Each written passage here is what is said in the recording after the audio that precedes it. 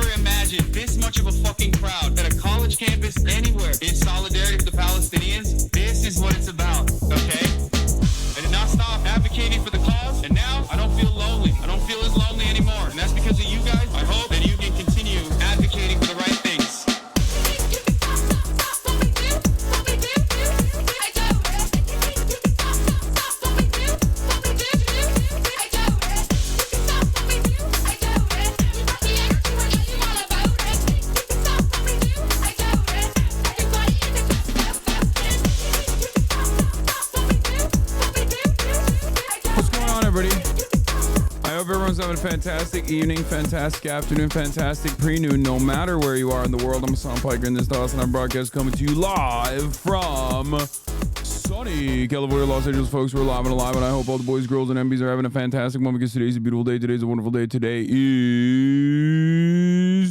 Wednesday, is July 17th, 2024. It's Wednesday, folks. Hump day. And I am right on time. It's 11:14 a.m. And I am ready to go. Ladies and gentlemen, it's RNC day 3. KG did nothing wrong. Long live the D. Oh, we're going to be talking about Tenacious D, Pick of Destiny, and cancel culture coming from the conservative side, demonstrating the hypocrisy once again. One of the favorite things that conservatives love doing is just openly being hypocritical about specifically cancel culture. We'll talk about that in terms of Israel. We've talked about that quite a bit, but we'll talk about that in terms of the freaking Trump assassination as well. Anyway, this is the part of the broadcast where I tell you about my personal news, about what's going on in the world of HasanAbi Piker. We're going to be doing Adam Shit as well. We'll be talking about Adam Shit. I call him Adam Shit.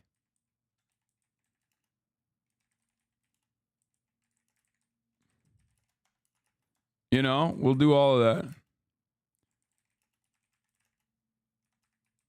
that. Let me put those in the title. And we'll be doing some HOGWATCH.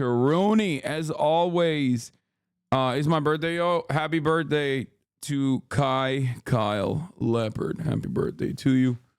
You were born one day before my brother. Anyway.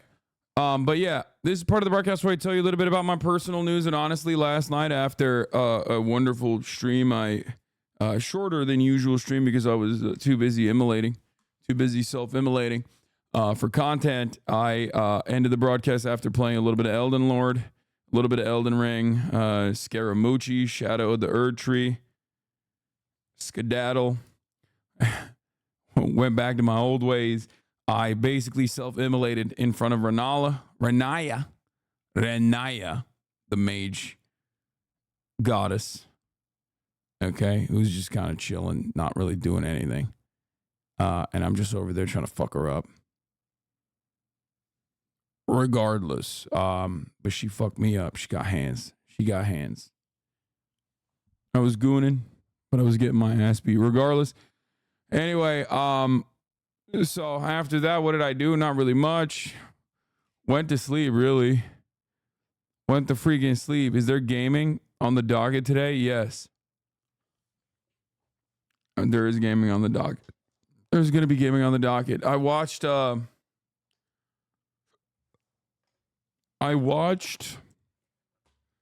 Tower of God. And I just like, I don't know what it is, but Korean anime, like the drawing, the art style of Korean anime just like rubs me the wrong way. I don't know. It's like kind of nice, but it's just my expectations are different. It's like, it's cool. It's cool, but it's like, I don't know. I want something else. It might be too smooth. I don't know what it is. I'm not going to watch the latest Kill Tony with Biden and Trump, dude. I'm sorry, brother. I'm not. You are not going to get me to watch Tony Hinchcliffe on this broadcast, okay? Like, that's crazy request. Anyway.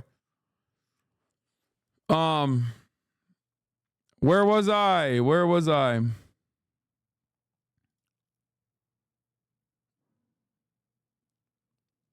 the hell was I? Daily Life of the Immortal King has great animation. It's easy to watch. Fucking hilarious. Check that one out. No.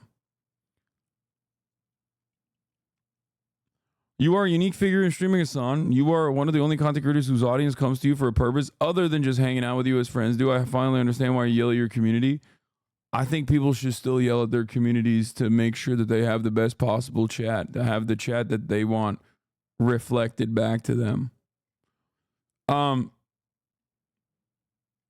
Anyway,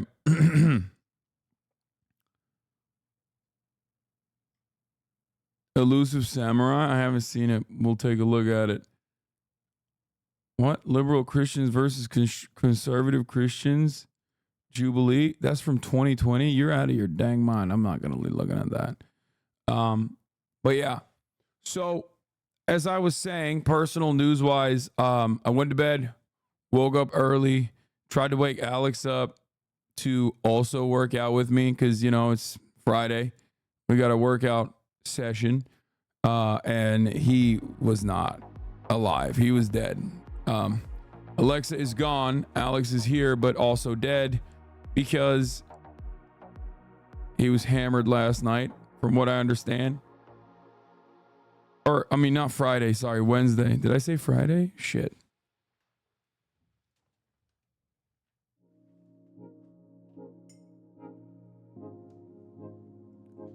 Honestly, it feels kind of like a Friday to me.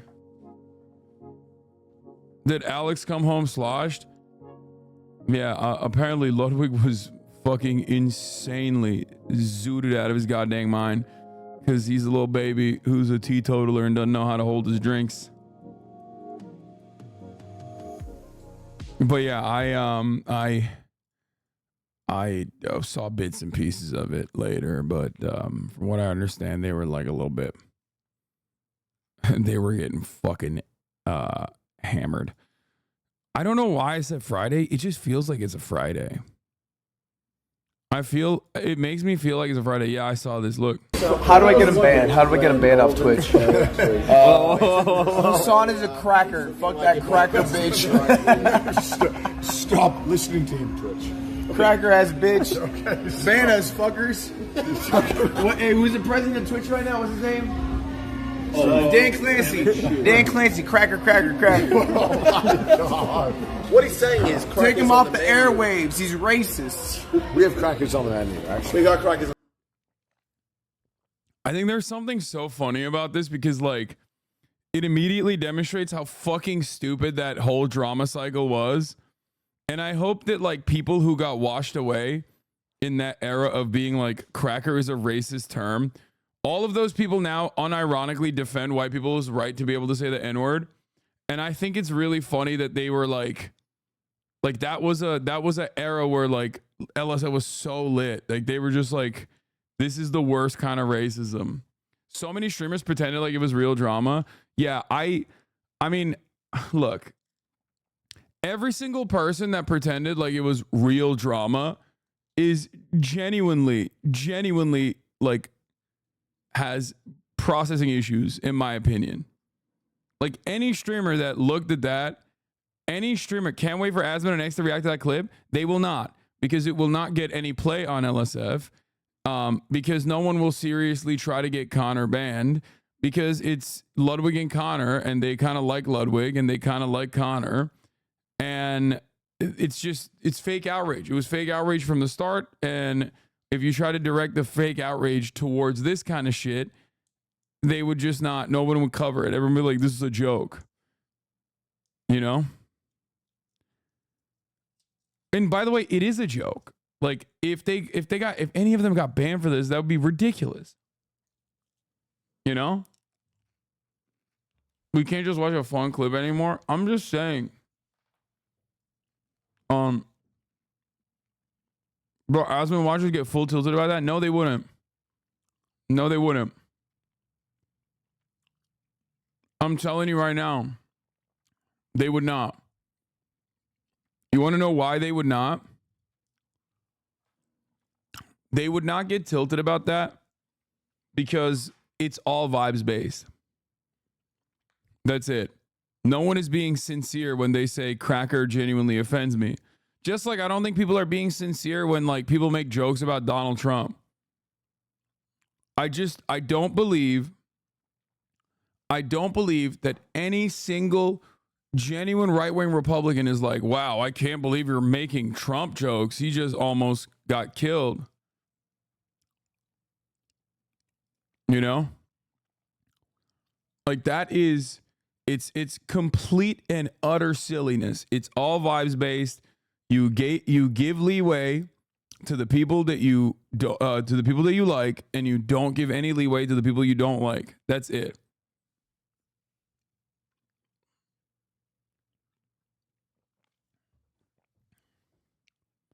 Humor is legal, except for when my feelings are hurt. Yeah, everyone's a bitch.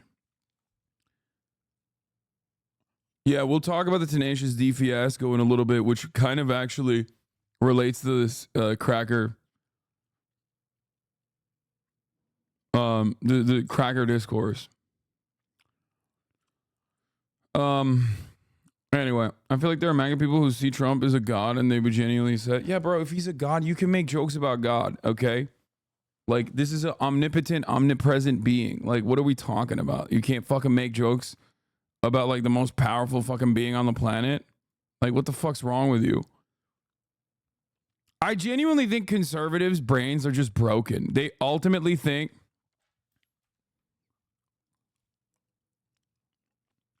I think that conservatives' brains are actually broken where they only think they can make fun of like those with less than them. Like conservative brains, like Republican Party conservative brains, like work in the opposite direction as like normal people. Normal people will be like, oh, that's bullying. You maybe shouldn't do that. Conservatives are like, no, don't ever make fun of people in positions of power. Only make fun of people that have like less than you. People who are worse off than you. Like a lot of people will say, oh, comedy is good when you punch up, right? Comedy is good when you punch up. Conservatives are like, no, it's only good when I punch down. Hell yeah.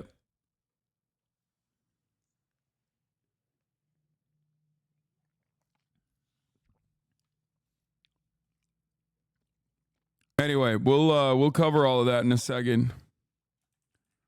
Cancel culture, conservatives, cancel Tenacious D.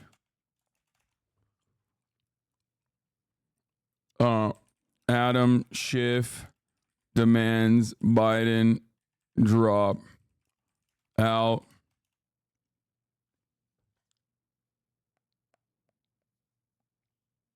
Bro, you need to make a store on Earning Loans in. I don't even want to talk about that right now. That shit is actually making me sad.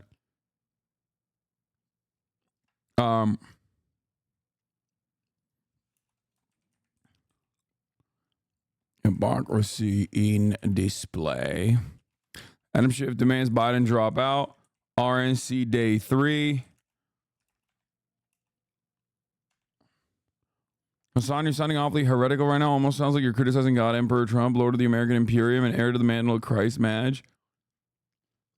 I think currently we like to talk about how like conservatives love to have fun, and I still believe that to a certain degree. But if they get this invested in like God shit, they're gonna lose that. They're just gonna be so fucking lame. Like the conservatives that currently are operating like that, they're so lame. Like they just are unimaginably lame and rigid. And you don't fucking want that. You don't want to be like that. You don't want to be like the fucking woke skulls. It's just like conservatives always have been though, and there's not really much you can do about it. Like many conservatives always have been.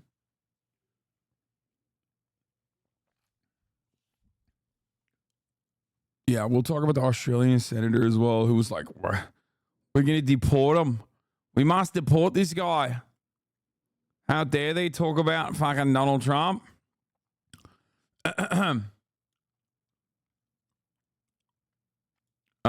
Free speech absolutist, by the way. What is this?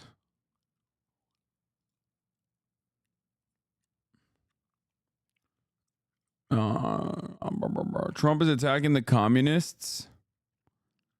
Yeah, we'll do that. Trump's unity is so funny. He's just like left bashing, which he's not wrong. I mean, Democrats hate the socialists. Republicans hate the socialists. Maybe they'll unite to kill socialists. Who knows? Finally, America can unite, you know? I knew you looked familiar. Okay, that's crazy. He's so much more handsome than me. You guys are being ridiculous. Anyway, does anyone have a good blast off meme? Cancel culture, conservatives canceled, tenacious D, hypocrisy and display, Adam Schiff demands Biden drop out, RNC day 3.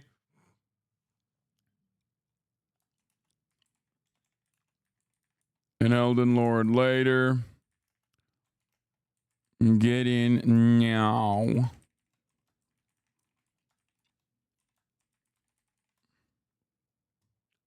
I'll blast off meme, my lord. I blasted off with this already. This time it's just Kaya.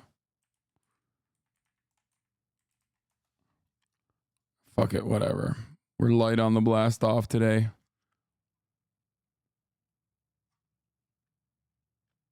No. Conservatives hate liberals. People hate whoever makes them feel inferior. That's why libs hate the left, but conservatives hate liberals.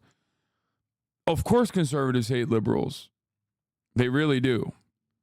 But they also hate socialists and like, you know, communists and whatever. I think they're more afraid of socialists. Like they just don't understand it. They despise liberals, but they're fearful of what they perceive as to be socialist. Like they think we just have something wrong in our brains. Like that like our worldview fundamentally does not align with American principles. That like we have just been brainwashed by China or Russia or some shit, you know. Well, not Russia, but USSR. Chat, the glazing is insane. Shaking my head. There's a new cyberpunk detective noir game called Nobody Wants to Die.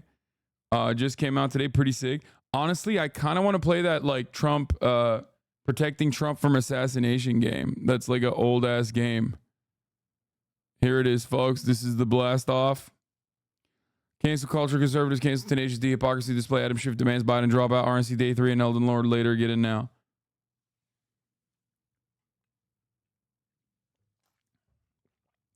Steam game that the kid played? I don't think the kid played that game. Are you studying up on Jason the Weenie lingo before Saturday? And then I said, skibbity toilet. What? You're breaking up with me?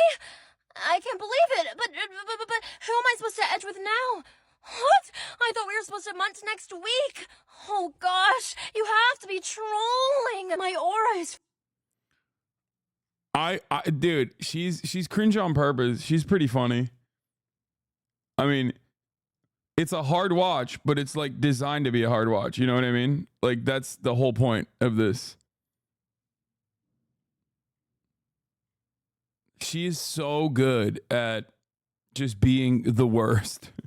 I don't know how else to describe it other than she is very good at doing the most and being the worst. It's fading away. I can see it vanishing in front of my eyes. I thought you were rizzing me. I thought you were glazing. And now you're telling me you don't even spit on it? Our relationship was supposed to be W's in the chat. I get these dreams.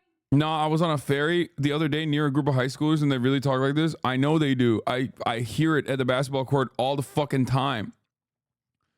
If I see, bro, let me tell you something. If I see a broccoli cut or an Edgar cut, you know I'm about to hear the most horrendous shit coming out of their mouths, okay? And that's just like a byproduct of being old.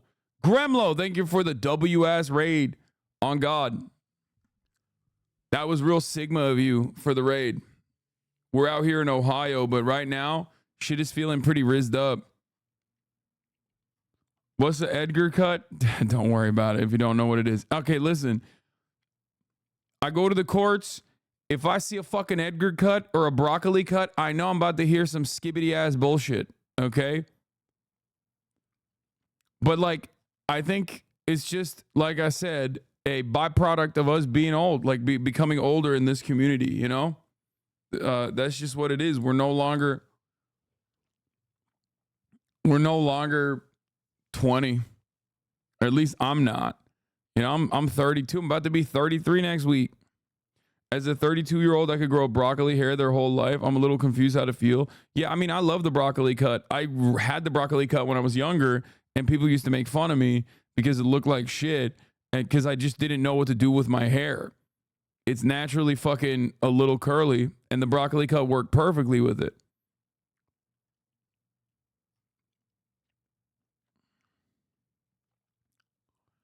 Some kid saying, what the Sigma crits me? Yeah. No. That's hanging on to that last week at 32 for dear life, huh? Shh. Still 32, bitch. How do you style your hair? I don't do shit. I just put minoxidil in it so I don't bald, and then just like let it ride.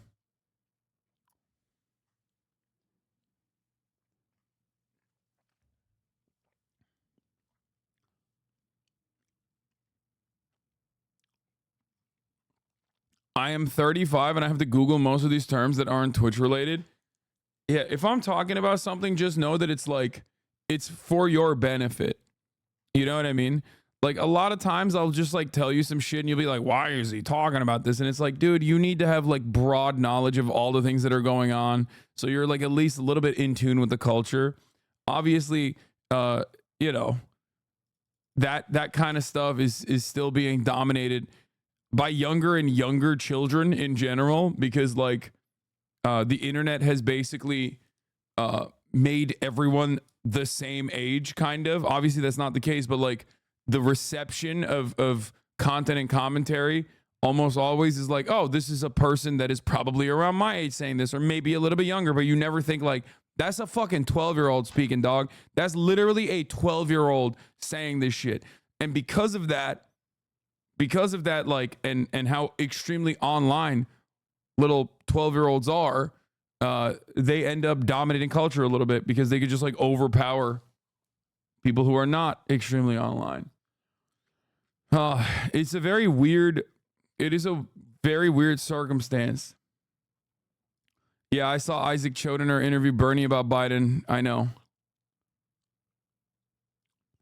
Have you seen, oh my God, Gavin Newsom cooked the living shit out of Elon?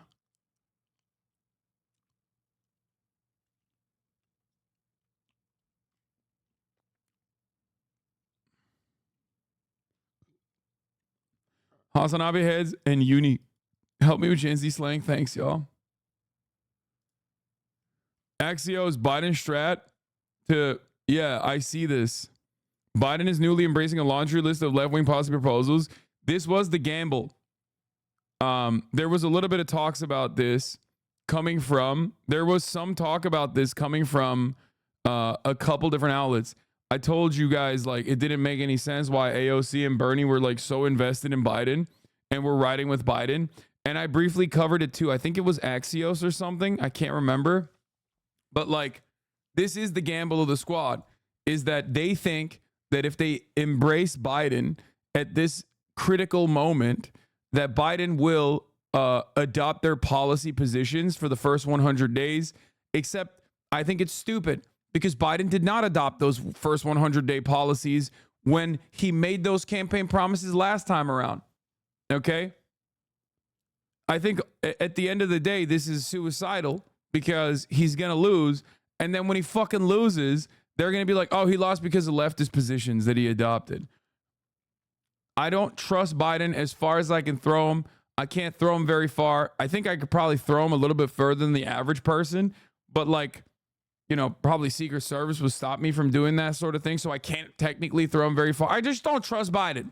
Okay. I don't trust him. And I think that it's silly to trust him. Okay. That's all I'm saying. I don't know why I'm diving deep into this, this colloquialism. That is the same take from Owen Jones. Yeah. His bones are hollow. He's not a bird. He's old, man. He said his bones are hollow like a bird.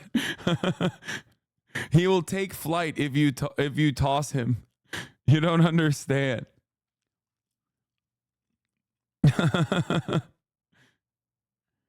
Not age. I think the age will blanket all other onions. What? You are such a tanky Republican. Yeah, dude. I love tanks, and I love the Republican Party. I love free market principles. Okay, this is Uganda kids recreating the. But want to really see something that said, take a look at what happened. Look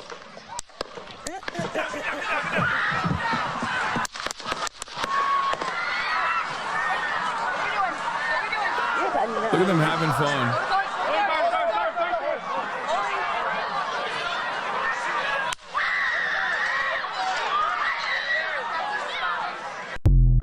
Dude, the internet is so awesome. I mean, that's dope. That's cool as hell. Some Republicans are about to be like, we need to bomb Uganda. I mean, they wanted to bomb Uganda anyway because there's black people there and they're afraid of that sort of thing. But like now they're extra trying to bomb Uganda because they're like, how dare they make fun of our president? How dare they make fun of our president? Oh. Anyway.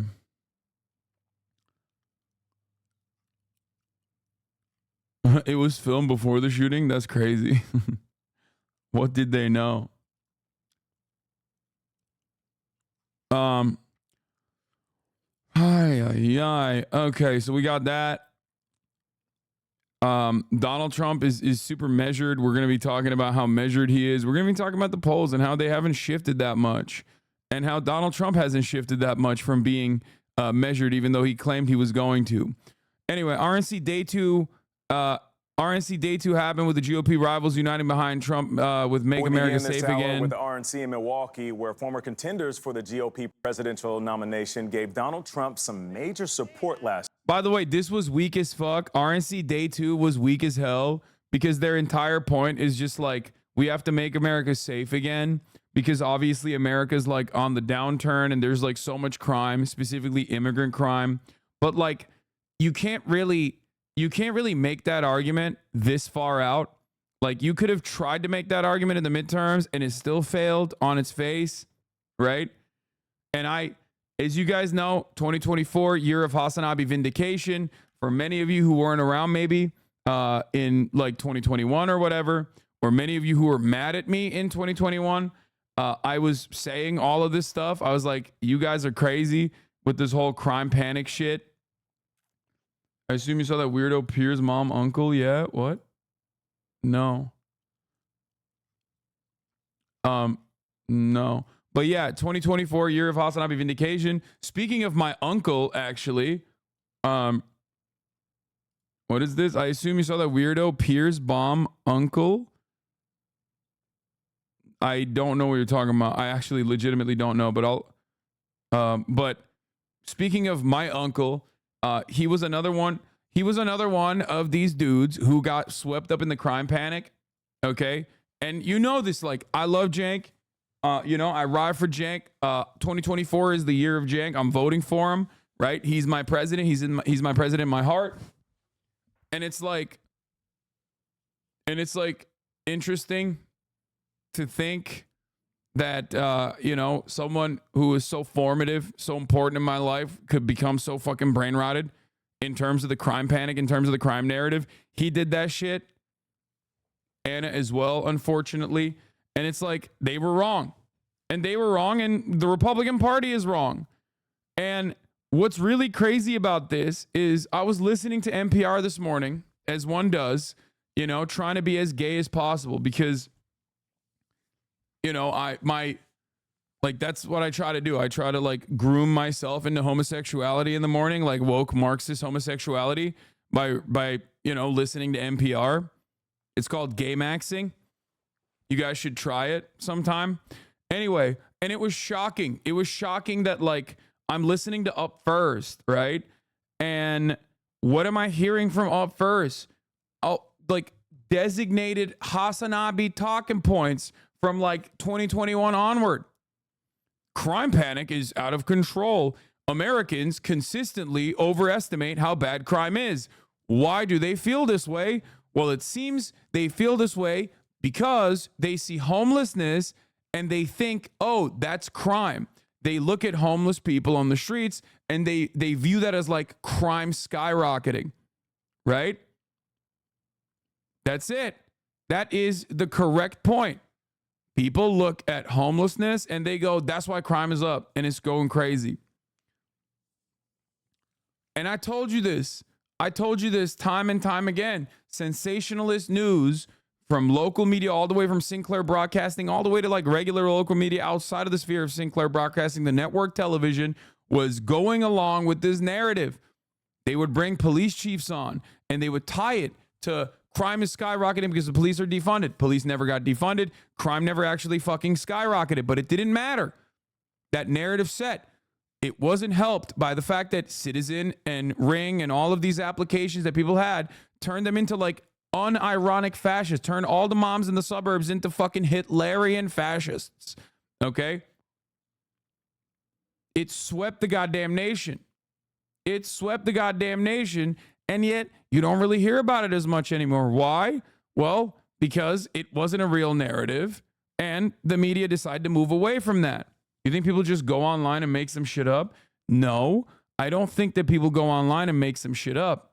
I think that people refuse to be reasonable and refuse to look at empirical evidence in times of emotional turmoil. They see a homeless person masturbating on a fucking street corner and they go, oh my God, like crime is fucking out of control. Technically, that is a crime, by the way, of course. But like my point is, they see homeless people, they see tents, and they go, crime is everywhere, crime is everywhere, crime is everywhere. And then the media goes, oh yeah, crime is everywhere actually. Look at this fucking retail theft. Retail theft was another lie that the media told. Walgreens CEO says we have to move out of certain parts of San Francisco because of organized retail theft. A year later, the CFO comes out and says, oops, my bad. I guess we were lying about it. I guess we panicked a little bit. There was a very good reason why they lied about it. They saw the prevailing narrative and they tried to shelter the real reasons as to why they were moving out of certain neighborhoods. They were moving out of certain neighborhoods because real estate was too expensive for them. Okay, brick and mortar retail is getting absolutely clobbered by Amazon. Of course, they're having a hard time competing with, online retailers that have now moved into that regular, like the regular grocery chains as well. And that's the real reason why they were shutting down some of those stores. But they didn't want to say it like that because that would cause maybe an investor panic. So they were like, oh no, it's because of crime. Right? Anyway, but if you were in here, you knew that reality. Okay? You knew that reality. If you were in here, you saw that because I talked about it regularly and a lot of people yelled at me for it. They said, oh, dude, you're such a socialist. You just don't care about crime. You don't fucking care about crime at all. You love crime. Shut the fuck up. You just want, specifically, they would get racist with it. They'd be like, oh, specifically, you love when black people do crime. You think they're infallible. You think that you can't ever criticize black people. Remember that. That's what they used to fucking say. They would just like automatically associate crime with black people. Anyway, so having said that, all of this, and the fact that crime has steadily declined, with the exception of that minor blip post-COVID, is the reason why RNC Day 2 was kind of a dud. Because they can't keep up this narrative that like crime is out of control, crime is out of control. You don't even hear from the fucking big truckers, the big mother truckers that are terrified of going into the city as much anymore about like, oh, I can't go to the city because there's homeless people everywhere. I can't bring my truck with the truck nuts into the big city where there's Mexican crime happening. They have, however, created an immigrant crime panic, which again, another HasanAbi lock permanently. Undocumented immigrants do not do more crime than documented U.S. citizens. As a matter of fact, per capita, undocumented migrants are responsible for less crime. New statistics come out on this stuff all the time. Undocumented migrants are 30% less likely to be arrested than a natural-born U.S. citizen. Okay? Just remember that. But that doesn't change the reality that the Republicans have hysterically claimed that migrants are doing crimes everywhere. They're doing rapes. They're doing crimes. They're bringing drugs over the fucking border. All of which is a lie. There is no other way to have this conversation with people because they're just presenting a false narrative that they genuinely believe. Okay? How do you deal with that sort of thing? How do you deal with that sort of thing?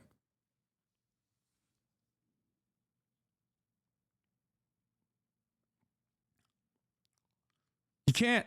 You just have to be honest. See? This guy goes, what about Lincoln Riley? Brother, every murder is emotional, okay? Every murder is an emotionally charged moment. The reason why you can't fucking talk about murders by looking at one person, by the way, her name wasn't even Lincoln, her name was Lakin.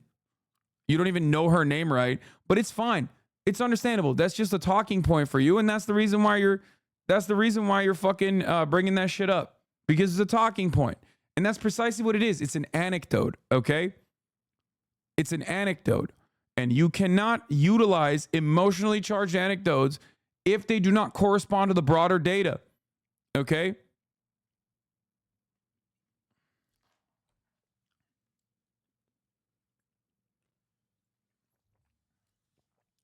Do you understand? Every single moment, like every murder is significant, right? Every murder is significant. Every sexual assault is significant. It's emotionally charged, which is precisely the reason why Republicans love using singular instances to create a false narrative. When I say undocumented migrants are responsible for less crime per capita than natural-born U.S. citizens, that doesn't mean no undocumented immigrant has ever done a crime. That would be insane. They're still human beings. They're not fucking robots. And human beings are always going to do fucked up shit. You recognize the use of anecdotal reference? How important you think identifying logical fallacies help people develop critical thinking in order to develop class conscience? I think it's important.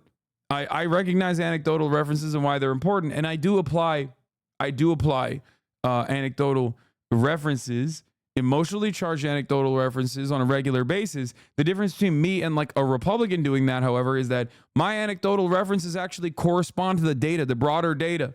So if I talk about a particular instance, right, it also is reflected in the data as well. Like my side of this conversation is not like, I'm not simply taking a position here. I'm also telling you just factually accurate information instead of trying to massage this information with my own personal biases. Ben Shapiro does this a lot. He will look at empirical evidence and he will try to fucking pick apart, cherry pick data points in an effort to make it seem like his position is the correct one when it's not, right? This is the way that the Republicans operate, however. But like I was saying, it was shocking to hear NPR also somehow magically realize the truth of the matter. They said that RNC Day 2 was a dud, partially because violent crime is down, U.S. murder rate is plunging. They said undocumented migrants are not exactly a prescient talking point, not exactly a talking point that like Republicans still care about it, but it's not necessarily born out of real data. It was shocking. Partially because Biden has completely stopped border crossings almost. All right. That's one thing that they brought up as a major own. And then they turned around and even legitimized the fact that there was some panic on the undocumented migrant crisis because there was a lot of people that were actually crossing the border as though this is a fucking major problem somehow. And then they turned around and still said, guess what, though? Guess what? Undocumented migrants are responsible for less crime per capita than documented U.S. citizens. The panic narrative, the hysterical narrative from the Republican side on this issue is completely made up. Not born out of data at all. It's just born out of fear. Fear that they imagine in their own minds. This is why it's extra ironic when someone like Ben Shapiro says, facts don't care about your feelings, because he's never operating on a factual basis. His entire job is to make it seem like he has empirical data, empirical evidence actually defending his prevailing narrative. But in fact, he's almost always operating with his fifis and never operating out of data points. Last night, Tony was on the convention floor for the speeches, including the one by Nikki Haley, where she called for Republicans to unite around the former president. Tony, good morning once again. Hey, good morning, Nate. Good to see you this morning. So the official theme here last night was safety, and the speeches, including some from everyday Americans, or EDAs in the particular jargon of the RNC schedule, well, they touched on immigration, the illegal sort, the fentanyl crisis, and backing law enforcement. That's another great part of the conversation. Oh, fentanyl. Being trafficked over the border. Yeah, that's right. Fentanyl is. Except 90% of fentanyl apprehensions, 90% of all of the drug apprehensions, according to the Department of Homeland Security, more like the Department of Homosexual Security, by the way. Obviously, they're also gay Marxists, it seems. You know, Customs and Border Patrol, more like cocks, butts, and pussies. Okay? Their own data shows that all drugs being trafficked across the border, 90% of them come from regular points of entry. Okay? The overwhelming majority of people that are trafficking these drugs, unless they're coming out of shipping containers, are actually coming with American citizens driving cars across the border. They're not coming in the pockets of law-abiding abuelitas, okay? You're fucking delusional if you think that they're able to, Mexicans and Guatemalans somehow are magically able to fucking traffic and like hide metric tons of cocaine and fentanyl in their fucking pockets when they're crossing the goddamn desert, okay? When they're crossing the fucking Rio Grande Valley. That's not how this works. It physically does not make sense. It mathematically doesn't make sense, okay? Anyway, I agree with you about where the fent comes from. What about the chemicals come from China to the cartel? This is also true. Yes, it is. It is. That is correct. That's not incorrect. I recognize that. Except, what the fuck does that have to do with border control? We got to kill these fucking abuelas coming over the border. We need drone strikes on these. We need drone strikes on these people coming in. It's an invasion. Really? You just said it's actually coming in with shipping containers. Like, doesn't seem like that's going to do much.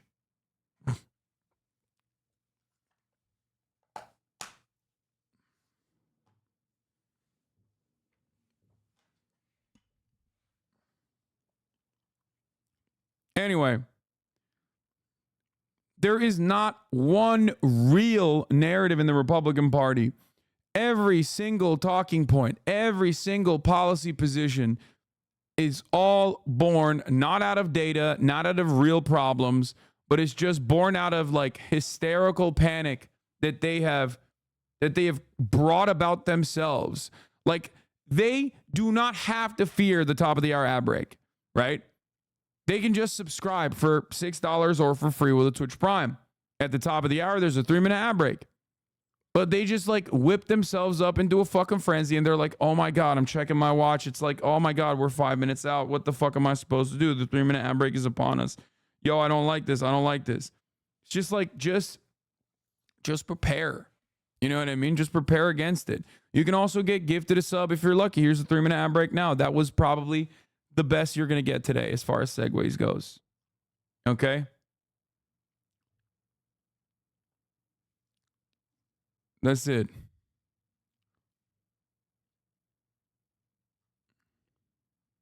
But the major headline, as you mentioned, Nikki Haley's endorsement of Donald Trump. It came with a huge weight. Damn, bro. Shocking revelation. Dude, shocking revelation, by the way. Nikki Haley endorsed Donald Trump. Man, we needed you right now, Nikki. Like, how did that happen? How did that happen? I'm so shocked. Wave of applause here in the arena as some of Trump's staunchest supporters reveled in her now very public bending of the knee, a turn from critic to ally. You don't have. Who could have fucking seen this? Another moment. What were you just saying about things you called months ago? They actually have a law, but they had to drop it to pass Greg Abbott's booby traps. Bro, remember what I told you about Nikki too? I was like, Democrats are so fucking stupid that they're like going after Nikki Haley's like base of support as though there's like a serious group of people there that are genuinely, legitimately going to genuinely and legitimately vote for Joe Biden. Like this broad constituency represented within the Republican Party, and that they weren't all going to genuflect to Donald Trump. You have to be fucking delusional to think that that would happen. History has shown time and time again that that does not happen. Why would you think that? I told you this shit already. It's always so funny. It's always so funny when people just go, "Oh, I'm so shocked that this happened." It's like, yeah, dude, a lot shocks you, I think. There's a lot you don't understand about the world if you look at a situation like this and you go, "Oh, I don't really get it. I don't understand how this could have happened." You know? No object permanence when it comes to hog ideology. Yeah. And to be fair, you know, I'm going to fucking pat myself on the back again. If you don't want to be shocked about stuff like this, then watch me instead of watching whatever kind of other dumbasses you're watching in general, because I've been talking about this for a while. Anyway. To agree with Trump 100% of the time to vote for him.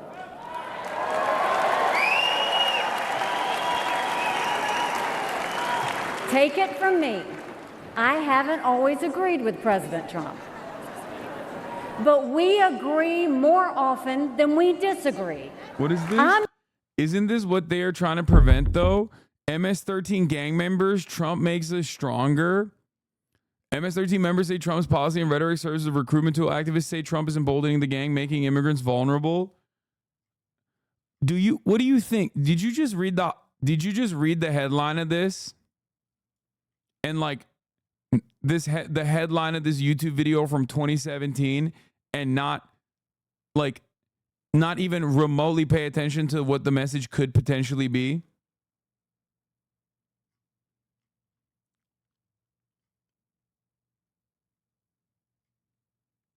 Is that what happened?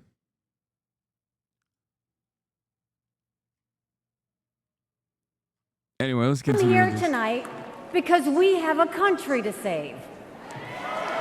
And a unified Republican Party is a... Donald Trump himself seemed to like what he heard there from Nikki Haley. He offered her a standing ovation, a slow one, rising from that white plush chair he's been sitting in on each night of the convention. Still had the bandage on his ear, by the way. And in a different sort of show of unity, our Ed O'Keefe noticed that some attendees were wearing ear bandages of their own. So, bro, Republicans are so fucking stupid, dude.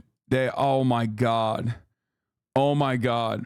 One charismatic like Hollywood actor, like not a John Voight type, but like an actual charismatic Hollywood actor could dramatically alter the trajectory of this party permanently. Like they have nothing. They have no cultural signifiers. They have no cultural signifiers to like point to. So they like desperately grab onto anything. Anything and everything. That's why they wear t-shirts. They say like grab them by the pussy and shit. Because they just have nothing. I feel so sad for them. Will this scare the hoes? I mean, it is. It is scaring the hoes. The hoes are already scared, though. If the hoes are Republican, they're already scared. They're scared of everything. They're scared of their shadows. They're scared of black people. They're scared of brown people. They're scared of immigrants that they think are doing rapes. They're scared of homeless people. So, you know, Republican hoes are permanently scared anyway.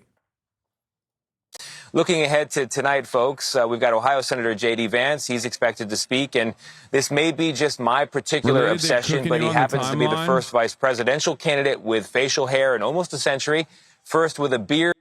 That's kind of fucked up, man. That's kind of fucked up. I get a decent number of headshots in Valorant.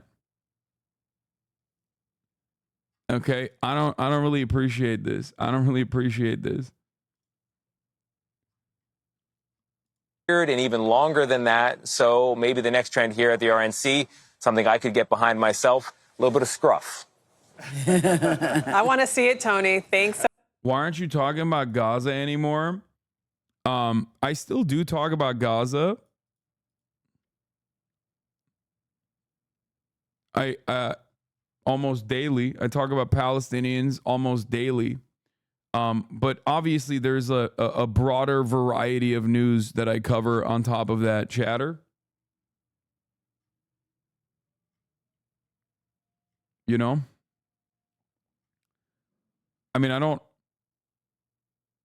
I don't talk about it every moment like I did for the past 9 months. But, you know.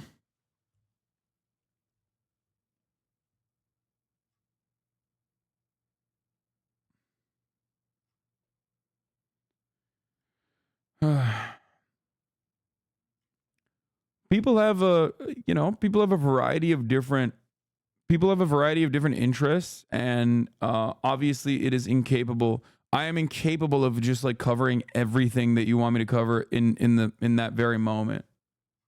You know? So much. Latest on the investigation into the attempted assassination of Donald Trump and the questions about the security breach. Our Chief Justice Correspondent Pierre Thomas is in Washington. That's a crazy mustache.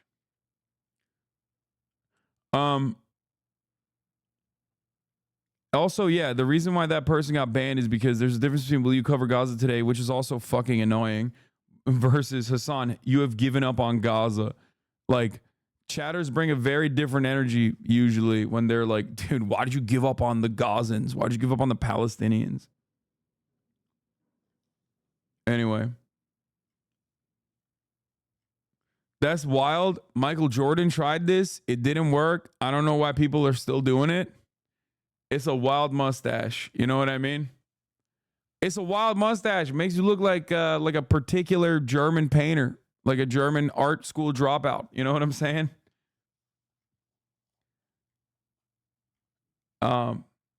Anyway, Quantico has accessed the shooter's phone.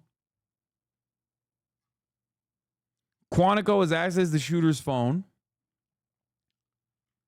And they're looking into it, but they're like shocked. And it's because they don't have me on their side. I'm not even kidding. Give me a call. This is the only time I'll work with the fucking feds. I want to know so bad what the fuck was going on in this dude's head. I will find the point of radicalization, okay? I will find the point, I'll pinpoint it with accuracy that the shooter did not have, okay?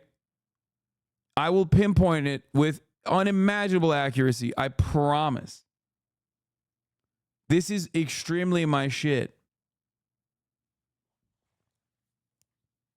I just want to know. I want to know so fucking bad. Because the thing is, this dude is like so hog-coded in every way. The ActBlue donation is like obviously a blip. And obviously trying to assassinate Donald Trump is the other major reason why it's like, what was going on in this man's mind? You know what I mean? What the fuck was going on in this dude's goddamn mind? Because like, there's 2 points. One minor point, the $15 dono. And then one major point, trying to kill Hog Jesus, Donald Trump. And everything else outside of that is just like so aesthetically and so ideologically conservative. Okay? So much. Which is why hogs have not been able to really cultivate a narrative that is appropriate here. They can't, they're like upset. I feel bad for the fucking hogs. I feel bad for them. Because like if the dude even had like one fucking Spanish relative in his lineage, they could be like, that's right, Mexicans did it.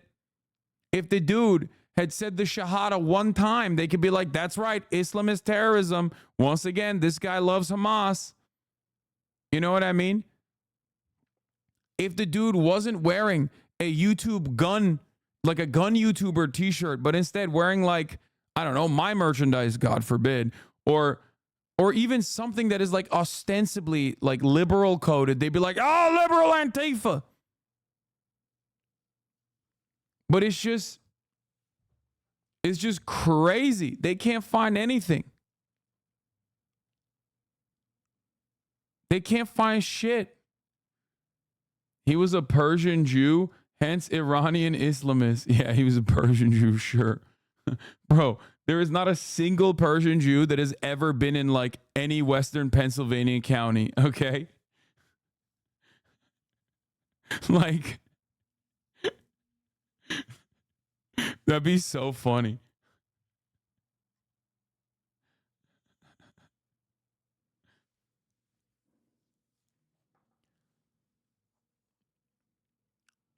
But yeah,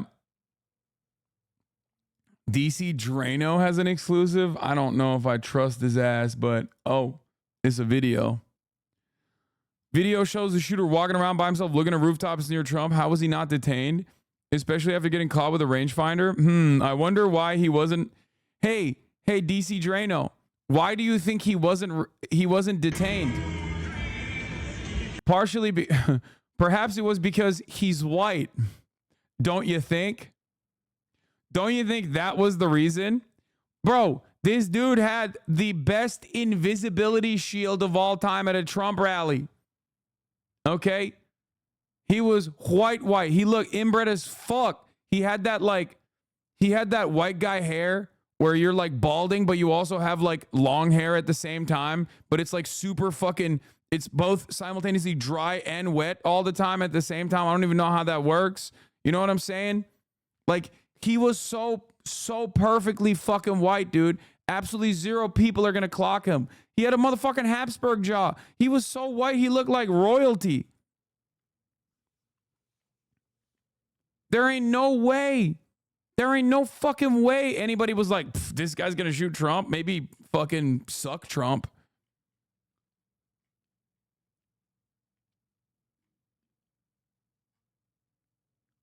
Anyway, you're describing half of Twitch. No, I'm not. HasanAbi heads are not like that. Oh, I love this one. Walter banged with this, by the way. He is the GOAT for this one. This is such a good fucking... I kind of want to start doing this too.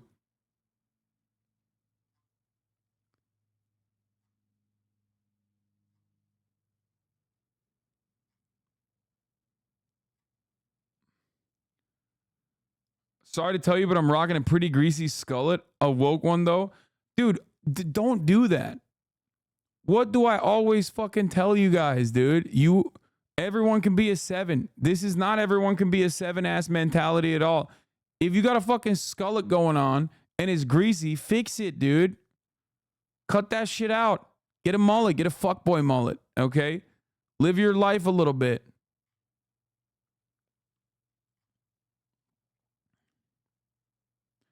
I just don't understand why chatters will voluntarily be like, no, you know that guy who looks horrific?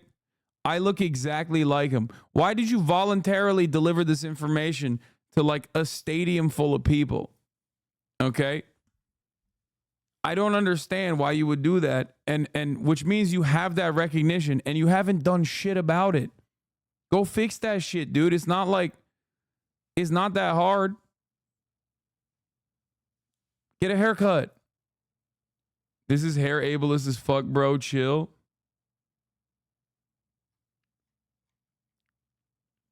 Yeah, I mean, I tell you guys to shower and touch grass every day. Okay? Where were you yesterday, newsman? What? I was here. I was live. Chatters think I die when I just don't go live at 11 a.m. Pacific. Chatters be like, oh, I just assumed you were dead because I didn't see you live exactly at 11 a.m. So I assumed you dropped your responsibilities. I was on fire, chatter. Literally, I was immolating.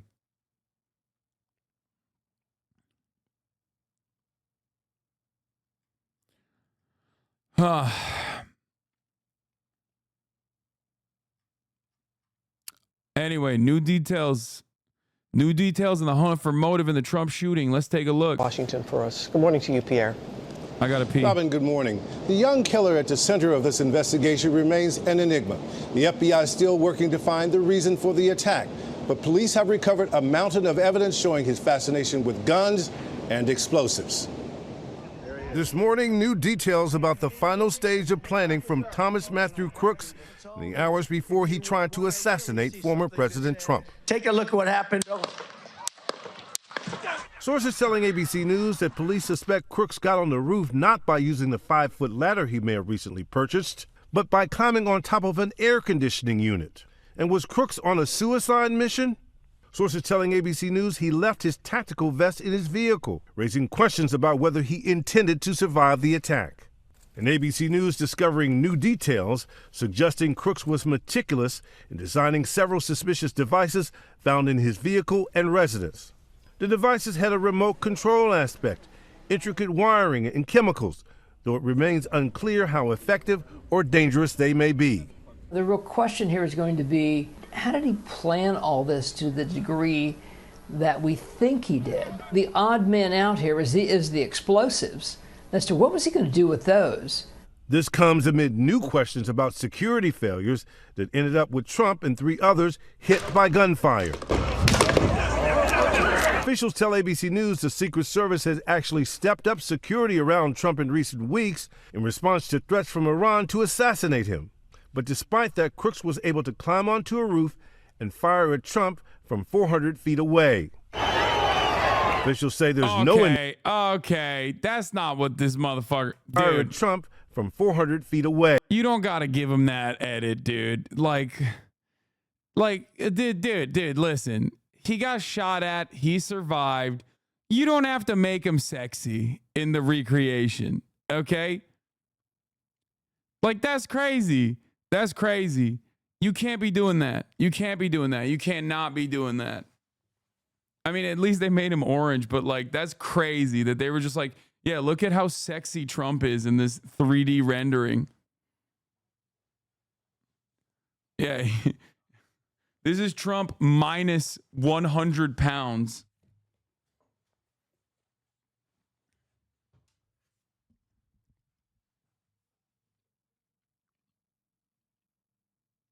You see this insane rap video from the convention? I did not, but I love that. I love insane rap videos. Local cops warn Secret Service. Wait, what? Scoop from Washington Post.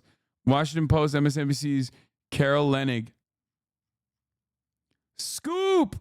On Saturday, assassination attempts at Secret Service. They didn't have the manpower to position a patrol car and an officer to watch outside the key building facing the Trump rally stage on Saturday. That's where a gunman hoisted himself and later shot at the former president during the Pennsylvania event.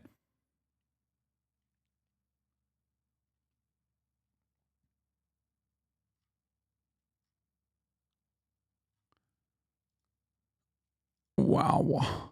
So a Republican gets shot by a registered Republican using a gun that Democrats tried to ban, and somehow it's the Democrats' fault? Dude, I love that. Oh, that's so good. I love this. I mean, this is a certified banger, okay? Because it's so, I fucking hate the guy who Walter is like obviously emulating here. I've done like some coverage over his TikToks. What is it? Date right stuff, right? Isn't that what it is? He's like the guy who has that failure of a fucking right-wing dating platform. Like, if you want to streamline domestic abuse and the shittiest dick you've ever received, go on date right stuff, you know? I didn't know it was a parody. I thought it was a real guy. Is this take wrong? No, it's right. He just took the guy who always does like the shitty smarmy, like I'm eating food while also quickly quipping. And he turned around and he turned it on its head. And I love it. He's using the same format.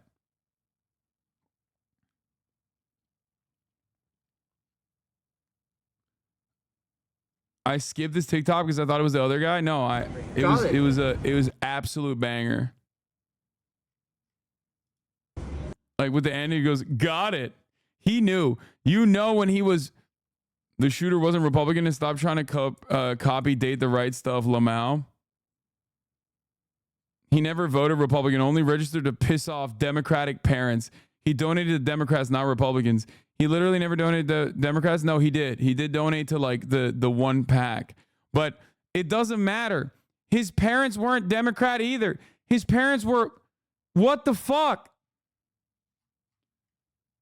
His neighbors said they had Trump signs. Dude.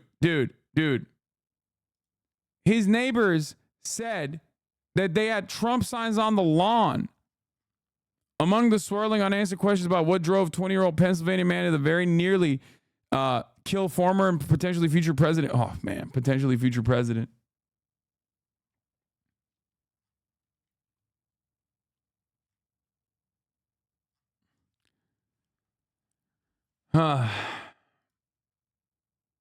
All cops are racist monsters. You just said only cops should have guns. No, I don't want cops to have guns either. This guy's always having an argument with like a made up person. He's just like, no, people want to demilitarize the police as well and you know, punish them aggressively.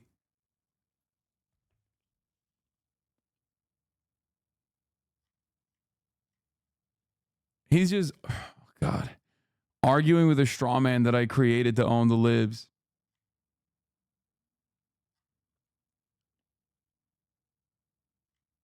Are you happy or sad that he survived? I love bait like this. It's just like so obvious. Such a silly question, dude. At a time when everyone is like looking desperately at like left-wing commentators to fucking yell at, coming in here and being like, are you happy or sad that he survived? Like, yeah, dude, ready to clip. Finger on the button, okay? Straight up finger on the motherfucking, finger on the clipping button. He's like, ready. He's ready. I'm gonna keep that close to the chest, okay? Of course, I'm so saddened. I'm saddened by the events that took place.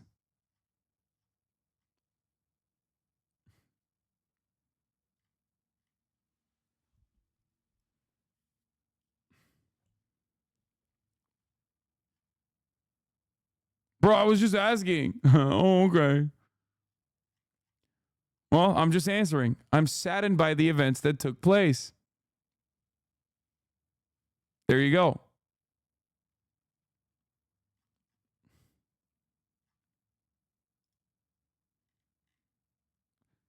Much to think about with that answer. I'm using very, very careful language.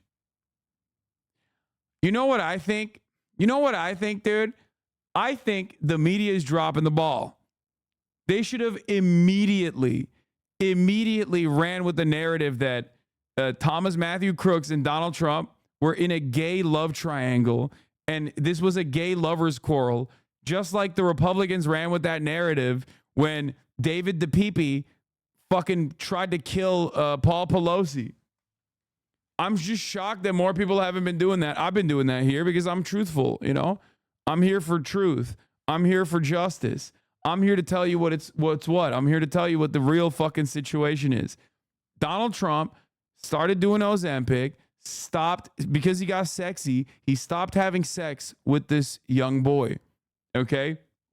Donald Trump and Thomas Matthew Crooks were in a gay relationship. They were having sex. A lot of sweaty sex, a lot of hot sex, sex like you've never even thought about, okay? That's right. And then Donald Trump started getting on Ozempic and he started losing weight. And he was like, oh, I can do better than you, Thomas. I no longer want to fuck you. I now want to have sex with JD Vance. And Thomas Matthew Crooks was like, no, you can't do that. You're going to make him your vice president, and then you're going to be able to have hot sex with him in the White House when you become the president. I'll kill you. And then he shot at him. I spread this with a date edited. And a bunch of boomers believed it without checking, just addicted to the trolling. I am sorry. Oh no, 8 months ago, mapping the Trump shooting. Oh no.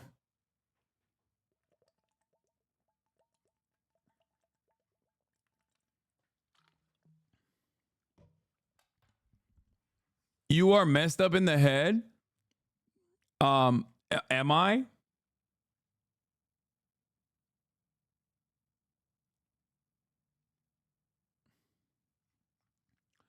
Oh, is that the craziest fan fiction you ever heard?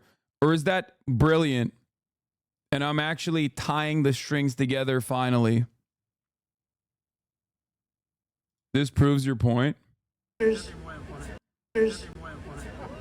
And I will even give Joe Biden 10 strokes aside. 10 strokes. That's that means 20 strokes. See? He's so horny. Now that he's diced off that Ozempic, he's trying to fucking stroke even Joe Biden. If I'm Trump's secret gay lover, I'm going to feel some type of way about this slutty man talking about who he wants to make come. Okay? That's what I'm saying. It's just like he probably kept hearing him talk like a fucking harlot in broad daylight, and he couldn't stop himself any longer. It was like, you used to talk to me like that. You used to stroke me like that. Okay? And I will even give Joe Biden 10 strokes aside. 10 strokes. That's that means 20 strokes. Yeah, on the 11th stroke, he dies. So I will be gentle with him, a gentle lover.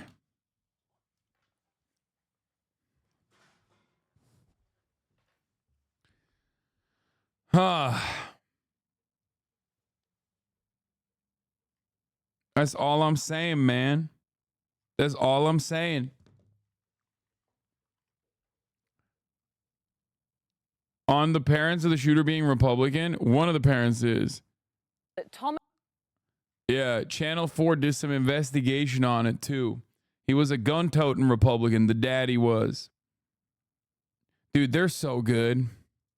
Channel 4. I mean, all right, let's finish this and then I'll get into the Channel 4 shit. Hey. Officials say there's no indication of a link between the Iran threats and Saturday's attempted assassination. But now growing outrage about the security lapse. Someone's on top of the roof. Look. Video shows Crooks on the roof moments before he opened fire, spotted by bystanders who called police for help. Officer! In our interview, the head of the Secret Service, Kim Cheadle, saying law enforcement officers were stationed inside the same building, where Trump's would-be assassin climbed onto the roof and opened fire. There was local police in that building. There was local police in the area that were responsible for the outer perimeter of the building. L after L after L, dude. Holy shit, the Secret Service sucks. If you are any part of the American law enforcement community, you just automatically are just ass, dude. You're just so used to being bad at your job. Straight up. It's like comically bad. I'm being told that the shooter was actually identified as a potential person of suspicion. And so the local police department actually... It's so funny because like Uvalde happened and not a single one of those pig fuckers was a woman. So of course nobody hit the DEI narrative then. But the moment that they find like a woman that they can blame, they're like, oh no, this is not like a cultural problem. This is not like a problem born out of the lack of interest that anybody has in a position of power to like actually make cops do their fucking jobs. Okay? So it must be the woman in charge that is the reason. It's awesome. It's great. They found a woman so they can be like, yeah, it's DEI. No, man, it's just that law enforcement in general, all the way up to the Secret Service, it seems, just aren't very good at their fucking jobs. And they don't need to be at all because absolutely zero people are like, hey, maybe we should make them do their fucking jobs. This is like one of the ways that I think I always try to reach out to the hogs as well, where I'm like, Don't you get fucking mad when so much of your tax dollars go to these fucking people and then like they literally just like cry all the time about how like they're being bullied because they can't be like violent to random people. Meanwhile, they are still violent to random people. They have no fucking accountability and they rarely ever do their goddamn jobs. They never do their jobs. They never do it. It's like anything that you have that is stolen, God forbid, you go to the cops, they're gonna be like, you think that's what we do? Get the fuck out of here, okay? I was shocked when 2 detectives knocked on my door. Shocked. I thought they were here to like arrest me. When they came up to my door and were like, hey, we're actually investigating a stolen car that happened like outside of your house. I was like, it was like a genuinely shocking moment for me. I was like, you guys do that sort of thing? Like you do that sort of thing? Like that's a thing that you do? You investigate theft like that? Grand Theft Auto? Rich neighborhood, that's why.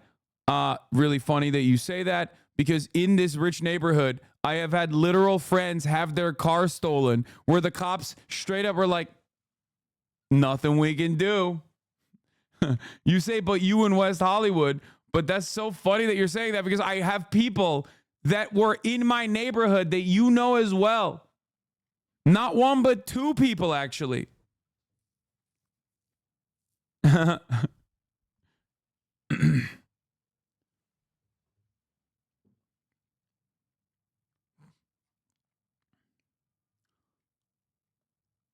Yeah, Myth got his car stolen. Ludwig got his car stolen. Will had a car theft situation as well. Absolutely zero circumstances where cops are like, oh yeah, let's get right to it, sir.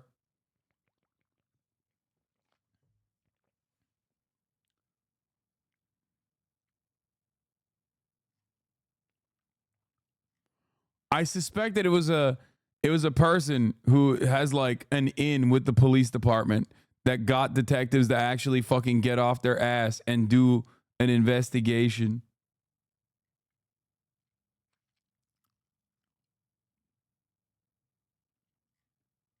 Anyway.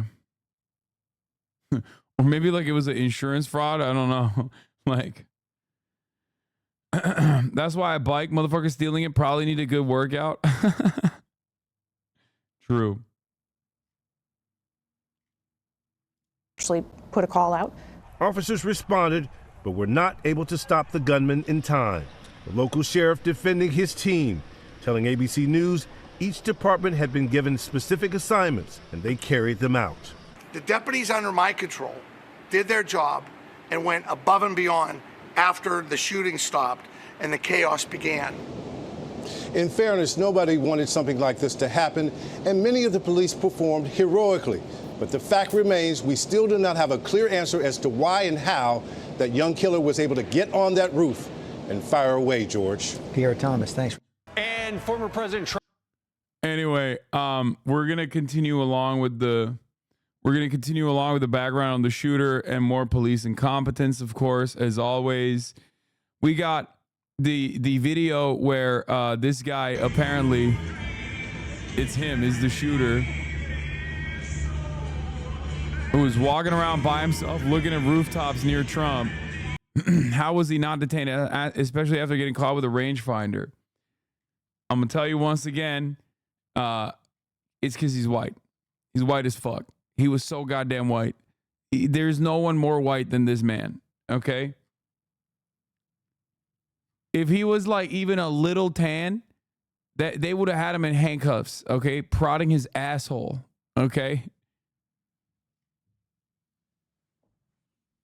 Like, this dude had a magic invisibility potion at a MAGA rally, okay? He was a hog. He was a hog. I watch Hasan, but also Paul Joseph Watson. Do I just enjoy carnage? I've never heard that. I haven't heard that name in years, bro. Does he even fucking keep posting content? What are you watching content from 2017? That's crazy.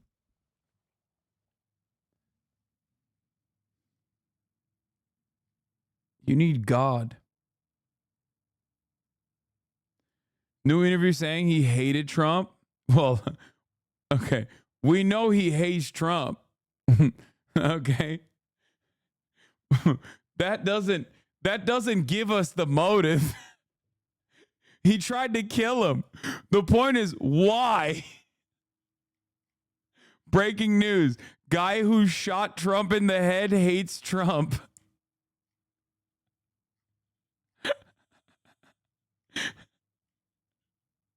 That part is apparent to pretty much everyone who immediately recognized.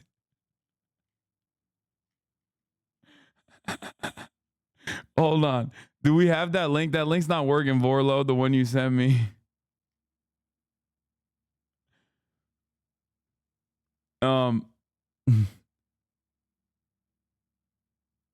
Anyone in chat should know that you can hate someone and still miss them. That's the most relatable thing about the shooter. Toxic. Yes. Yeah, no. He's definitely Trump's gay lover. Like, that's not a joke. That's what I'm leaning on. He had sexual intercourse with Donald Trump and he just could not stand. It got deleted instantly. Oh, by the way, the FBI used, of course, IDF tech, Israel's Celebrite. Trump shooter's phone was cracked with Israeli technology. Okay. Least shocking turn of events here. But anyway, as far as like hunting down the shooter's motive, there's still many questions. Okay. There's still many questions. His classmates have said he's conservative. His neighbors have said they've seen Trump signs on the lawn. Okay. He was wearing duck hunting camo. And he was getting bullied for it at school. He's a bit of a loner. He was a bit of a stem cell, as far as we understand. But among the swirling unanswered questions about what drove a 20-year-old Pennsylvania man to very nearly kill the former and potentially future president, the glaze is unstoppable. Focus has turned to the parents of the would-be assassin, both of whom are licensed professional counselors, according to Pennsylvania Social Work Board. Now, if you think social workers are across-the-board Democrats, let me tell you, that's not the case. You can be a social worker and still a hog. Matthew Brian Crooks and Mary Elizabeth Crooks, residents of Bethel Park, Pennsylvania, hold active licenses as professional social workers. Records from the Pennsylvania Licensing Verification Service indicate that both have been licensed since 2002. With Mary obtaining her license in February and Matthew in March of that year, their license remained valid until February 2025. Newsweek reached out to the Crooks about their background in counseling, but has not received a response. After the man identified by law enforcement as Thomas Matthew Crooks shot at Donald Trump from a roof just outside the security perimeter at a rally in Butler, Pennsylvania Saturday, the FBI said it completed the search of his home, where he lived with his parents, as well as his car and at least one phone. A motive remains unclear. Turns out he also had a potential makeshift bomb in his car that he wanted to blow up too, simultaneously, to cause chaos and then also take advantage of said chaos or some shit. Records indicate that Crooks, an administrator at a local nursing home, was a registered Republican voter, though he's also recorded as having given a single small donation to a Democrat-aligned group. A neighbor told reporters that there have been pro-Trump signs on display in the yard of his family's home. Beyond that, details on Crooks and his family have so far been elusive. Unlike many gunmen who have carried out attacks on schools, nightclubs, and businesses, Crooks did not appear to leave a trail of clues into his mindset on social media, nor did he leave any apparent manifesto. That could make it more difficult for investigators to understand what drove him to that perch in Butler. This is the Thomas Crooks residence. Local law enforcement has been guarding the home from media since the July 13th shooting. Mental health. Newsweek spoke to Paul Gianfrido, the former CEO and president of Mental Health America, about what warning signs could have been missed about Crooks' family and friends. That part I don't really care about. Wasn't that a small donation from a different person with the same name? No. Bullying can also play a role in violence, yada, yada, yada. That's how you know he's white. He's white. Okay? There's no better indication that this motherfucker is white. You know what I mean? They're like, oh, what motive could there be? Bullying. Like, they're giving it a fair shake. Okay? They're giving it a fair fucking shake. A fair shake that only is given to right-wing, white, racist shooters. Okay? The white shooters in general. Oh, well, it was just like he got bullied a lot. You know? He got bullied. If this dude was even a little Mexican, bro, oh my God, they'd be like, dude, this is what Hispanics do. Famously.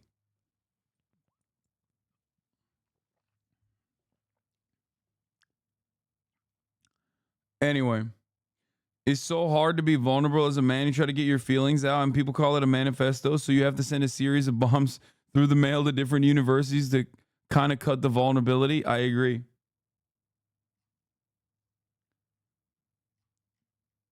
Anyway, Trump shooter's parents called the police hours before the assassination attempt. That's another part of this puzzle as well. Motive is still unknown. Oh my God, Fox News is trying to fucking paywall this shit now? Bitch, are you crazy? Are you fucking insane? You're out of your dang mind, son. What the hell?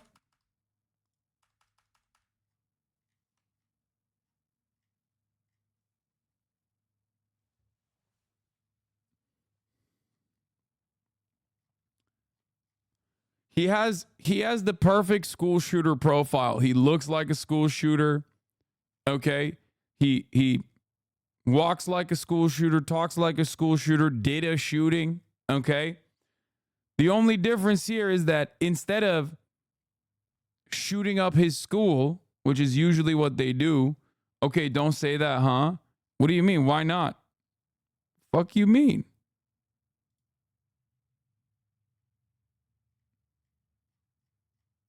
He does. He's got that inbred stank on him. Thing is, most of the time, and I've talked about this before, most of the time in America, like, people with this kind of resentment never actually carry it to, like, people in positions of power who actually have, like, a protective barrier around them, right? Constant security and surveillance. And they always just, like, go after people that are weaker than them and go after, like, random people, you know what I mean? That they unleash their fucking anger and resentment towards. That's the norm. It's never the norm to turn around and, like, try to fucking take that anger and resentment on someone who is more powerful. Channel 4 News can reveal that Thomas Crooks's father, the owner of the rifle that was used to shoot at Donald Trump, was held on a database and profiled by the former president's election campaign and identified by them as a strong Republican supporter, gun owner, and hunter.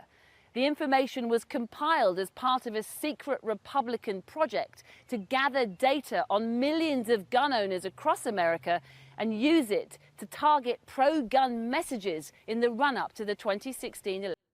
It's so funny that the Trump administration knew what the fuck was up with the Crooks family. You know what I'm saying? They were aware.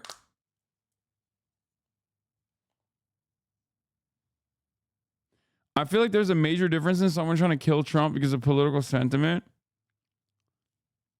and someone going full psychopath and massacring children, like a pretty huge margin of difference. Well, as it stands now, we don't know what the shooter's motives were. Obviously, my immediate inclination is that, like, yeah, this is most likely a political shooting because it is the president, you know? Having said that, however, a lot of people that are driven to doing these kinds of shootings, like, we don't know. As of now, we don't know what his motivation was. But if his motives are similar to, like, a fucking schizo school shooter, for example, then this is one of the very few instances This is one of the very few instances where like a person with that kind of resentment, frustration, anger that wanted to like make a name for themselves, which is oftentimes like the motive of school shooters, is targeting someone that is like at a higher status than them and not in their immediate vicinity with like less power and no mechanism to protect themselves.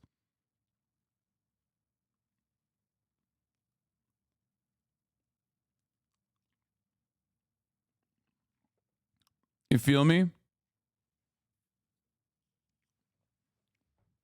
This is unique. HasanAbi analysis on point again. Unless we go with the narrative that I have declared, which is that he had a gay relationship with Donald Trump. Okay.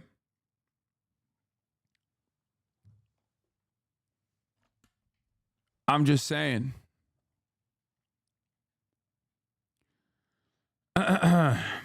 So, who knows? Who's here to make those declarative statements? Me. I'm the guy. You come here for analysis, and you're going to get that. Top of the line analysis, baby. Shit that you've never done thought about. You've never done heard of. Anyway, that's the best explanation I could come up with right now. Let's finish off this Channel 4. And here's why they did it. The city of Pittsburgh is a key battleground in the critical swing state of Pennsylvania, so voters here are always heavily profiled and targeted by political parties. He didn't just shoot at Trump, he shot into a large group of people. Why is everyone just glossing over that fact? Come on, dude. Come on, dude. That is... Come on, bruh. What are you saying? It was a fucking Trump rally, and he was aiming for Trump's head. And if Trump hadn't moved his head a little bit, he would be dead right now. That's the funniest part of this. Like, that is the funniest argument to make. Absolutely zero people are making that argument. Okay?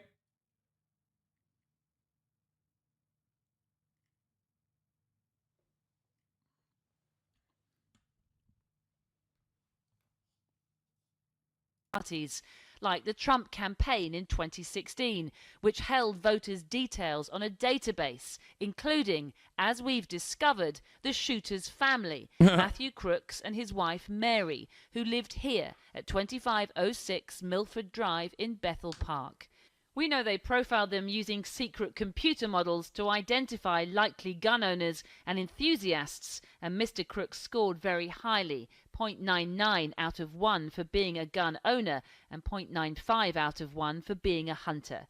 In fact, out of more than 19,000 people in Bethel Park who were profiled, Mr. Crooks was in the top 20, and the database classified him as a strong GOP or Republican voter.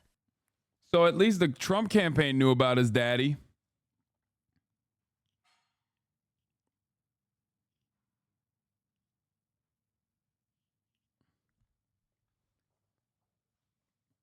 That's crazy. Channel 4 is so fucking good. I know, dude. They're dangerous. 19,000 gun owners in Bethel Park. No, I think 19,000 total people. He's like, yeah, he's ranked 17. Hey man, there's no way to know Trump would show up at a Trump rally. Seems like Trump was a bystander, not a target. Yeah, exactly. So we're returning to the he hated his dad, and that's why he wanted to kill Trump, right? I mean, we don't know. 32,782 is Bethel Park's pop. Maybe 19,000 like registered Republicans. I don't know.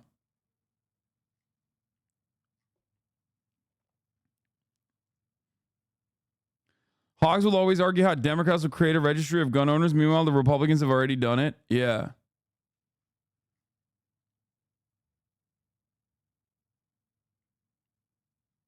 That's just the number of people they had profiled. Bro, how is he? Dude, dude, someone needs to check on Daddy Crooks because he's about to drop in that ranking quite a bit. You know what I mean? I don't think he can still be number 17 after his son tried to kill the president.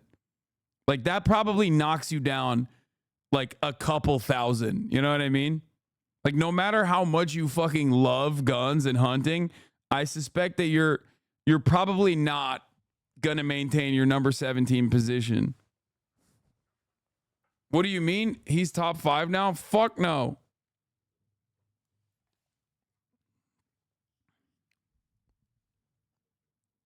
That's awkward as hell, bro. Anyway, here it is. Former classmate of recalls Trump shooter grilling him over support for former POTUS did not like politicians. Thomas was a quiet kid unless there was something that he was passionate about, politics being one of them. He just did not like politicians, especially with the choices that we've had.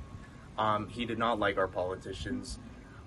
It was especially during 2016. It was Bernie Sanders, Hillary Clinton, all of them. He showed that he disliked all of them. Did not like any of them. So I brought up the fact that I'm Hispanic and, you know, I'm for Trump. And he said, well, you're Hispanic, so shouldn't you hate Trump? And I was like, no, he's great. I mean, like, he's a great president. And he's, you know, he called me stupid or insinuated that I was stupid. He's like, well, that's kind of stupid. If he was a know-it-all. So, like, once again, if he was passionate about something, he would just talk, and acted like he knew everything, especially politics related. And he would say it in a tone that was like, I'm better than you, in a type of way. This motherfucker was a debate lord, bro. He was a debate lord. Oh my God, DGG here. Dude. And, you know, meanwhile, it's like, dude, we're in the same classes. You know what I mean? We're talking about the same stuff here. And whenever it comes to politics, I mean, at the end of the day, I can agree, you can disagree, I can disagree. We're not even nothing about it. Like, at that point, it doesn't matter. At that point, it's, you know what I mean? We're just starting to figure out who we like and all. But, yeah, he was real smug. Yeah, he was. I think this dude is making this up.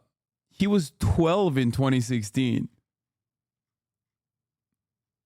Like, he was 12 years old being like, I hate Hillary Clinton, I hate Bernie Sanders. Like, that makes no fucking sense, bro. Like, this guy's going for the Fox News anchor position. I'm Latino, he was right. This guy's fucking stupid for being part Latino and liking Trump. I mean, yeah, he is stupid, but that's not the... Like, I'm willing to listen to stupid people, you know, if they have, like, personal testimony. But that's wild, bro. 12-year-olds are opinionated as fuck, to be honest. 12-year-olds' opinions are on Livy Dunn, okay? Or, what is it, Brecky Hill or something. Like, who their favorite, like, female content creator is, okay? Why am I saying this? Because I saw a bunch of fucking 12-year-olds being interviewed at a hockey game, and they all were like, oh, my favorite content creator is Brecky Hill. I'm like, you should not know that. That's crazy. You're 12.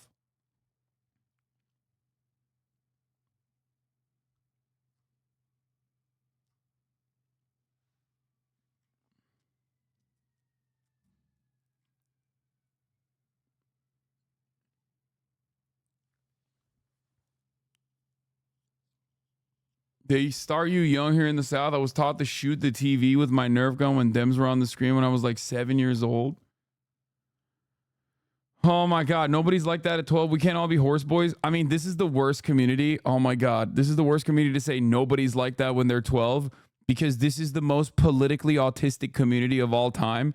Of course, all of you motherfuckers were like that at 12, and so is this guy probably. So I've just realized something here. Again, why did I say that?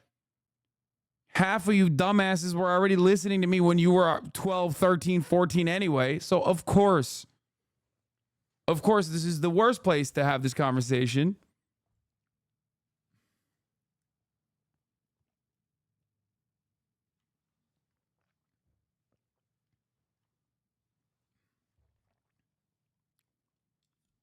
especially many of you that come from like conservative backgrounds. I feel like it's more Democrat to just like not really try to brainwash your children. I feel like Republicans project on that front quite a bit, whether it be taking your ass to church or constantly fucking instilling their values in you at an early age to just like hammer in the points. Like, yeah, that's right. Barack Obama is a Muslim man. That type of shit.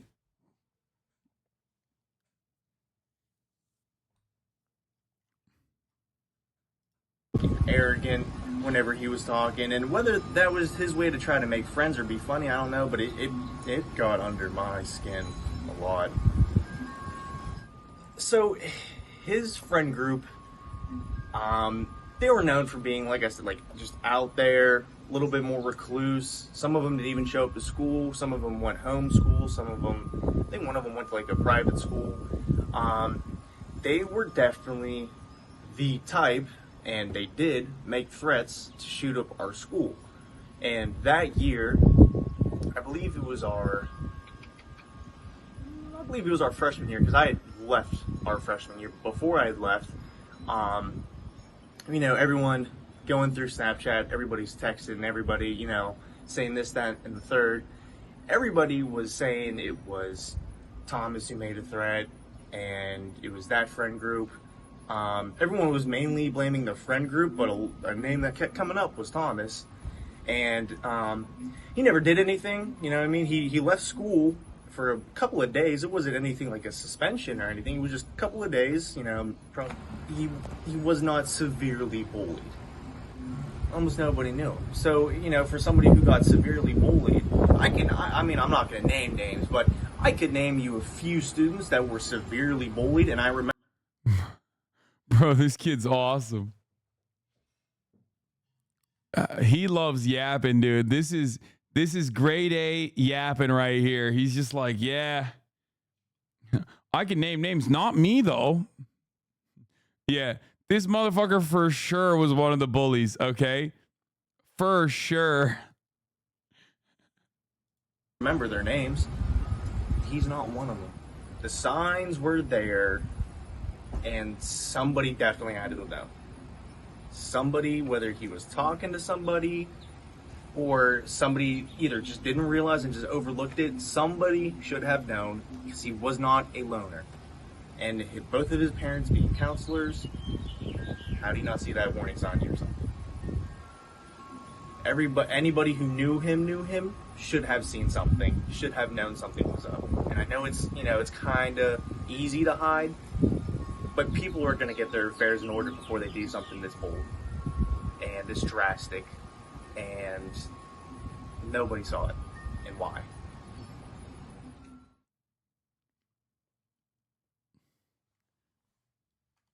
Maybe Trump was cyberbullying him. Yeah, maybe.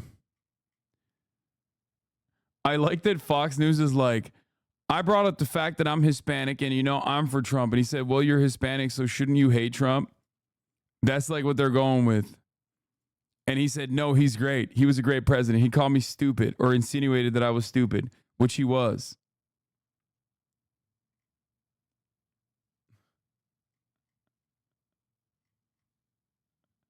To be fair. I love having these sorts of, I love listening to these sorts of interviews that leave us with more questions than answers. Like, oh yeah, he didn't like Donald Trump. Okay, we fucking knew that already. He tried to kill him. Like, give me something different, man.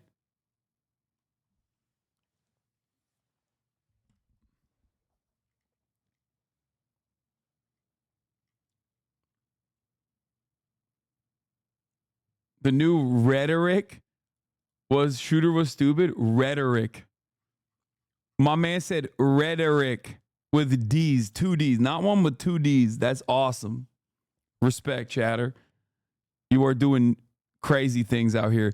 Anyway, Thomas Matthew Crooks' parents called cops to report him missing on the day of the shooting. Apparently, Thomas's mom and dad reportedly called the authorities about his MIA status before he opened fire at the rally, which left retired volunteer fire chief Corey Contemporore dead. Per the outlet, Thomas's parents are not cooperating with the FBI, who are still trying to determine the shooter's motive for Saturday's attack. Still, Thomas reportedly had every intention of surviving the ambush. As CNN reports, he told coworkers he'd be back on work on Sunday after requesting Saturday off, allegedly telling him he had something to do. That's crazy. That's something he had to do. Assassinate the president.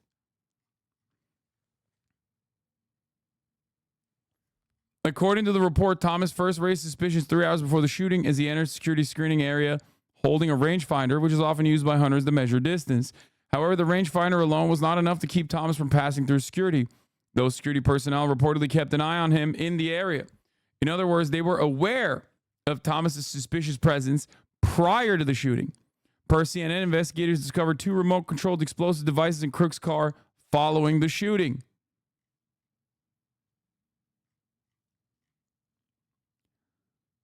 Oh, this is a fun brief aside here. Divorced men being 9 points higher in their support for Trump than all the other men is just funny. Yeah. All voters in this poll, all registered voters across the board, divorced men, 56%. If you're a divorced dad, you have the highest likelihood. You have the highest likelihood of supporting Donald Trump. Poll on the shooting. What is the root cause of Trump's shooting? Deranged shooter, 24%. Trump and his own rhetoric, 23%. Rhetoric of Biden Democrats, 13%. Let's go! Absolutely zero people believe this dumb fucking bullshit, dude. Oh, thank God Americans are so stupid, but at least they're like not that stupid. You know what I mean? It's like virtually fucking impossible. Virtually impossible for people to be that dumb. Political polarization, lack of gun control, mental health issues, news media rhetoric, 6%. Oh, thank God. Oh my God. People said Trump and his own rhetoric. Oh my God. Oh, that's so awesome. Oh, I'm in a nut. I love seeing Americans actually demonstrate like a moment of fucking accuracy for once. Oh, that's so sick. Oh, that's so great. This is just like a breakdown of the concerted effort from the Republican Party and their messaging discipline on this falling apart. Oh, this is cinema. Oh, it's so fucking good.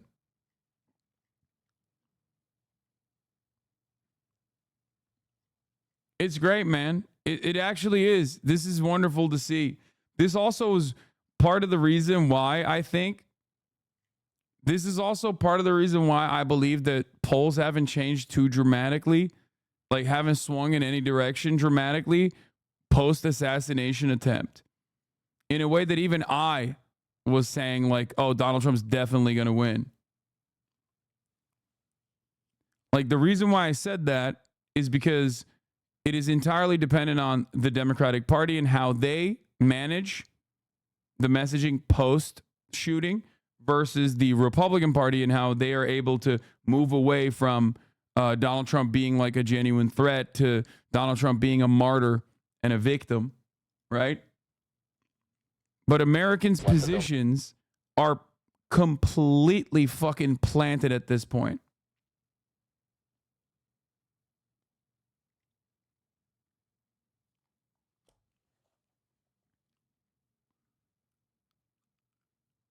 Anyway, isn't this just 2016 all over again? Americans weren't falling for Hillary coverage over Trump in 16. Same way they don't buy this Biden's rhetoric is worse than Trump's.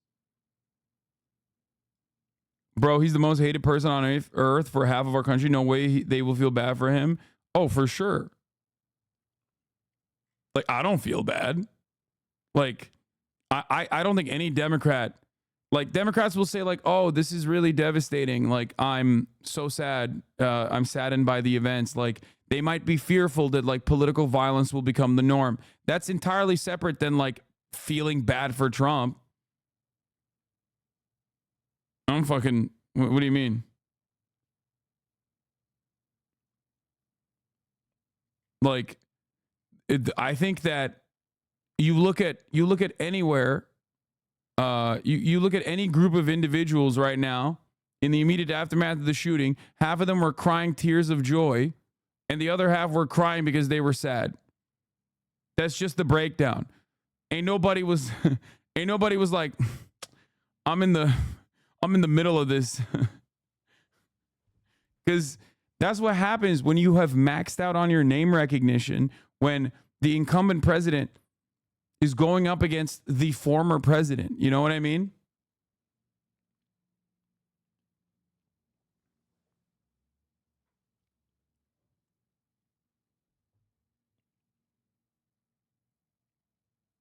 One, mental health. Two, Trump rhetoric. Three, media rhetoric, propaganda. Four, political divisiveness. I mean, 70% of the whole country, 65% of Dems want Joe to drop out. Yeah, new polling came out. We're going to talk about that.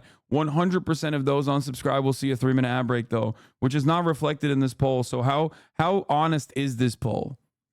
You know what I mean?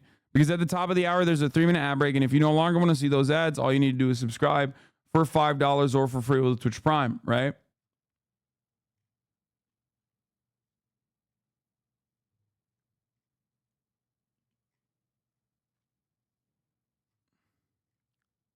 That's just how it is. Now, you can also get gifted a sub if you're lucky. You can get gifted a sub if you're lucky. Here's the 3-minute ad break now. Like I said, Twitch Prime is free.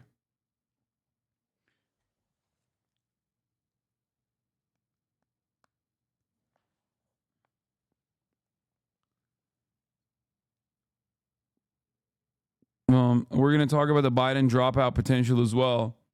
But here,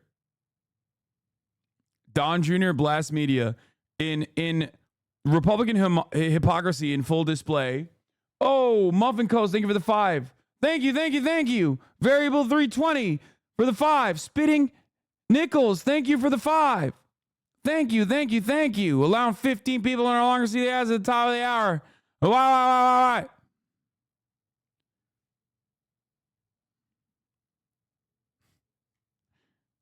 All right. Trump in the crowd. Dude, by the way, the Republican hypocrisy in full display does not end here. We have Donald Trump Jr. Don Jr. blasting media overshooting conspiracies. He wasn't shot enough for them. I love that. Lol, you sounded like Biden, Jack. That's the whole point. Hey, wait, who just gifted? Daniel Art. Thank you for the 10 bones. Crowd last night listening to those former rivals talk about unity. But one of the most powerful moments so far this week came the day before, Monday night, when President Trump made his first appearance since being shot in that failed assassination attempt. His son, Don Jr., watched the tape, got emotional. Thank my lucky stars to be living here today, because the flag still stands for freedom, and they can't take that away. And I'm proud to be an American. You know, it would be great if it was possible to talk to Don Jr. about what he was thinking at the time. In fact, joining us right now can book him. The guy from the Cutaways shows up live. We know a little bit about the pollen that's in the arena. It's a killer. Allergies, guys. Oh, come on. It was your father. He got shot. Everybody was emotional. It was actually incredible. And when you juxtapose that to the scene in 2016 at the convention, right? It was very different. There was so much uncertainty about their candidate. And I almost got in a fist fight with Mike Lee on the floor, who's now like a great friend. That. You remember that? It was so different. The love I've felt over the last couple of days here is unlike anything I've seen before. You're walking up to grown men who you see them welling up. People understand exactly where our country is. They understand what's at stake right now, Bitches. Steve. Absolute bitch made shit, okay? They're crying. You're a bitch. You're a fucking bitch. Grown men with tears in their eyes. They're so sad for my pappy. Shut up. Weak ass, pussy ass bitch. You fucking baby. Anyway, aside from the soy takes, wow, toxic masculinity much? Oh, 100%. 100%. I'm toxic and I'm masculine. There ain't nothing wrong with that, okay?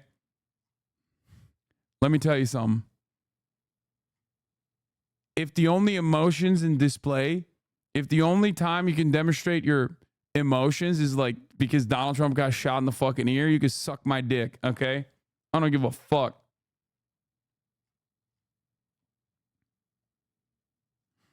Like, what are we talking about here, dude? What do we, like, it's like Daughters of the Confederacy crying to the the Confederate forces lost. Like, I don't give a fuck. Fuck you. Dumbass. Anyway, and that didn't even happen, so this is only good for Trump. Having said that, they're acting like the fucking president was killed in their minds. But one thing that I find particularly funny is Donald Trump Jr. being like, oh, he wasn't shot enough for them. I can't believe the media is doing shooting conspiracies and shit. It's like, bro, you literally did this for Nancy Pelosi. You do this anytime anything happens. You are the biggest bitch. You literally, you posted a photo of underwear and hammers and be like, I'm doing my Paul Pelosi cosplay. Like, I don't give a fuck about either of those situations. Like, I made jokes about that as well because I'm equal opportunity hands. You know what I mean? If something is funny, I will, cover it in that situation. I'll cover it with the humor that it deserves. But like, you can't be on Fox News crying and be like, I can't believe the Democrats have gotten so out of control. It's like, dude, shut the fuck up. Shut the fuck up. You stupid fucking cokehead. Oh my God. Suck my entire dick, dude. They're all in for America. So when you had that moment, you knew he was going to walk out. We weren't sure. We heard that possibly he was going to walk out. Also, prior to that was who's his running mate. Yeah. And we found out it was flipping. It went up 2 or 3 deadlines were pushed for him to make that decision. Why do you think this decision was so hard? I see you have no arguments. Did you just not hear the argument that I made before I said, I don't care about your crying, you dumb little baby? Are you too stupid to hear the words that are coming out of my mouth? I said, Don Jr. is the last person on the planet to cry foul about conspiracies as it pertains to a political act of violence. Why? Because historically, he has done this exact same thing, like significantly worse versions of this exact same thing that he's crying about. Are you an alien? God, I love hogs. Oh.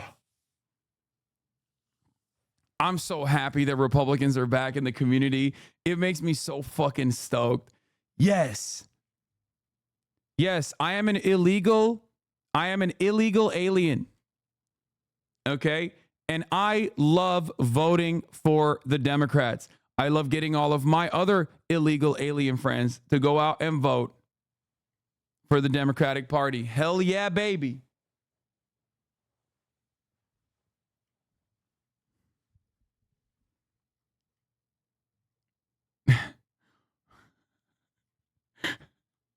You hate the derails? I love it. It makes me feel alive, okay? It makes me feel alive. It makes me so happy when conservatives come back in here and they're like, why? You are from Mars? Okay, this guy's fucking stupid. Let's continue. So I think he has to find the right mix, the right chemistry. I mean, he's a big sort of chemistry guy to work with. You have to. There's a lot of people, obviously, in politics, many on people's payrolls that sort of give, let's call it, partial advice about things, or they, tell you sort of lies by omission to get what they want. And so for me, I got fairly involved in the process just because I want to make sure that fix. I did. I've known the guy now for years. When his book first came out, I thought it was such an incredible American story. I was like, that guy guy's got to run for politics. Turns out, years later, he does. Young, intelligent, vibrant guy. Also did it in the business world. Just the perfect pick. And there is a chemistry with my father that I think is perfect. Don, your dad has been impeached. Sorry, Steve. Impeached. He's been arrested. Now he's been shot. And the left is still questioning his injury. Listen to this. There are a lot of questions around that ear. Yeah, dude, I love that. Dude, I want the left to be like this. The left, by the way, fucking MSNBC. I want Democrats to get a little nutty, and I'm fucking excited at the prospect. I've been begging. This is why I don't actually yell about the Midas touch a lot. You know what I mean? Like, there's a lot of these guys. Like, the Lincoln Project is a little different because they're former Republicans, and I fucking hate them for that reason. They're all like Bush-era Republicans.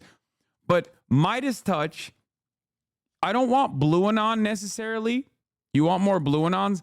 No, I love when the Democrats actually fucking take that smoke, not to like defend Joe Biden, but to actually shit on the Republicans in the same fucking, with the same insanity.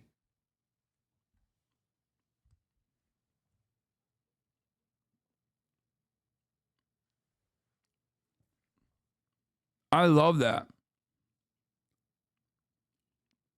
I love the Midas touch style Bush era liberalism.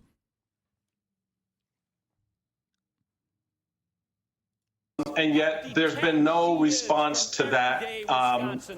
Instead, just showing the image of the man coming into the hall with the wounded ear. A spectacle for this candidate. By the way, there's nothing funnier.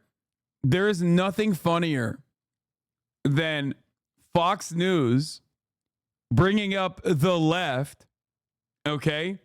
Bringing up the left, and then the first person they bring up is the ex-RNC chair, Michael Steele, okay? They literally were like, look at what the left is saying about Donald Trump's injuries, and it's just a Republican. I can't believe the left shot the motherfucking president, Donald Trump, and the guy who shot him is literally a registered Republican. How could the left have done this? American politics is so incredibly dominated by right-wing forces in general that these guys have no villains that they can like accurately point to. That's why they keep like posturing against that one girl from 2016 who was crying when Trump got inaugurated. You know what I mean? Like, they got no real villains with teeth. Half of the MSNBC lineup is former Bush Republicans. Half of the CNN lineup is former Bush Republicans. Everyone is just right-wing. Everyone.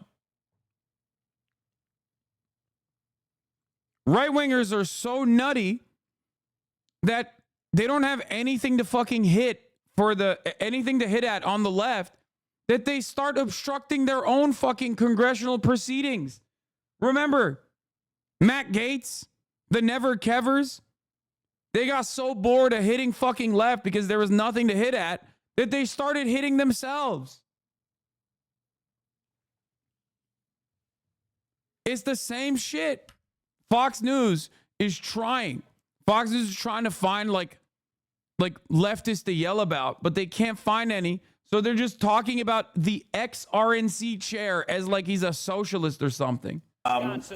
Instead, just showing the image of the man coming into the hall with the wounded ear. A spectacle for this candidate who we know is, by his own admission, obsessed with assorted spectacles. There is a political quest here to mine and use Donald Trump's injury, and whether his allies and Republicans... Wait, that's true, though. Like, what is that's not even a conspiracy. That's just like facts. Donald Trump literally got up and threw up the fist. What do you think he was doing when he did that? He knew exactly what the fuck was going on. Like, that's not even a conspiracy. That's just like good politics. That's almost giving Donald Trump credit for what he's very good at. Like Ari is not wrong on that statement. You can't even bring that up as a conspiracy. He's not even doing a conspiracy. He's just basically saying, like, you know, or the candidate himself do that in a way that overextends their credibility will be decided by the voters.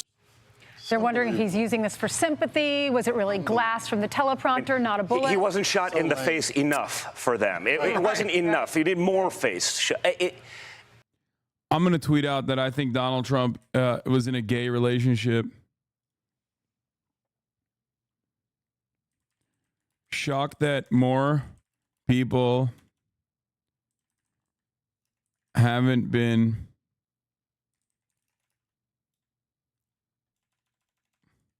looking into the motive of Thomas Matthew Crooks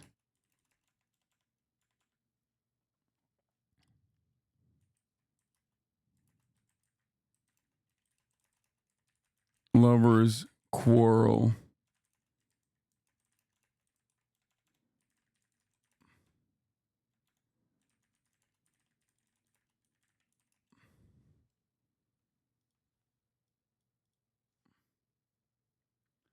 Why is that funny? It's not even funny. It's not. It's not even funny. It's just it's a real motive for the suspect.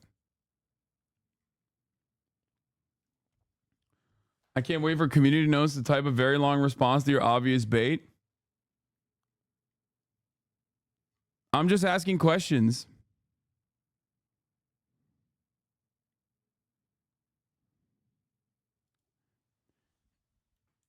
Was in a gay lovers quarrel with former President Trump. That's what I said. And he's banned? What do you mean?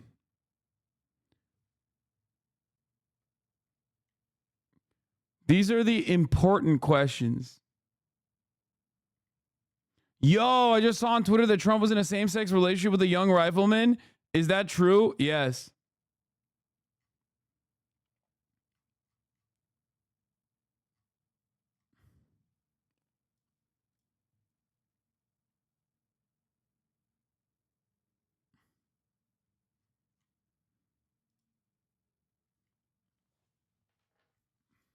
That's the point. They can't help themselves. The Trump derangement syndrome is real. It's so asinine that they could say that. I mean, you see the photograph at the time. There's blood everywhere. You see the bullets whizzing by his ear. That was an incredible photo as well. By the way, for those of you who are wondering what I'm doing here, I'm doing exactly what the Republicans did with Paul Pelosi. I don't actually believe that Thomas Matthew Crooks was in a gay lovers quarrel with Donald Trump. But that is precisely what Republicans went with, including, but not limited to, Elon Musk. Elon Musk himself personally said that. And there was zero inclination for that conspiracy to be true. Well, but, you know, I don't think any of that matters, honestly. They did the same thing to me when I was on the floor. Eric and I were there. We were going to throw my father over the delegate count. It's a huge moment for our family. And 30 seconds before that, some MSNBC, did your father Hold on. We've got the soundbite. Oh, good. Roll tape. I think he did spend a lot of time changing up the message of what it's been. He's been under constant attack, but it's a different time in America. A lot's happened in 48 hours. Don, what is that change going to look like, Don? What practically, your father as president, I think you would even say, was a divisive figure. What's it going to look like in the second term? I don't think he was a divisive figure at all. I think the media created divisiveness around him. They lied about Russia collusion. They said he was a traitor. As you were saying. Yeah, that wasn't the part. The part when he came out here and he said this to you. He said, oh, will there be another child separation policy? You separated 8,000 before. Yeah. And, well, he talked about cages. I'm like, this 30 seconds before this, 48 hours after my father was shot. I go, you mean the Obama cages? Right. And he goes, that wasn't true. I go, but it is true. It's 100% true. He's been fact-checked since. And I just said, you know what, honestly, you're a clown. Yeah. Just go away. Why am I even wasting my time?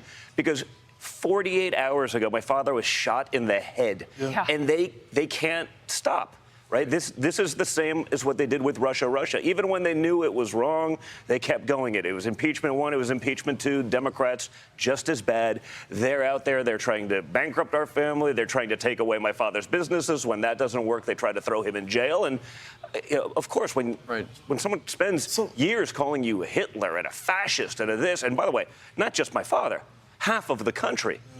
What do you expect? So, Don, let's talk about that. Let's talk about the assassination attempt. I told Eric, he's normally the chill one. Normally, you're the one that's going. And when I saw Eric upset, then I knew that we had. These guys are literally just parasocial with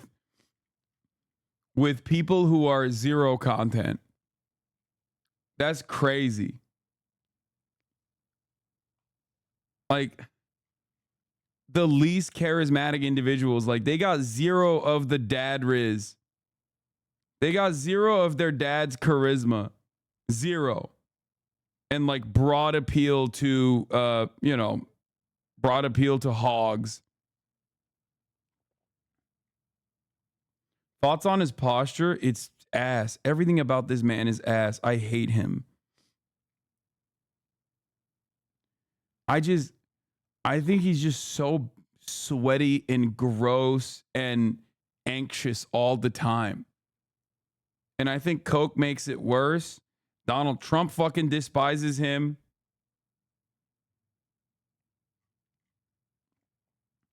Nothing funnier than people being like, oh, I can't believe you're comparing my father's Hitlerian politics to Hitler, though. It's just like, okay, well, has he thought about not doing Hitlerian politics? That's a good start if you don't want to be compared to Hitler. Fuck you mean? Like, the Republican strategy here is so funny because it's like, yeah, you're not allowed to openly call out the things that we're doing now. You're just not. Junior tells the story of talking to MSNBC, very different than how it went down. Oh, let's hear how this went down in real life, though. Family separation crisis closely. Will we continue to see policies like separating 5,000 children deliberately from their parents? You mean the Obama administration? You know they didn't do that, sir. Okay. Sure. Will there be a second family separation policy? It's MSDNC, so I expect nothing less from you clowns. Even today, even 48 hours later, you couldn't wait. You couldn't wait with your lies. With your lies, oh God, he is so bad. He's so bad. I mean, MSDNC is awesome. I love saying that, obviously, myself as well. But like, he is so devoid of charisma. He's anti-charisma. Kamala Harris is a black hole of charisma. He is like the opposite. He is the opposite of charisma. He's just so like, ugh. He's so... I don't know how to describe it. He's just so nervous all the time. Oh.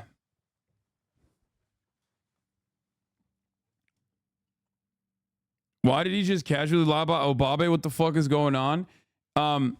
He wanted to say Obama built the cages, which is true. That was like a bar under the Trump, like during the Trump presidency.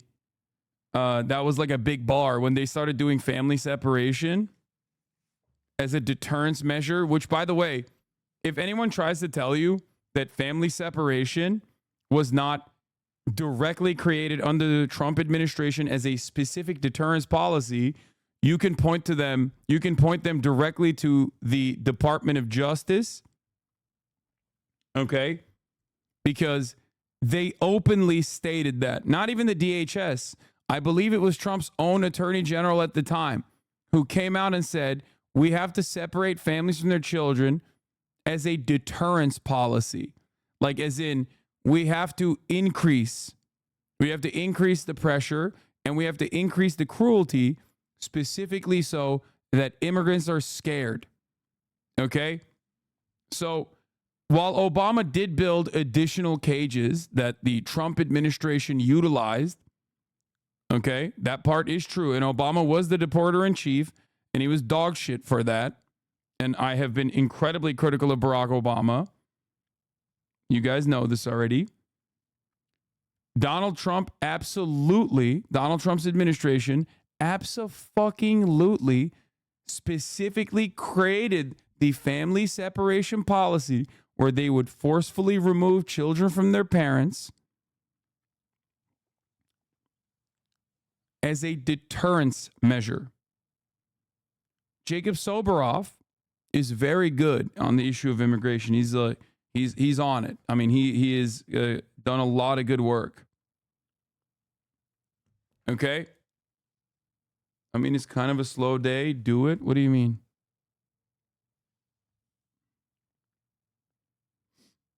Yeah. Yeah. Jeff Sessions. I remember it correctly. We need to take children away, no matter how young, Justice Department officials said. Top department officials were a driving force behind the President Trump's separation policy, a draft investigation report said.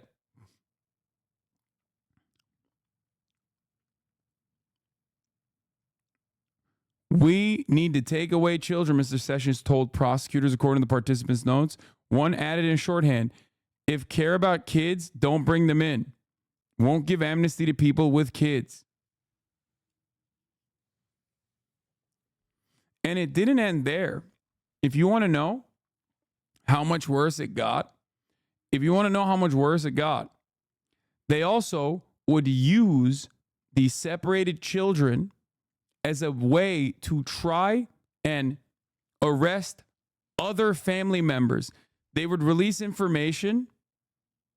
They would release information about the children to their immediate family members, and then they would wait out. They would literally camp outside the fucking detention facility, waiting for family members to come in and process them to see if they were actually also undocumented. So if an undocumented family member came to pick up the child, they would literally also deport the undocumented family member.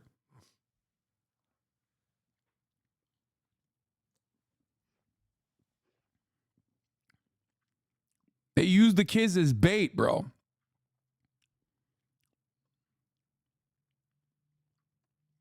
So a lot of people forget how unimaginably cruel the Trump administration was in terms of their immigration, white nativist immigration policy. And part of the reason why the Trump administration was so cruel and has seemingly gotten away with that kind of cruelty is because wrong how sounds legit. Wrong how you think that using children as bait is appropriate? You think using children as bait, like after apprehending them and putting them in a fucking camp, okay, when family members come to pick them up, you deport their family members as well? You think that that is like a good measure?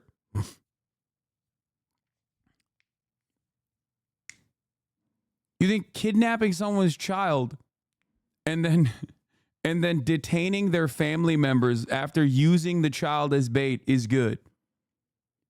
There is no difference between you and a Nazi, just so you understand. Like, this is some Israel shit right here, dude. That's crazy.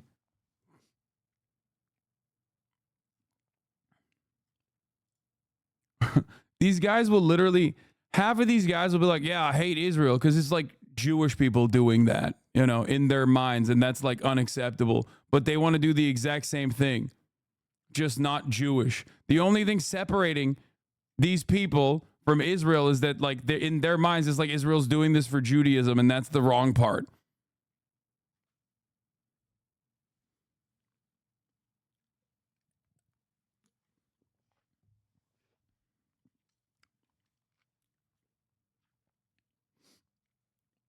Anyway.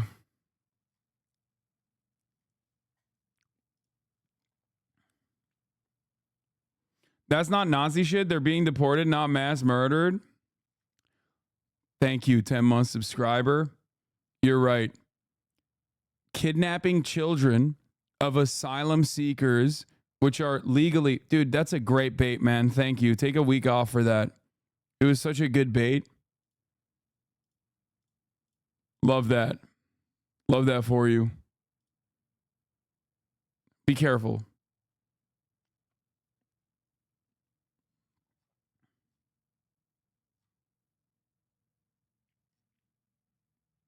Be happy that I didn't fully ban you.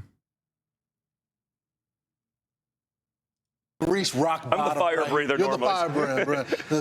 The president was saying, which son said that? Was it Don? It was Don. It was fired up. So we found out that, of course, the assassination attempt happens, but then we later find out that the Iranians, weeks before, had been planning an assassination. You would think they would step up the security measures, but to see such failure there, that has to be infuriating. It is. You know, I'm a pissed off son because of that. And by the way, as a shooter, and someone, by the way, I said hi to guys that were part of my detail. So I have a detail. I don't have one now, but I had a detail. I've seen my fathers for 8 years.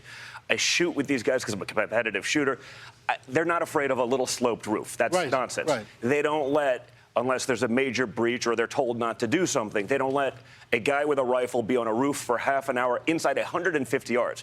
Like, for people who aren't shooters, 150 yards is like a 6-inch putt, right? It's almost impossible to miss. That's why I say, like, this is divine intervention, right? There's no way. It's almost impossible to miss that. And, you know, so, no, I am upset because that's true. I don't think this threat was tied to Iran. By the way, I think an Iran threat may be like one of the greatest endorsements in the history of politics, right? Yeah. If Iran hates you, like if our biggest enemies hate you, it's probably a good thing, right? It's like. But what are you saying, Don? The fact, why was he left up there? If everything you said is true and the slope of a 30 minutes. I like that he was Don Jr. The title of this is Don Jr. Blast Media Overshooting Conspiracies. And now they're going to fucking turn around and do their own version of the conspiracy theories, but in a right-wing way, I suspect. Roof is not a big deal, and they had this guy on the side 30 minutes prior, and they had people saying while your dad was talking, look up on the roof, that guy's got a gun. What do you think? It just a major breach, and again, I don't want to be the guy doing conspiratorial. I'm sure plenty of people will, and I think honestly, all of those questions are fair game because it is so ridiculous, it is so flagrant, and this is not, you know, some. Oh, so it's appropriate to do conspiracy theories in the right-wing fashion, inappropriate to do so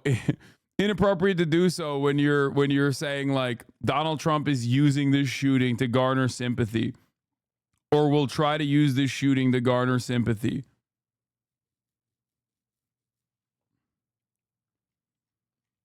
Which is not even a fucking conspiracy. That's not what he's saying, you stupid libtard. Yes. Oh, give me more. Someone who's an armchair expert, who's like, I've had a detail. I know these guys. I've shot with a lot of these guys. You know, again, if I told my friends in the Secret Service, like, hey, I heard you're afraid of a 4-degree sloped roof, they'd laugh you off the couch. So you mentioned a moment ago, divine intervention saved your father. There are a lot of people at the convention feel the same way, that it was by the grace of God that he is alive today. How has it changed him? You know, because we heard in that interview he gave with the New York Post that he was going to give a different speech, ripped it up. He did. And now it's all about unity. It's all about bringing the country together. And he seems like a different guy. Listen, I think getting shot probably changes a lot. It's very in terms sobering. of your mindset. I mean, you know, I worked with him on Friday for like 4 hours, actually, on his speech the day before it happened. So it was like there was a lot of time, effort, and energy put into it then and before. And he's starting from scratch, and it's interesting. That's you talked awesome. to him about The community noted it. It was that first call I had with him was sort of I don't amazing. see it. It took 90 minutes for me to even know.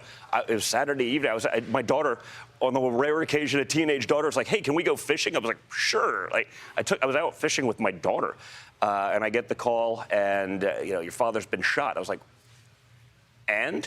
Yeah. Go down. We don't know anything else. I'm trying then to get through, and I'm rushing in, trying to get all of my kids. Kim called me, but we didn't have any other information, and so it was an hour and a half before I even knew if he was alive or not. No one knew anything. Obviously, I guess they shut down all the cell service or whatever, so I couldn't get a hold of anyone. And then, you know, I finally, you know, I had time to even look at the pictures and see these things going on before I even spoke to him. I just saw that picture of him coming out of that scrum defiant, and I was like. I got on the phone. The first thing I said to him, it wasn't exactly eloquent, but I just said, you know, you're the biggest badass I've ever seen. like I've always been proud of him, but that moment, I was like, because everyone's a tough guy these days on the internet or behind a keyboard or, when you actually get shot at and you come out at, that's. He's always been a tough guy on the internet and behind the keyboard. He's such a bad bitch, dude. That's a 1%er in terms of resolve, in terms of guts. And so that was amazing, and then sort of opened up the door for some other levity, and that's when it was like, the adrenaline dump after that was pretty crazy. That was an emotional roller coaster. I know my daughter, we had to talk to her about it because we knew she'd hear about it, and we wanted her to hear it from us. She had so many questions. How did your children react to it? Because this is not the president. This is their grandfather. And how did Barron? I heard Barron had a hard time. Yeah, he had a hard time with it. He's fine, but he had a hard time with it. And it was interesting. I'm trying to explain to my 10-year-old daughter, what's going on. My 17-year-old was with me. My other kids, it's all different. So you almost have to approach them all differently with their personalities. And they were just like, I couldn't believe it. The older ones get it a little bit more. They understand a little bit more about the political arena and sort of the world in which we live. The younger ones less so. But I can assure you, there's a conversation you don't want to ever have to have. Do you think we'll ever get the truth of what took place that day? I hope there's some sort of independent thing. When the FBI, the same FBI that wants to label concerned mothers at PTA meetings domestic terrorists. I don't know that we're going to get the truth out of. So, Pam Bondi does not want the FBI to do the investigation. I wouldn't trust the FBI to do anything. The DHS I've lost so much faith in all of these institutions that it happened. Right, DHS is in control of Secret Service, and this happened. So it's like I can Your see dad did a point. CYA, starting to happen already. I'm sure, but there's no scenario in which I could imagine this being allowed to happen. Your dad did appoint the DHS Inspector General who will handle this investigation. So hopefully we'll get some answers. So what about your speech? I'm just excited about it. My speech. You dumbass libtard, Trump deserves sympathy. My guy almost died for his country. Okay, stop trying to bait me because I said I love hogs and I want hogs in this chat. Doesn't mean that you can come in here with a fucking gray account and just start LARPing, okay? No, I don't like that. I want real hogs, not fucking fake ones who are just like, oh yeah, I'm just saying what I think Republicans would say.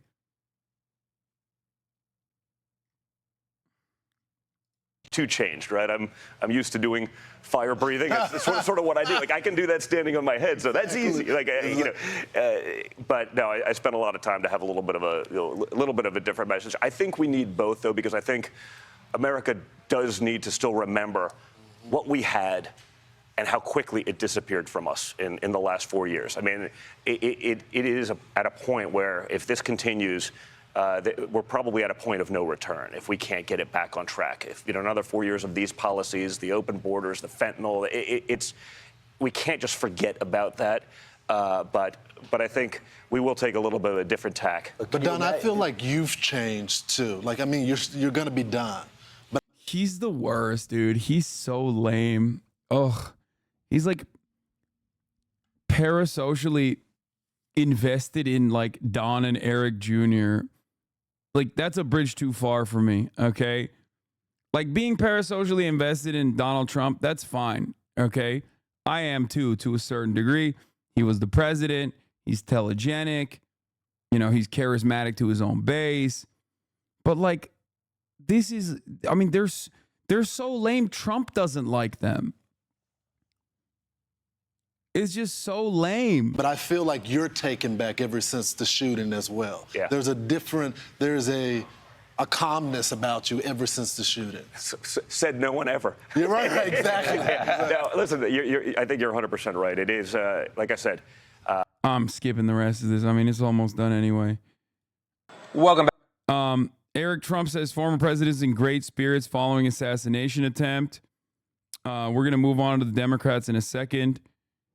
But here, we'll talk about the hypocrisy a little bit further because it's something that I want to address again and again. So the state is the parent in California now at Gavin Newsom. This is the final straw. Because of this law and many others that preceded it, attacking both families and companies, SpaceX will now move its headquarters from Hawthorne, California to Starbase, Texas. I did make it clear to Governor Newsom about a year ago that laws of this nature will force families and companies to leave California to protect their children. Gavin Newsom responded with, "You bent the knee." when Elon Musk came to the White House asking me for help on all of his many subsidized projects, whether it's electric cars that don't drive long enough, driverless cars that crash, or rocket ships to nowhere, without which subsidies he'd be worthless, and telling me how he's a big Trump fan and a Republican, I could have said, drop to your knees and beg, and he would have done it. That was one of the best ethered moments from Donald Trump.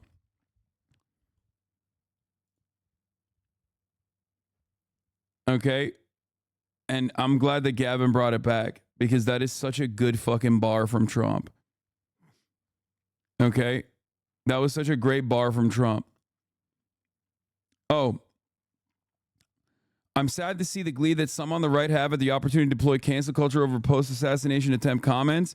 I'm a hardcore free speech advocate, and I look at it like germ warfare. It's bad for the whole ecosystem. People like to think that they would fight and die for their sacred principles. This is low-stakes practice. The actors will say, those aren't my sacred principles. I'm going to punch back at my enemy. But to the people at the margin, maybe the principle is important to you. Maybe you shouldn't cheer for an online mob. Everyone should be judged by their statements. Elon Musk says exactly. Even though he's been fucking chirping about the way in which the left has been talking about the liberals have been talking about the shooting nonstop.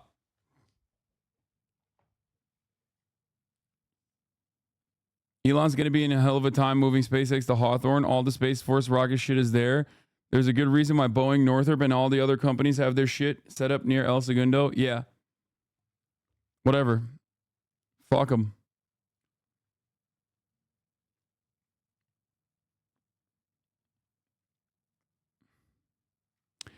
And so the other thing I was going to say is Trump has been posting up a storm. Okay. Trump's more measured is the narrative from the media. And I told you guys, wait and see. I think he looks fucked up, but I don't think he's going to fucking dial it back because he can't help himself. And of course, he hasn't helped himself. He's going after it. Trump versus Bullet, Biden versus Stairs. He posted this. Then he said this. The radical left Democrats are desperately trying to play the ref by calling for an illegal and unconstitutional attack on our sacred United States Supreme Court. The reason that these communists are so despondent is that their unlawful witch hunts are failing everywhere. The Democrats are attempting to interfere in the presidential election and destroy our justice system by attacking their political opponent, me, and our honorable Supreme Court. We have to fight for our fair and independent courts to protect our country. What happened? I thought we were doing unity. I thought we were doing unity. I guess not. Unity means Democrats shut the fuck up about the Republicans. You don't get to say anything. Republicans, on the other hand, they can say whatever the fuck they want, as they have been, nonstop. Great situation.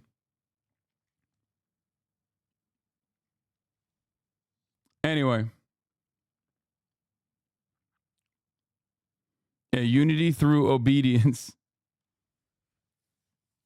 When Republicans say we need unity from, in this tumultuous time, we need unity from the Democrats, they mean unite to, vote for the Republican.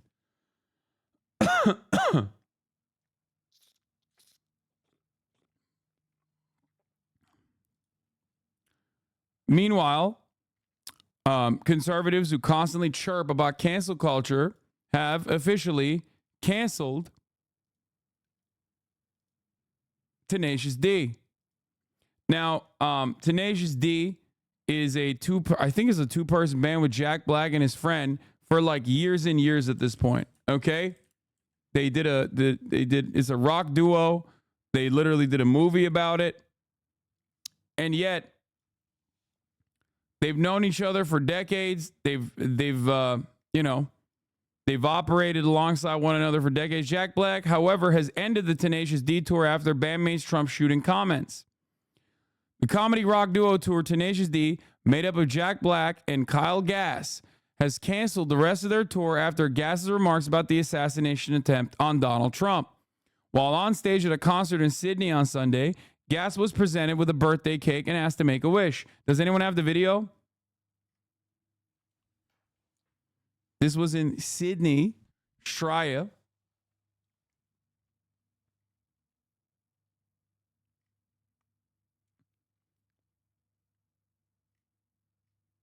Do you guys have the clip? I want to show the clip.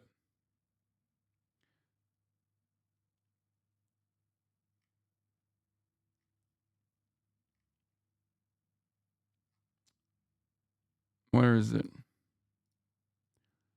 Here it is.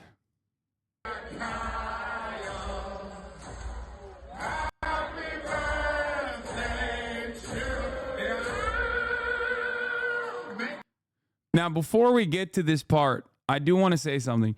Jack Black, big time Democrat, okay, and had also recently re-endorsed Joe Biden. Like a couple weeks prior to this, he did like a big on-stage show of it all too, and that I think plays a big role in the reaction to his bandmate and lifelong friend saying this thing. Don't miss Trump next time. He blows on the birthday candles and he says, "Don't miss Trump next time," which is obviously a joke, right? Like he might genuinely believe it, but the format of this is, of course, like a joke. This is a comedy duo. I was blindsided, Jack Black says, by what was said at the show on Sunday. I would never condone hate speech or encourage political violence in any form. After much reflection, I no longer feel it is appropriate to continue the tenacious detour, and all future creative plans are on hold. I am grateful for the fans for their support and understanding. I mean, this is a better video, but who gives a shit? Make a wish, Canada. We love you, kids. Beth will take it back. Thank you. We love you, kids. What happened? He doesn't seem too fucking distraught. Beth will take it backstage and cut it into pieces, please. Thank you, Beth. Thank you, guys. How about this guy? Kyle Gass. Happy birthday. God damn.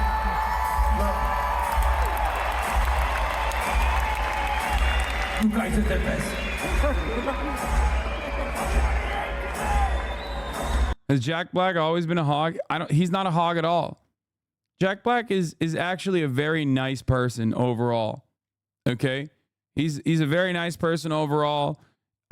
He is like he's a big time Democratic Party supporter. He's a cool dude in person, I think, from people that I know that have met him. Very interested in like this space, like Twitch and whatnot. And like streaming in general. Having said that, however, I think the reason why he reacted the way that he did is not because he's like an actual fucking coward or whatever, but the reason why, I mean, he is a little bit cowardly, of course, but I think the reason why he's like this, he's a Warren defender, by the way, that's even funnier. The reason why he reacted this way is because he probably doesn't want what he's saying to be fucking reflected poorly against Joe Biden. You know what I mean? Because Republicans are pretty vicious and they'll come after him because they have no fucking interest in defending free speech. Okay?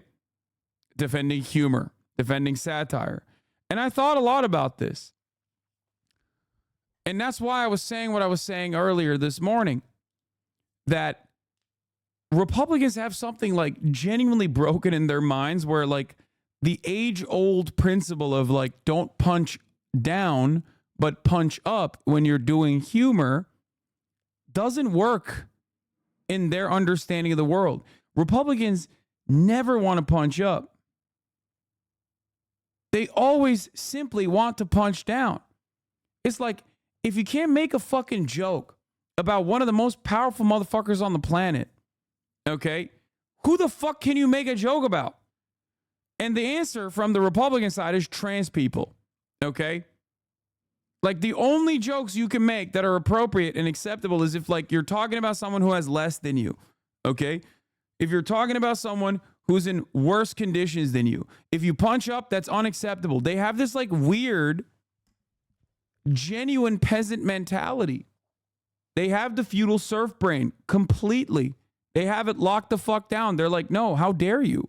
How dare you make a joke about the motherfucking president. The motherfucking president is crazy.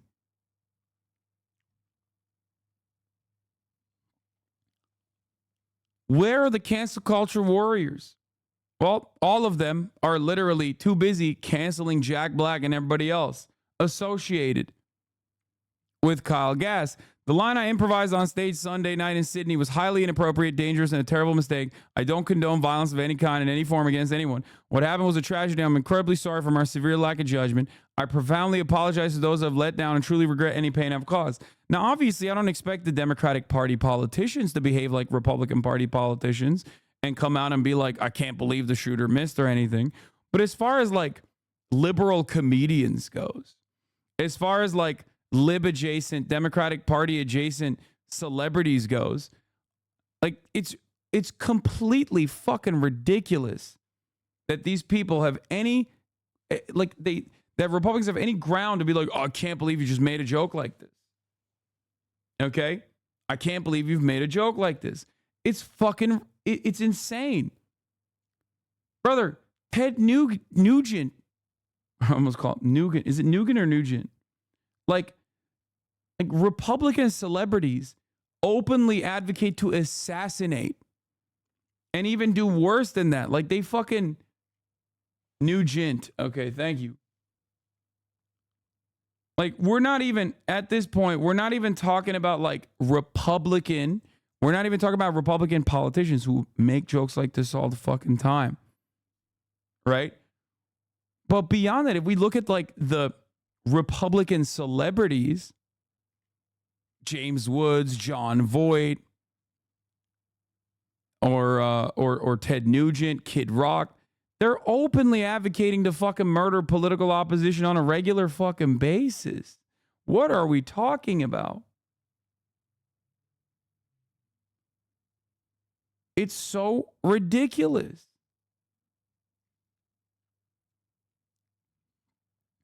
In ways that go far beyond simply talking about like killing Obama, for example. They weren't just saying like kill Obama. They were like lynching Obama. You know what I mean? Because he's black. Like turning it into a hate crime. Like, and showing that their resentment towards Obama and their anger towards Obama wasn't because he was like a bad president as a liberal or whatever, but like literally trying to do a hate crime to him. Like saying, you know, this is what he deserves. Invoking the antiquated and really horrible aspects of American history that pertain not just to the first black president, but to all black people. Do you understand? So it's fucking ridiculous that they're just doing, that they are crying about this shit.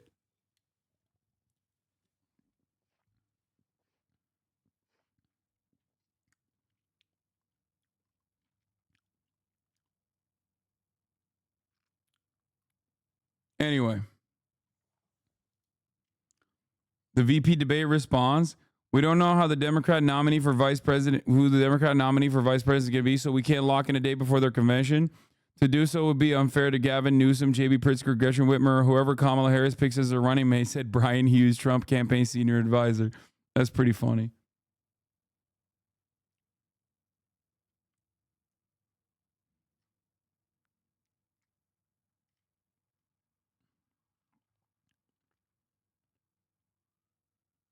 Anyway, I just, you know, if fucking Dave Chappelle made a joke saying, hi, you miss bitch, they would love that shit. No, they wouldn't. They would come after Dave Chappelle too. It's only when Dave Chappelle says trans people deserve less, which is not even a fucking structured joke, as a joke, where they go, oh, that's hilarious. I love that. You know what I mean? That's my point. They just like in their minds cannot comprehend punching up as a mechanism for humor. They literally operate in the exact opposite way that most people operate. That's it. This is like this is a classic principle in comedy. It's just like,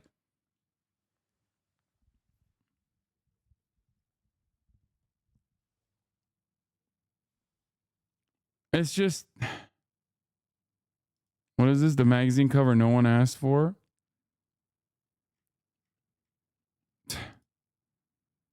The health issue? It's kind of funny.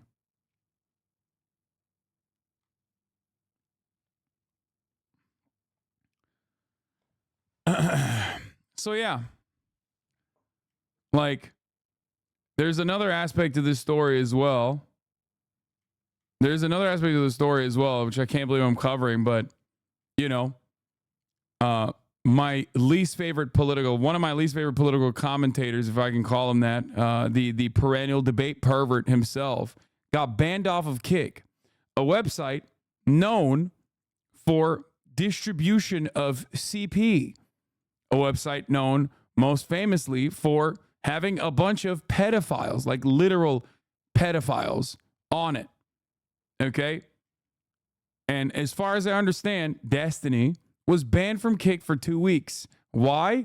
Because he didn't sufficiently condemn the assassination attempt on Donald Trump, or making fun of the dude, Corey Contemporary or whatever, who got killed in the process. And that's fucking crazy. Because he says unhinged shit on a regular basis.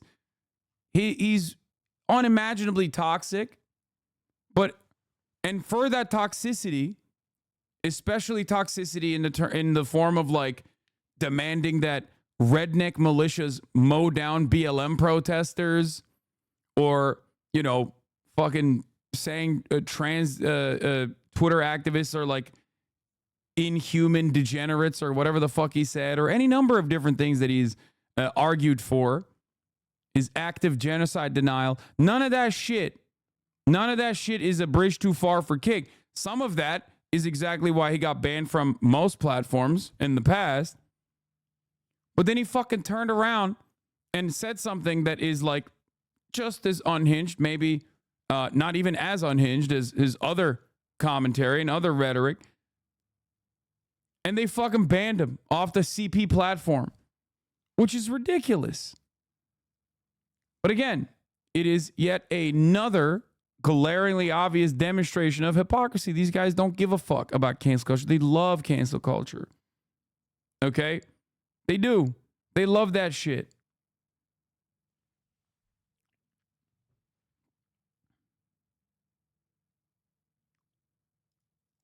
This is the clip if you care. Fuck it. Fuck the dude. The firefighter guy. Fuck Trump. Fuck the people that support him. I just want you to know, okay? Just in case you're confused or it seems like I'm, you don't, whatever. If one of you were in the crowd and you're a conservative fan of mine and you end up, you know, getting blown away or whatever the fuck, I'm making fun of you the next day on Twitter. I am. 100%. Why is he addressing the conservative fans of his? Perhaps he knows that he has cultivated, perhaps he knows he's cultivated quite the conservative audience, which is in a state of shock right now. Anyway, so before you guys go, oh, too base, this is just what he does, man. He's a fucking debate mercenary for this reason, okay? He said unimaginably worse shit about entire communities. It's just like hilarious that Kick was like, this is it. They're hypocritical as fuck. Nothing new. This is from May 11th. Yeah. He's a troll.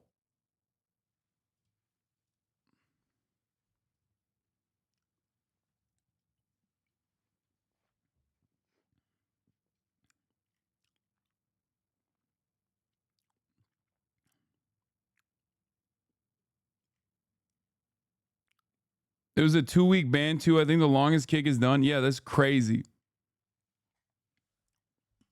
They love him when he's debating how white people should say the N-word and then says the N-word. Okay. I wonder why he has such a significant portion of his community that are just conservative. I wonder how that happened. Perhaps it was all the other stuff that he's done. But in any case, the moment that he fucking turns around and gives like a fraction of that fucking rage back at the conservatives, they're like, oh my God, how could you do this?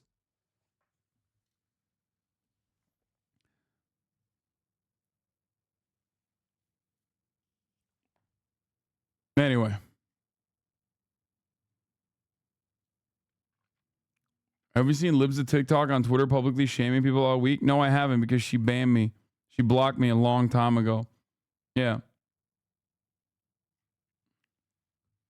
So yeah, it's completely ridiculous. Like, completely ridiculous. Cake is a fucking clown show in general.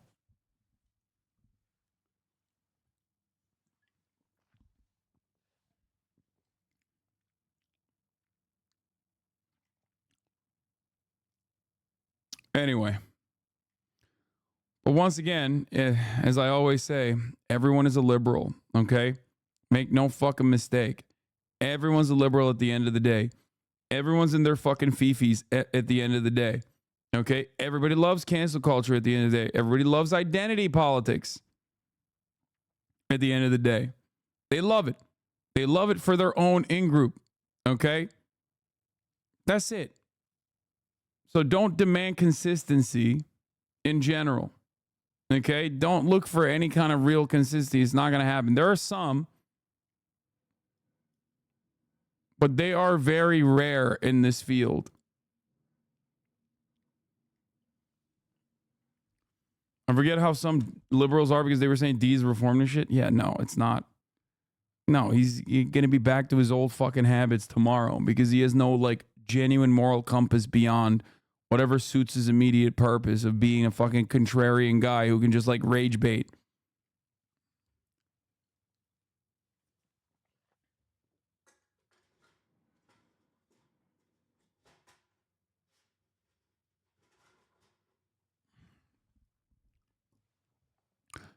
Anyway, so to them I say, let them fucking fight. Let's continue. Trump has left the building. Is the new Trump ad. Now project the winner of the presidential race. Donald Trump wins the presidency. What started off as unlikely, impossible, is now reality. I will fight for you with every breath in my body, and I will never, ever let you down. We have a president who actually fulfilled the promises he made during the campaign, securing the border to foreign policy. He now has a record as president that's pretty damn impressive. Breaking news out of Palm Beach, The FBI has executed an unprecedented search warrant at President Donald Trump's Mar-a-Lago estate. The former president has both sides of the political aisle up in arms. It is a dangerous and unstable moment in American history. I saw a clip of him saying something. I realized that the right is way more aggro when I joke about them, and it's so frustrating. Yeah, no shit, moron moment. Yeah. You know what's really interesting about that? When he was cultivating an audience full of fucking Nazi pedophiles, when he was aligning with the freaks like Sam Hyde because they hate me and want to kill me, he had no problem sending those fucking freaks my way, you know? Yeah, no shit, dude. Oh, wow, I can't believe the right is like way worse. At the end of the day, the left will be like, oh, you're a fucking reactionary fascist or whatever, and will urge people not to watch you. Right-wingers will just immediately start issuing death threats, trying to fucking DDoS you, trying to dox you, going after your fucking family. Like, there's real physical and material harm that they will try to do to you. And it's so fucking stupid, all right? Damn, I missed a D slander. You think this is slander? This is just correct. This is just the truth.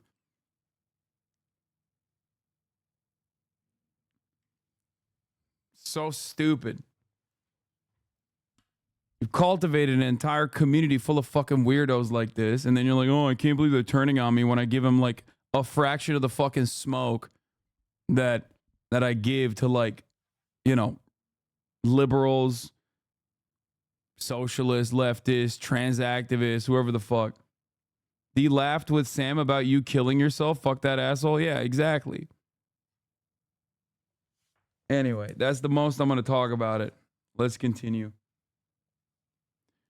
The Justice Department has just indicted former President Donald Trump. For 7 years, they hated him, they targeted him, they hunted him. This is the epitome of the abuse of the prosecutorial power to preempt political decisions. I never thought anything like this could happen in America. The only crime that I have committed is to fearlessly defend our nation from those who seek to destroy it. The more that a broken system tells you that you're wrong, the more certain you should be that you must keep pushing ahead. They want to take away my freedom because I will never let them take away your freedom. They want to silence me because I will never let them silence you. They want to shoot me, but I'm standing in the way, except for that one time where they did shoot at me and I was standing in the way, but it grazed my ear and shot one of you behind me. They're not coming after me, they're coming after you, and I just happen to be standing in their way, and I will never be moving. On November 5th, 2024, justice will be done. We will take back our country, and we will make America great again. America will always rise to every challenge and overcome every danger. Donald Trump seems to always get stronger when challenged. These types of things, I think, give him strength. When I'm reelected, I will totally obliterate the deep state. As long as we have pride in our beliefs, courage in our convictions, and faith in our God, then we will not fail. Fuck, if I was stupid, I understand why I'd vote for Trump. I mean, the ad goes hard, but it's like, you know, it's still Trump. You know what I mean? Like,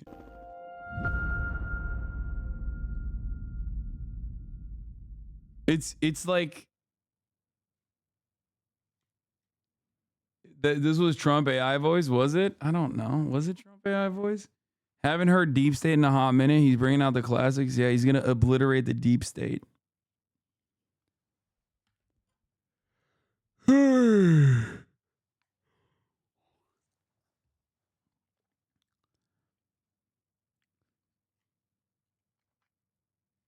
What happened to his last VP? Well, he got a little, his supporters got a little violent with his last VP.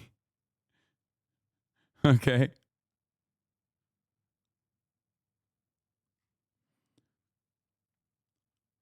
Anyway. We got more polls coming out. We're going to be talking about Brandon. Okay. Well, we'll get the Vice President Harris. I'm with her Mamala. I'm with her Mamala Harris and her takes on the assassination attempt on former President Donald Trump. And then we'll move on to the Democratic Party in a state of disarray. That was the old conversation.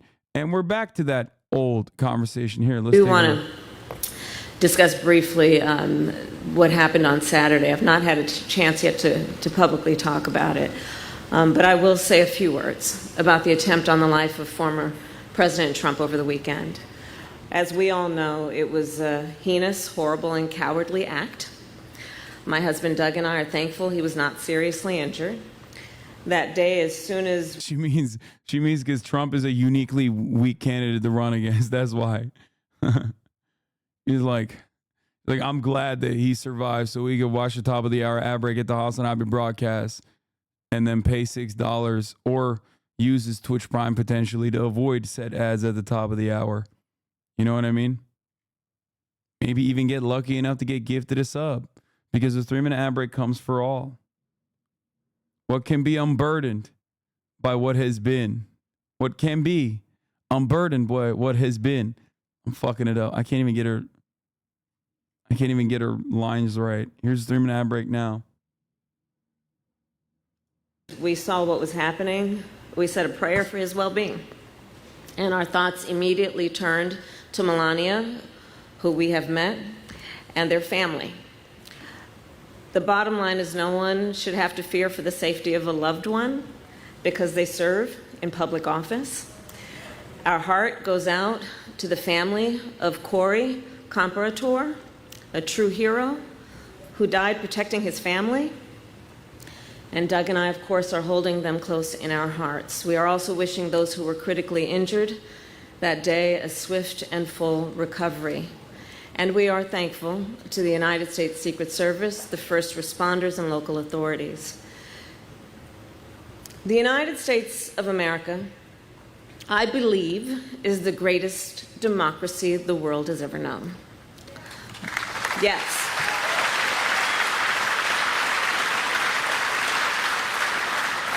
But in the aftermath of this weekend's shooting, one of the questions we now confront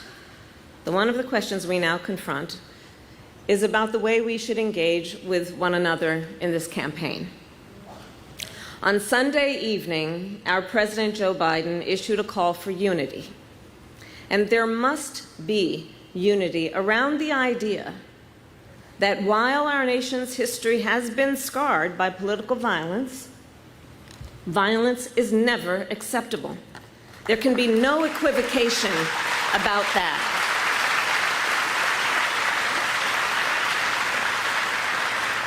At the same time, the hallmark of American democracy, the hallmark of any democracy, is a strong competition of ideas, policies, and a vision for the future.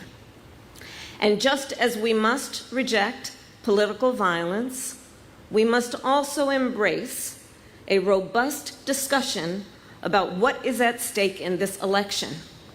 The surest way to reaffirm the strength of our democracy is by engaging in a vigorous and civil exchange of ideas. And one of the ideas... Where's the battle box? Where is the battle box that my fucking GOAT president said is going to happen? I want to know about the battle box. She's not talking about the battle box. She's talking about being burdened and unburdened and shit. The principles. Give me the battle box. That is at stake in this election is the issue of reproductive freedom. And that is why I am here today to discuss that topic. And I look forward to our conversation. Thank you all very much. President.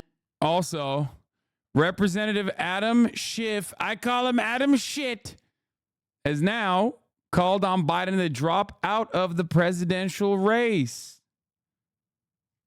Okay? That's right. Dems are still absolutely in a state of disarray. Let us not forget, just because Donald Trump almost got assassinated does not change that dynamic at all. Okay?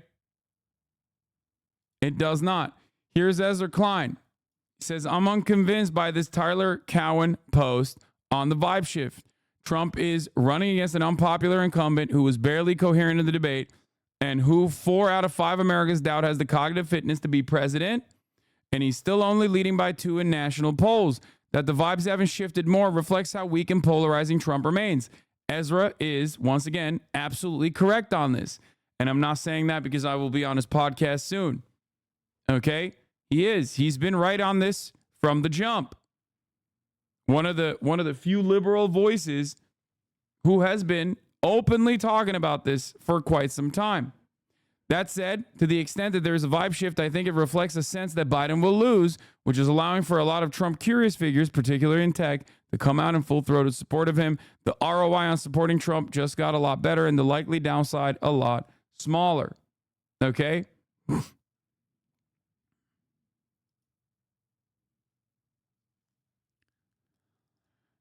Adam Schiff is demanding that he drop out right as this poll came out.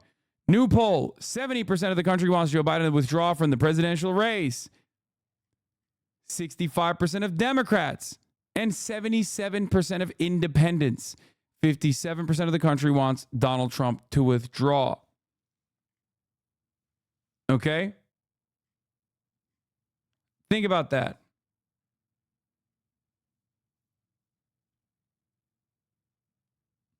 Trump curious, but like someone questioning their sexuality. Kaya.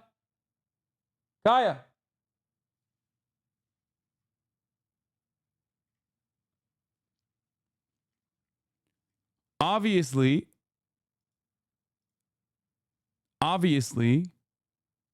Joe Biden is seen as too old to do the job. He's also seen as definitely too old to run and win re-election. run for and win re-election. Okay? Kamala Harris, every single day that passes by, is becoming a better alternative. Okay? What is she doing? Kai, come here. What are you doing? Good girl. Good girl. She was just laying down.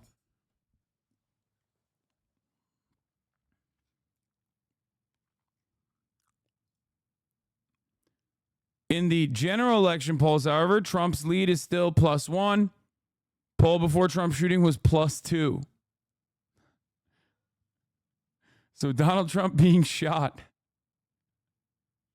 God, I love America at moments like this. Donald Trump being shot is only bringing more attention to the race, but not necessarily more support to Donald Trump. Because people fucking hate him for very good reason.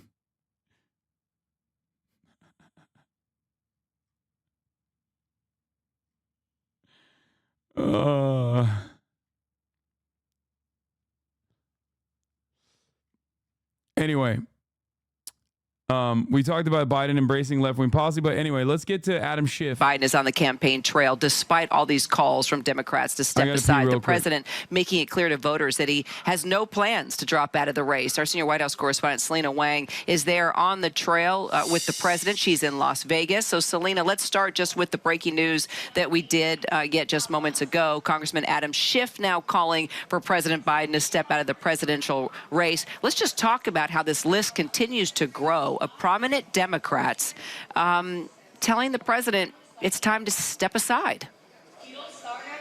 Yeah, Kira, this is a significant new development. And Representative Adam Schiff, he is one of the most high-profile Democrats to publicly call on President Biden to step aside. In a statement sent to us, I just want to read to you exactly what he said. He said, "A second Trump presidency will undermine the very foundation of our democracy, and I have serious concerns about whether the president can defeat Donald Trump in November." He goes on to say, while the choice to withdraw from the campaign is President Biden's alone, I believe it is time for him to pass the torch, and in doing so, secure his legacy of leadership by allowing us to defeat Donald Trump in the upcoming election.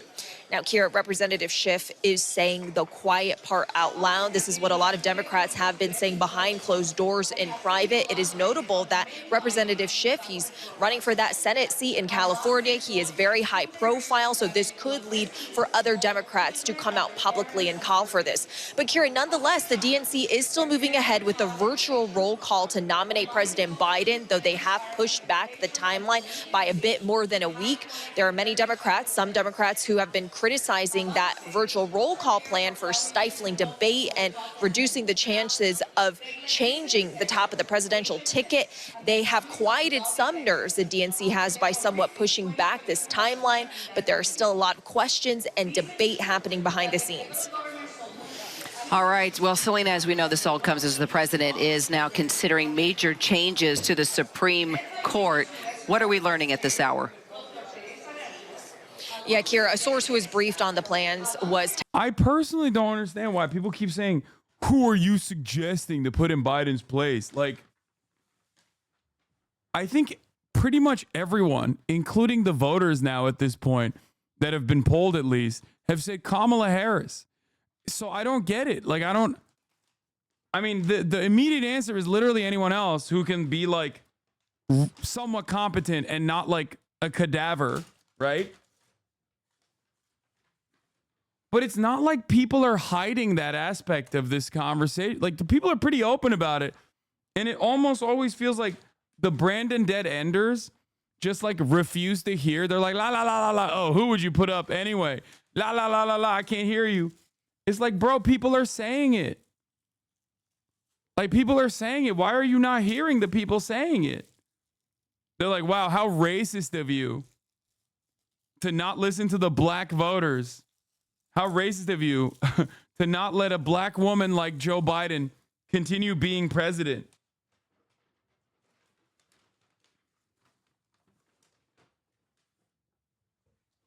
That was the funniest narrative because his immediate replacement is a black woman.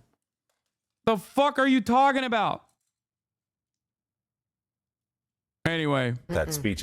Let's listen to my favorite broadcast, of course, Morning Joe. Morning Cope, more like it. First and foremost, let me just say, MSNBC, you done pissed off the wrong guy. I read the article about how pissed Mika and Joe were that they were kicked off the lineup on Monday morning immediately after the shooting. Their first ever return stream, and they were not allowed to stream it. Okay? Just saying. Kind of fucked. MSNBC literally would not allow Morning Joe to stream their regular broadcast after the shooting out of fears that they would say some fucked up shit.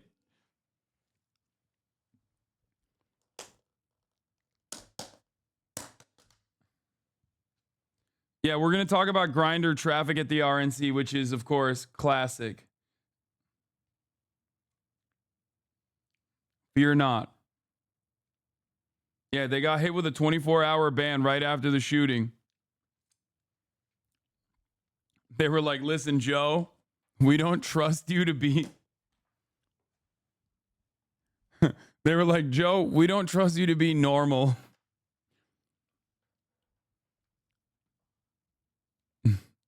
We don't trust you to do your normal coverage. I feel like you're gonna fuck us up if you come out and pop off. Which is, for the record, cowardly by MSNBC. They should have let my goat thrive, okay? This was his moment in the spotlight. This was his opportunity to shine, and they cooked him. They cooked the books. They cooked them. I would have loved to agree with Joe Scarborough for fucking once. You know what I mean? Anyway, but now they're back. After their one-day ban, their glorious return is Las upon Vegas us. to the NAACP, he said, I'm all in. Again, he can't be more clear where he's coming from. He sent the letter to Congress. Even after that, members of Congress said, we need an answer, make a decision, to which he said, I've made my decision. I'm all in. He reiterated that yesterday. Those national polls are neck and neck. There has been some slippage, but still mostly within the margin of error in those battleground states. Trump has definitely made up a little ground, but my gosh, those are all winnable, the Biden campaign would tell you. I think what people are seeing, though, is not the gaffes of Joe Biden of the past. They're seeing gaffes as a result of age. And there are concerns, and polls show this, even within the Democratic Party. Is he up for the job? But as Joe says, make up your mind. If he's too old for the job, just say that. But you got to point to some data that shows he can't win if you're saying he can't win. Right. Polls well before the debate showed that Democrats thought he might be too old, and that's only increased. But it can't be said enough. Polls show this is a pretty static race, and it just seems so premature that there were pundits on Saturday night or Sunday in the wake of that shooting saying, that's it, the race is over. We have this image, this defiant image of Donald Trump, his fist raised, blood on his face, game over. And it's clearly not. This is still a tight race. Now, the Biden team has work to do still. They know that, and that includes fending off voices within their own party. First of all, we're seeing the president go at the coalitions. Yesterday's event was about black voters, the NAACP. Today, he's got an event squarely geared at Latino voters. The Supreme Court push that we detailed earlier in the show is a nod towards progressives. It came from a call he had with them in the last few days. He's trying to shore up his base of support because there are still some Democratic lawmakers out there who want to try to see a change in the ticket. And Joe, that's why there has been real fury in the last day or so about this plan from the DNC to move ahead with this virtual roll call, which many Democrats say, hey, yeah, it was needed. That's crazy, by the way. The virtual roll call method is so insane.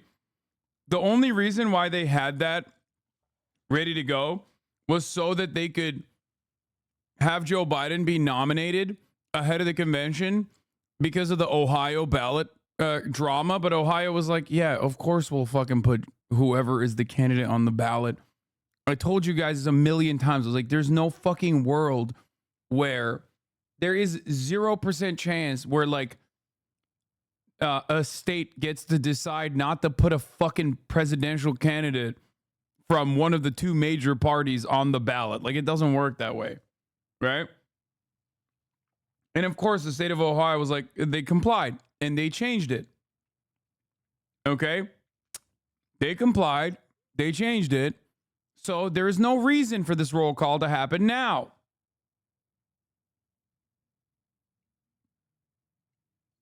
And yet, some on the Joe Biden side are trying to still do this vote, this roll call, so that they can get the nomination before the convention and basically make it so that Joe Biden is the fucking nominee. There's nothing you can do about it. He's the candidate. When Ohio was trying to game the system and keep him off the ballot, it no longer is because the state pushed off that deadline.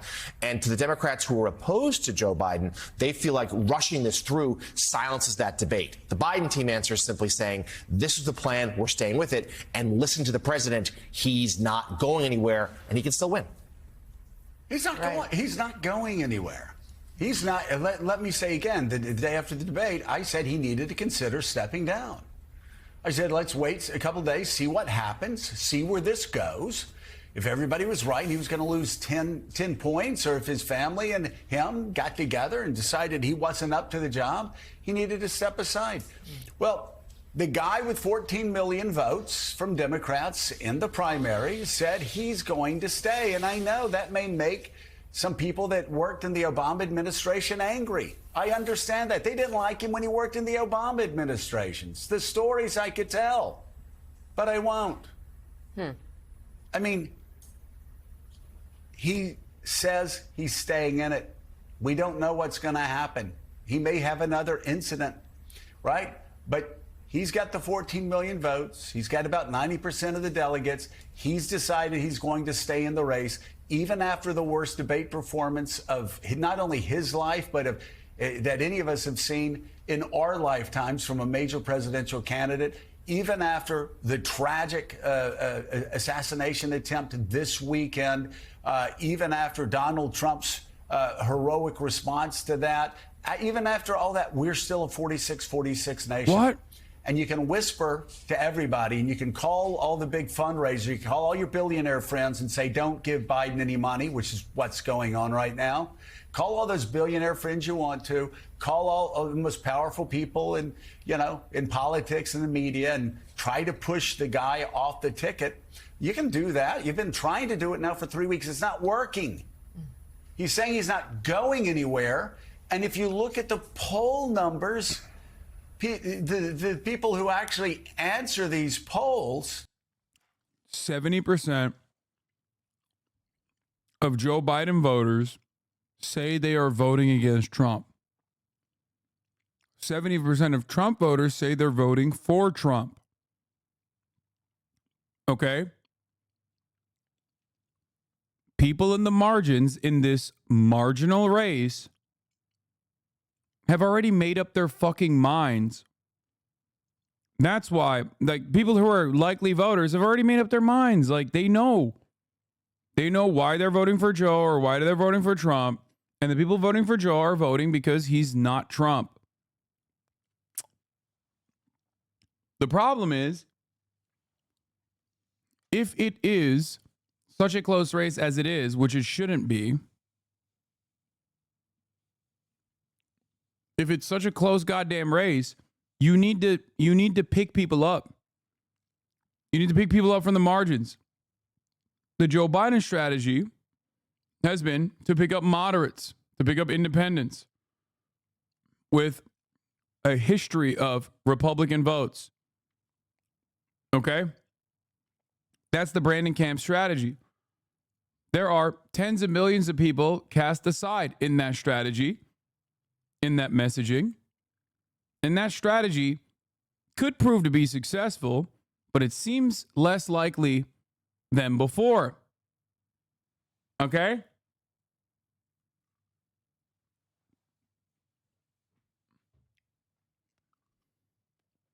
Problem is, Morning Joe refuses to recognize that because they don't have any they don't even have an ideological commitment to the Democratic Party or anything. They just have a commitment to their friend Joe Biden, who they know is watching the show every morning. That's it. It's such a wild way to, like, that's why this is the only news program that basically fucking says something that, like, you can't hear anywhere else other than, like, Harry Hasan on TikTok. Who aren't elitist billionaires in Silicon Valley or in the media or in Washington, D.C., or on the Upper East Side of Manhattan. Those people are saying, you know what? We're good with a guy from Delaware. We're good with a state school guy.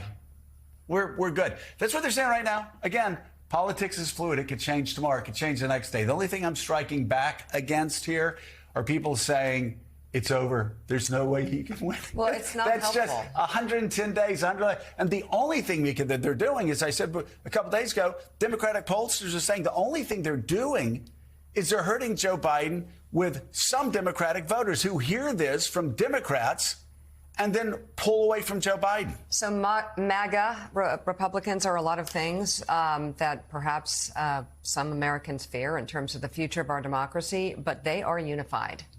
And that is something that the Democrats are not. And it's, you know, when that debate performance happened, many, like you, said, let's see what happens. Let's give it a week. Let's see. And the two things that people were focused on was performance and polls. So let's think about that. The polls haven't really moved, right? So if you think about after that debate performance. Kind of have tightened up after in some that ways. Debate performance. I don't know how that happened. Okay. It was a horrible debate. It was just miserable. Then the president, I mean, I can only name a few. What's wrong with state schools, bro? They're such elitists. No, he's saying that Joe Biden is being attacked by elitists because he went to a state school and not because he's 700 years old. They're trying to find any reason they can to say, like, people are not, like, 80% of the American population, 77% of independents, 65% of Democratic Party voters, like Joe Biden's very own voters, saying that he should be swapped out. He refuses to ever reckon with those polls. Okay? And he says, oh, no, black people want Biden and you're racist. Biden won a fucking primary with 14 million votes. And you know, that's that. It's crazy. Like, people are being polled on this issue. Like, voters are being polled on this issue. And he just keeps refusing to reckon with that. And just hyper focusing on a fucking fake primary with no real eligible competition against Joe Biden. As though that says anything. Because he's been on the road since proving himself, but that NATO news conference, which went well past 8 p.m., so nobody can make those snarky comments, especially those on the Trump side, watching a presidency that Trump had where he didn't do a lot of work daily. But the NATO news conference showed the depth of his dynamic knowledge around the world as he took reporters on the response to every region around the world. The response to David Sanger, please give me transcript. Any transcript from any Donald Trump press conference while he's president of the United States talking on foreign policy, and match the transcript and the knowledge, the working knowledge up between Joe Biden and Donald Trump. He confused order to. By the way, it's very funny. David Axelrod a couple nights ago was going through when Joe Biden spoke on Sunday night, he cut a word off. And David Axelrod, of course, had to bring that up. And then got someone's name wrong. And then got somebody's name wrong. So does David Axelrod need to get off of TV? I mean, this happens. Media people keep going, oh, Joe Biden confused names. Then they throw to somebody and they confuse a name. We know we do that. But then he also in that news conference talked about his time in the Senate. Yeah. And how that experience has led to his ability to pass historic bipartisan legislation at a time like right now, where you would think you couldn't get anything through. Right. So, does this confuse anybody? Does this convince anybody? Does this compel anybody?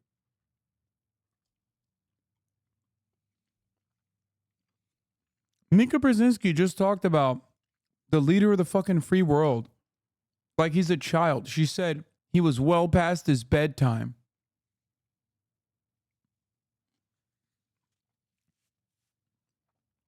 I don't understand how that's like, how this is even a point of contention at that point. Like,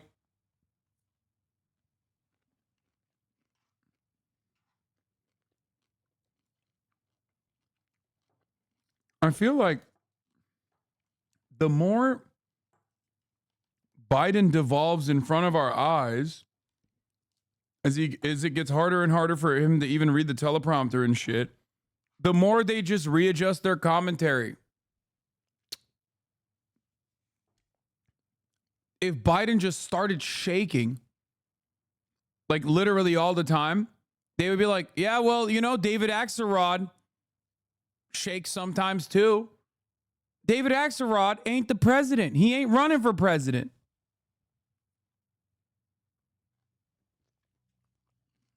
They'd be like, think about the one time he didn't shake, though.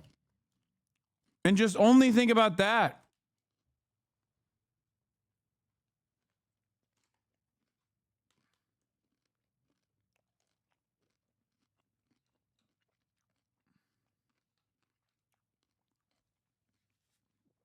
I just don't get it. Who were you trying to convince?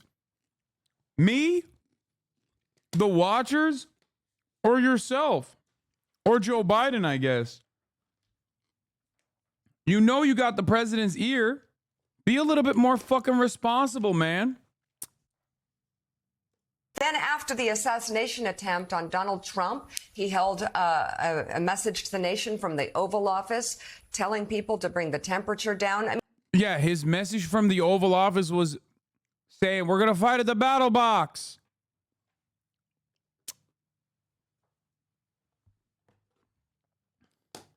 Former Trump. American politics is a little guy. That's what he said. And that was him reading the prompter, too. Straight the fucking camera. And he can't even do that shit. What are we even talking about, man? It's so cooked.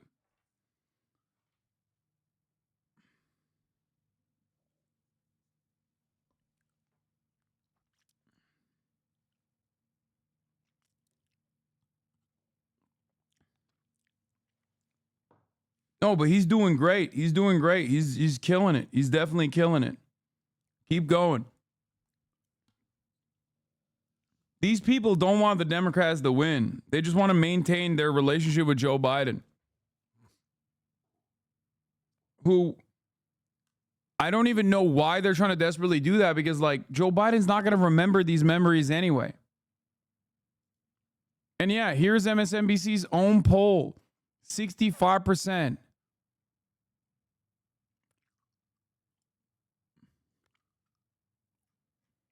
MSNBC's showing. No, this is the AP Norc poll. MSNBC's even showing the poll at this point. It's just like, this is the one, this is the guy. This is the Japanese Imperial Forces guy who's just sitting on the fucking island. And it's just like, I don't give a shit if Japan lost the war. I'm still maintaining my tactical strategic position here for the emperor, for the empire. Everyone can see what the fuck's going on, except for these guys and Joe Biden. I mean, he's doing everything right. He's doing events across the country. Crowds are screaming, we have your back. The question is, are Democrats going to have him back? One Democrat, Barack Obama. Because if former President Barack Obama would step up and get behind Joe Biden, that would stop all of this, and that would make all the difference. And it seems right now that after everything that has happened, it seems that unity is more important than ever, because the Republicans, Trump Republicans, are going to steal that unified message from the Democrats. You know, right now it's a choice. Right now it is a choice. Maybe a couple weeks ago, there was an idea because everybody was calling, game of telephone, and talking about a brokered convention, an open convention. That was the dream. Or talking about Kamala Harris, or talking about, Josh Shapiro. That was the dream. That's not going to happen. unless something really dramatic changes, Joe Biden keeps telling people, he told Al Sharpton this weekend, he's told Lester Holt, he keeps telling everybody, I'm not leaving this race. And if that's the case, then this race is very clear. It's a choice between Donald Trump and J.D. Vance running the country over the next 4 years and Joe Biden and Kamala Harris. It's not, though. He's not the fucking 110 candidate days yet. left, a lifetime in American politics. But at some point, said it last week, Democrats have to come together. They just have to come together unless they want Donald Trump and J.D. Vance controlling Washington, D.C., and changing the way Washington works for the next generation. John. Hey there, MSNBC fans. I'm Luke Russert, and be sure to join me. Republicans wrapping up the second night of their convention here in Milwaukee, Wisconsin, putting on a carefully choreographed show of party unity as the Democrats remain divided over. We need to come together to kick out Brandon. Dude, the Democrats are more unified than ever. When have you ever seen someone like me and Nancy Pelosi align on what the Democratic Party must do? Have you ever seen that?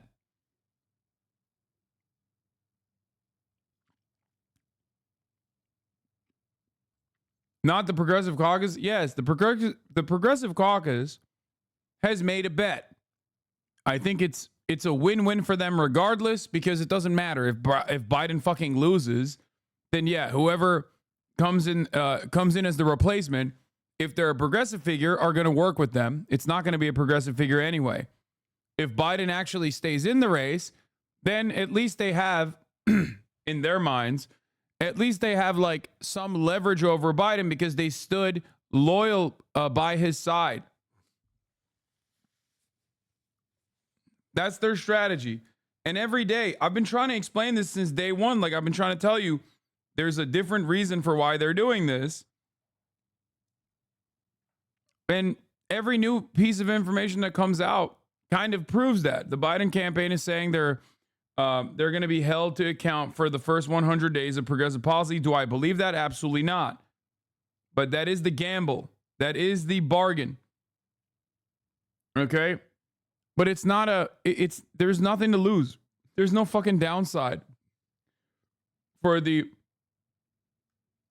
no downside for the progressives to support Joe Biden. There's only upside for them in their calculation.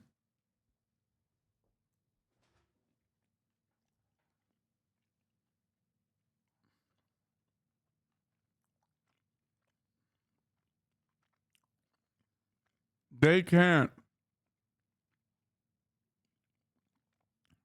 change the outcome. When Nancy Pelosi is the one leading the charge, when Barack Obama and Nancy Pelosi are having conversations about replacing Joe Biden, this is not a conversation where an AOC has to let her voice be heard, or Bernie Sanders has to let his voice be heard. If anything, my criticism of what they've done so far is to reiterate their support and commitment to Joe Biden. That I think is bad. Just stay away from it. You don't have to write New York Times op-eds. You don't have to defend Biden left and right. Just don't say anything.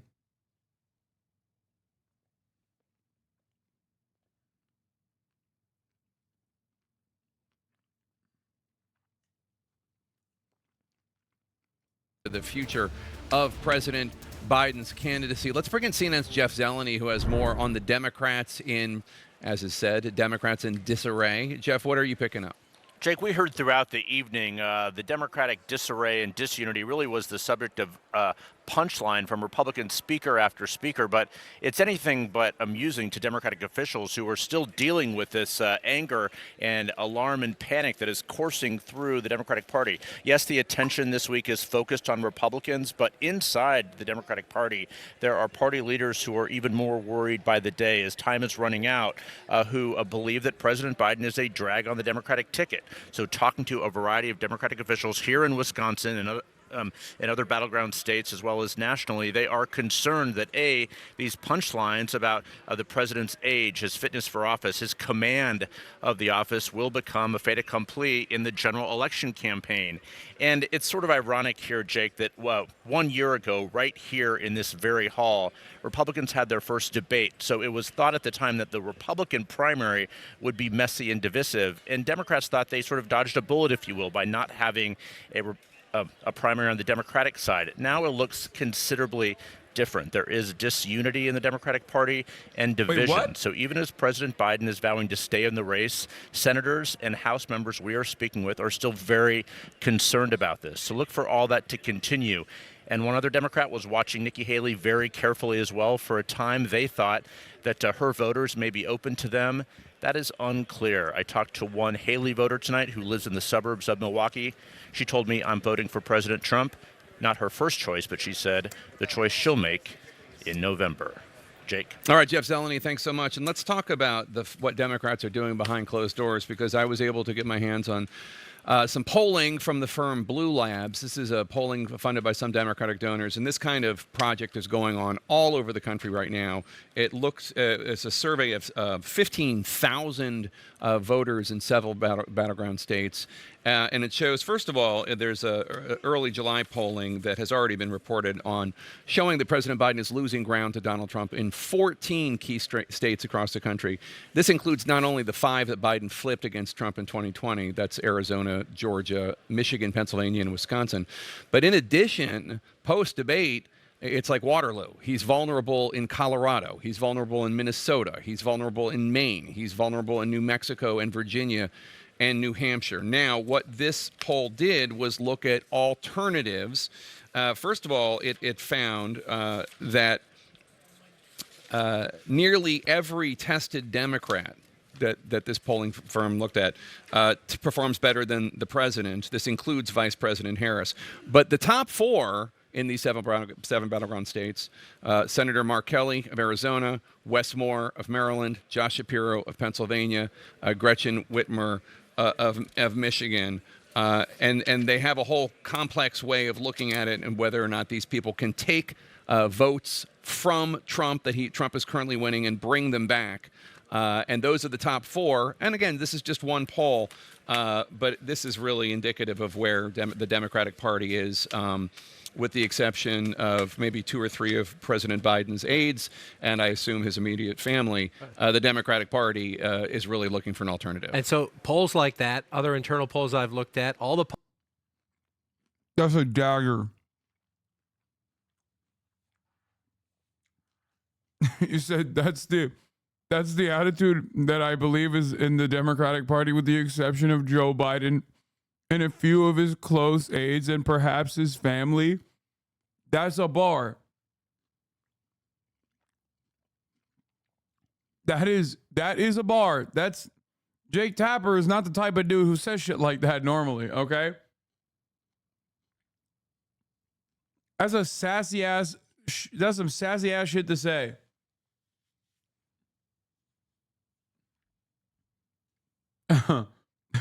It would have been even funnier if he said, and Joe Scarborough. It's like, it seems like there's 8 total people in the country that think Joe Biden should continue running. Biden is one of them, but he's ineligible to vote in this, given his own mental capacity. And George Scarborough is a close second.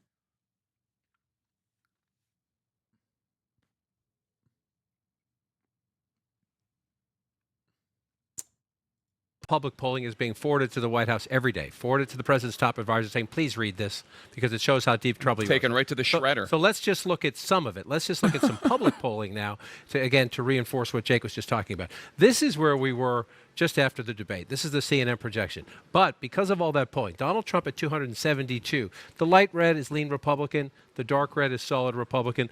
The gold are toss-ups. Right now, we know, though, that Donald Trump is actually leading here as well.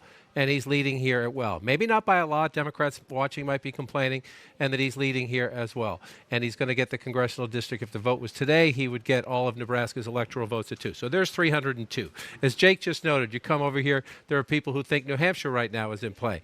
There are people who think Virginia right now is in play. Arizona is blue here. That's my mistake. Donald Trump is leading there as well. So there's 330, right? Jake also mentioned Colorado. The governor of New Mexico has warned the White House. The governor of Minnesota has warned the White House. Why? Let's look at just some. This is new public polling, 7 battleground states released just today.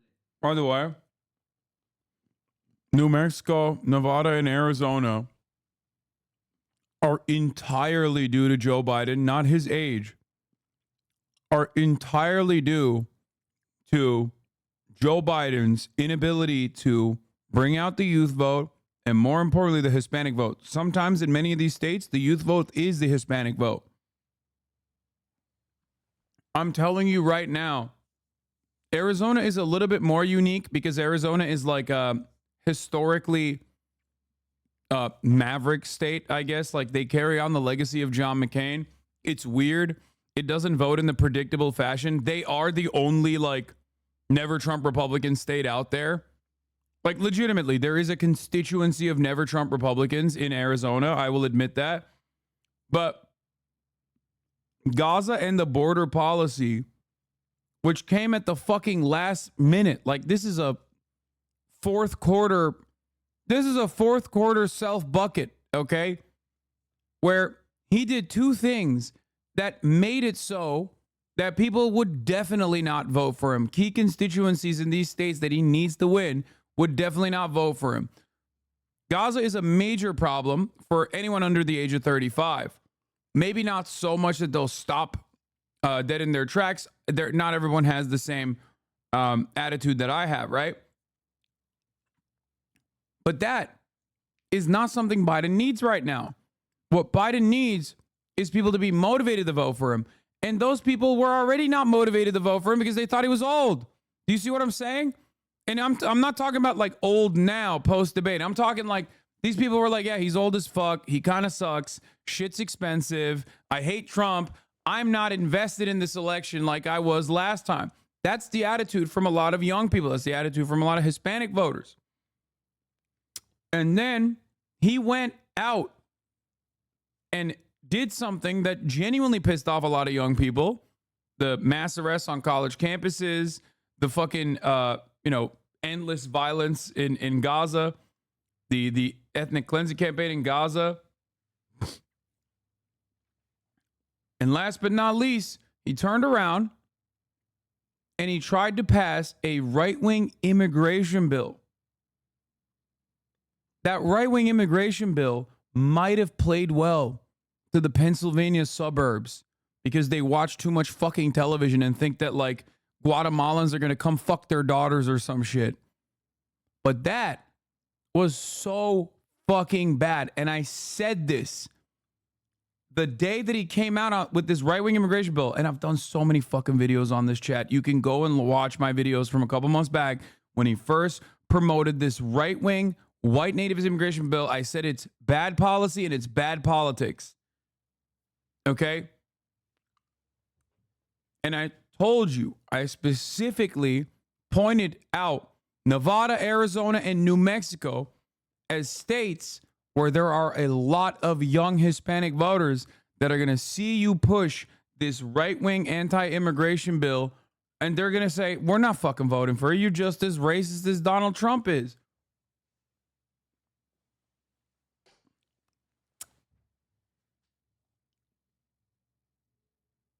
Told you. Hey, forgive me for turning my back. I want to turn this out. Look at the incumbent president's vote share. Arizona, Georgia, Wisconsin, Michigan, Pennsylvania, North Carolina, Nevada.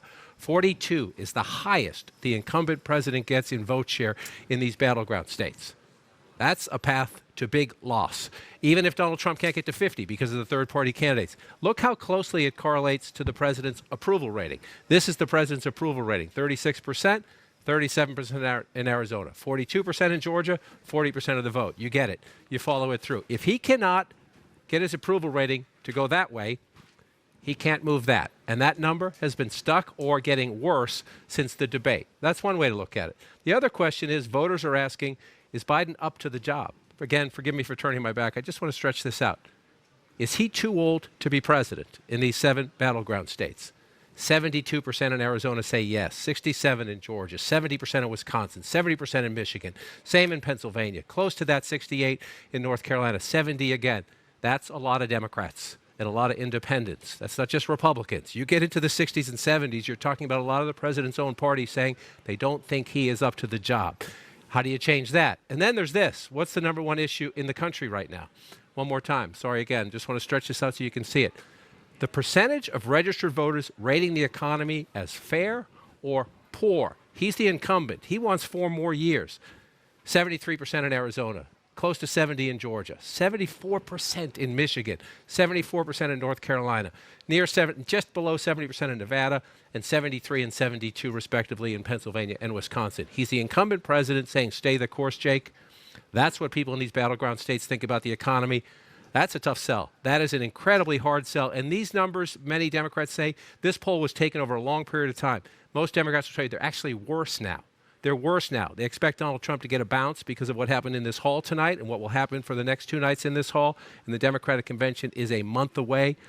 You want to know why Democrats are, use the term disarray, panic, worried, nervous? Look at that. Yeah, and you said, how do you turn that around? And I know you meant that as a rhetorical question because the answer is... it really. I think the best thing that could have happened to Trump was getting shot and not getting killed right before the RNC. Because now the RNC campaign, which the media was going to focus on nonstop, is not heavily featuring the psychopathic rhetoric that Republicans are known for. Half of the rhetoric is about how sick Donald Trump is for surviving. It's literally so bad because if Donald Trump hadn't been shot before the RNC and if he'd been shot after, for example, you know what I mean? The RNC would have had some of the most unhinged shit you've ever heard with the media covering it round the clock.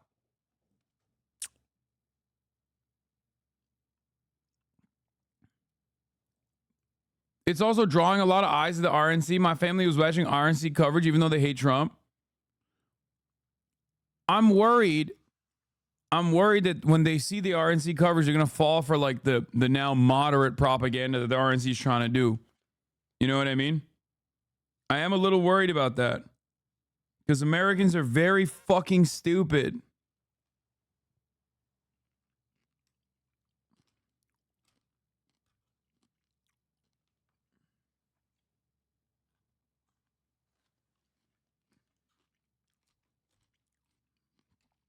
We'll see what happens post RNC. Like I said, I think it would have been crazy for Biden to drop out pre RNC.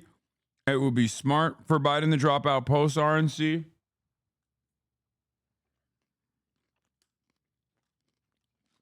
But who knows?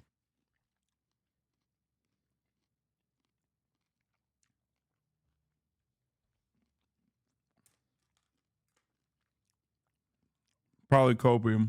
It hasn't ever been done. It has never been done. David knows this. Both Davids know this. There's been no incumbent president in our lifetime who, again, Democrats will argue, well, wait, the national polls are a point or two. Some of these state polls are only 3 or 4 points. It's underneath the polls. It's the approval rating. It's, is he up to the job? Is he too old? What people think about the direction of the country and the state of the economy. You need some magic potion to change people's minds on 6 or 8 fundamental questions. The question is whether the president can accept this verdict, but he says it's early. People will focus in September. It's not early. People are going to start voting in September. Mm-hmm. And what's very clear is that these concerns have been hardened, that they've been there for a long time. They were hardened by the debate. He's in a situation that is, in my mind, irreversible. And I believe him when he says the stakes are huge of this election. If he believes it, he needs to take into consideration what the stakes are and make the best decision, not just for himself, but for the country. And Abby, one of the things that the Democrats are trying to do right now, the Democratic National Committee, you said the voting takes place in September. Yeah, they're not dropping this, dude, which they shouldn't, because it is genuinely insane. Like the idea that, you know, Trump got shot at, so now Biden is somehow not old and we shouldn't talk about that is just as silly as fucking asking, nay, demanding Biden shut the fuck up about the top of the hour ad break, which comes at the top of every hour. It's like, I'm gonna serve you the 3-minute ad break, Jack. You think I'm old. You say I can't draw a clock. But I looked at my clock and I saw. And at the top of the hour is a 3-minute ad break. Back in my day, that ad break used to be 1 minute long. Now it's 3 minutes long. But the price is still the same. $6 or for free with a Twitch Prime. How's the Twitch Prime? Anyway, Twitch Prime is free. You can also get gifted a sub if you're lucky, but not everyone's lucky. All right, anyway.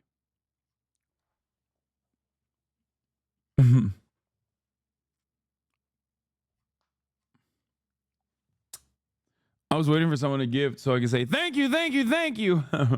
Anyway, here's a 3-minute ad break now. Look, folks, Twitch Prime is a free way to subscribe.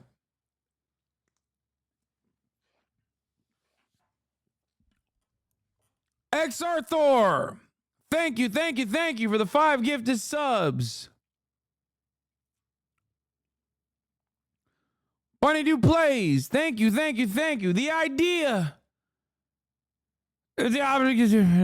Anyway.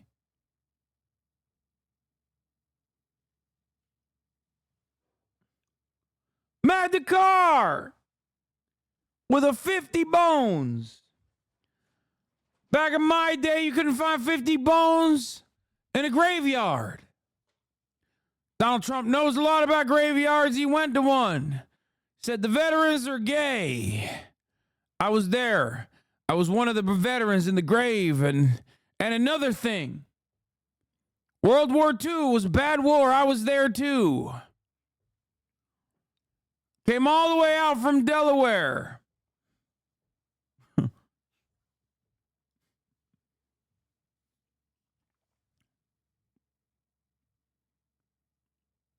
Unc, you pushing this impression and it isn't getting better? You're fucking wrong. I think this impression is pretty good. I disagree vehemently. I think it's only getting better, actually. Like, my impression is literally getting better as time goes on. Because that's how it works. As time passes, I become older. And therefore closer to Biden's age. I'm already like more than halfway there. I know you're saying, I know you're saying, Joe, you may not have a Congress. Well, guess what? You all told me I couldn't pass the Inflation Reduction Act. You all told me I couldn't face it. Anyway, we did it. We're going to bring rents down, as I said. We're going to build 2 million affordable homes. And cap rent increases of 5% a year so corporate landlords can't. Is that not good? I think my impression is pretty good.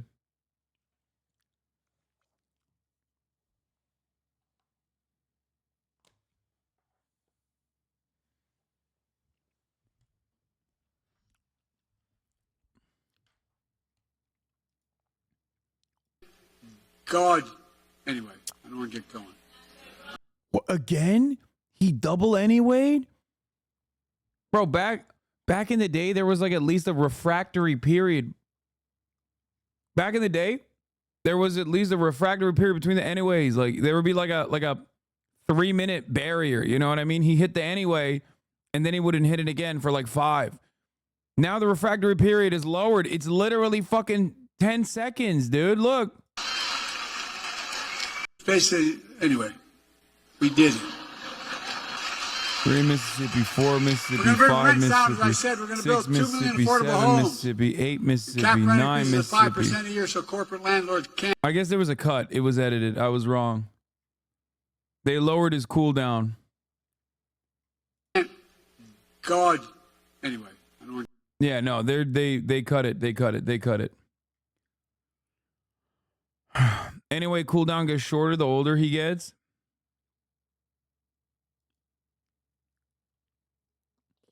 Wow, Biden has tested positive and had to cancel his speech today. Positive for what? Are you fucking... Bro, that's literally from a minute. He got COVID? Biden says he'd reevaluate campaign if medical condition emerged? No fucking way, dude. This happened like yesterday. Or not yesterday, like earlier today.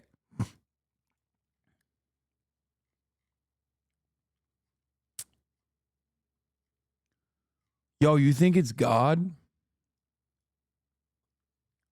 Do you think this is a way out, boys? Biden has COVID? I mean, he's dead.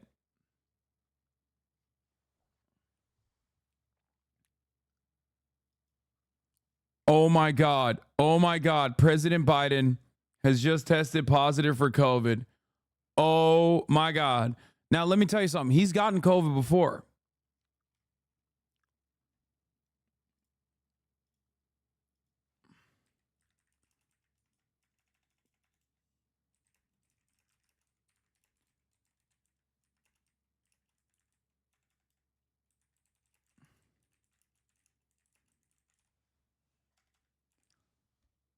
I'm posting. I had to do it to him. I said, it seems like the Lord Almighty is evening the score this time around. Bro, this is literally what happened Dude.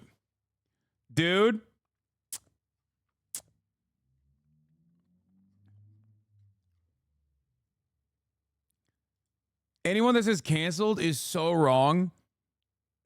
Dude, COVID literally let Biden win. COVID gave Biden the victory. Not only did COVID give Biden the victory, Trump got COVID right before the election. Now Biden's like, I'm not dropping. Unless the Lord Almighty tells me I'm dropping, I'm not dropping. And now the Lord Almighty has spoken. 3 days ago, Donald Trump dodged a bullet. And I'm not using that as a regular colloquialism, as a phrase. I'm saying he literally dodged a bullet by like 5 centimeters. Okay? Call me fucking Al Pacino the way life is a game of inches. Donald Trump was too busy looking at the Hispanics are doing rape chart in the right moment that he fucking grazed his ear. Okay? The bullet grazed the motherfucker's ear. Then, now, Joe Biden, after saying, the Lord Almighty alone can take me down. If he tells me I can't run, I'll stop running.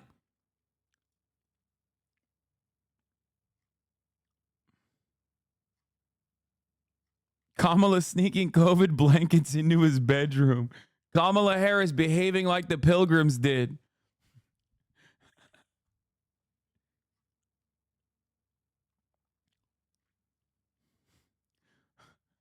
Kamala Harris wrapping Joe Biden up, singing him bedtime lullabies, wrapping him up in fucking COVID blankies.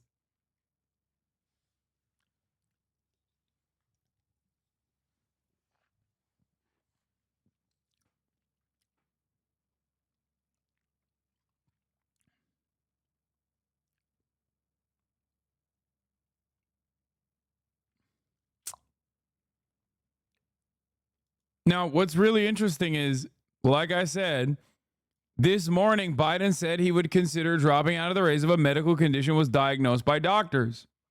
Now that medical condition has come. Will he survive this as well?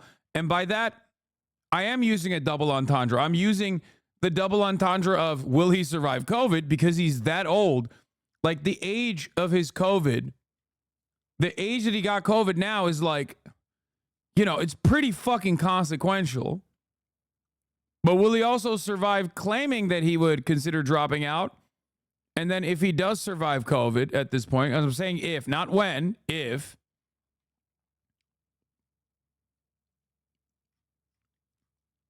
Not when, if he survives COVID, will he actually drop out?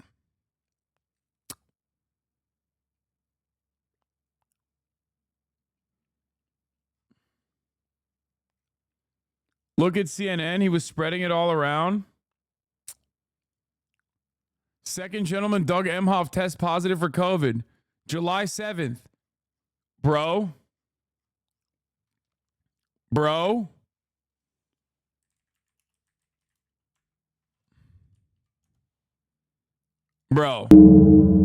That's crazy. This motherfucker was running around like the Grim Reaper, dude. Are you serious? This is a coup d'etat, ladies and gentlemen. This is a coup d'etat.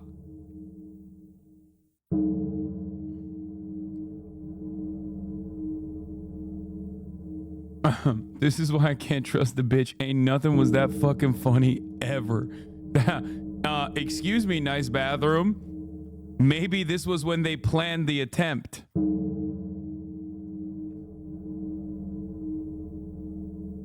Okay, new big brain conspiracy time. Kamala Harris sends out the hitter, okay, to spin the block. And also simultaneously is giving COVID by way of Douglas Emhoff to the current president, taking out both at the same time. Only Kamala remains.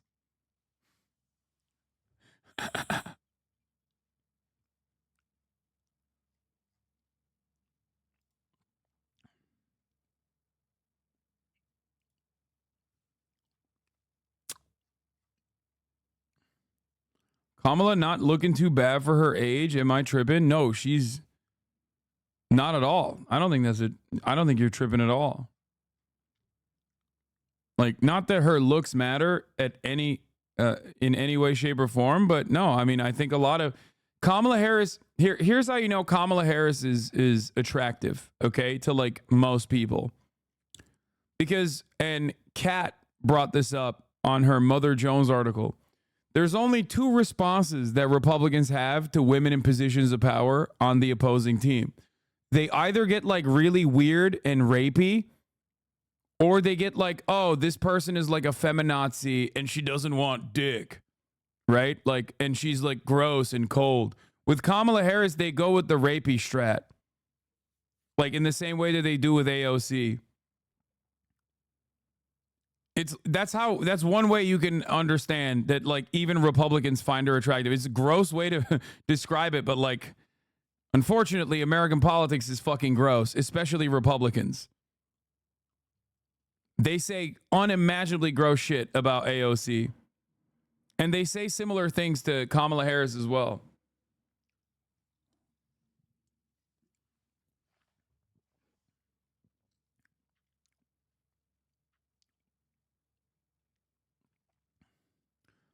For those of you asking, why no crab dance for Joe Biden getting COVID?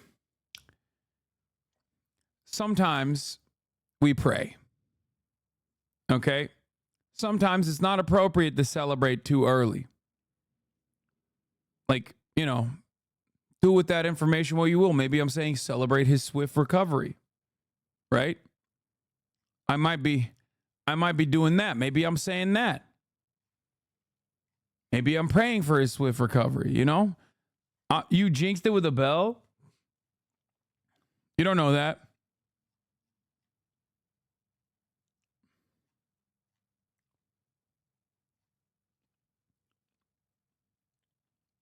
This is kind of hubris of man that has been written about thousands of years, daring to call upon the gods to take you down from power. Inshallah, yeah.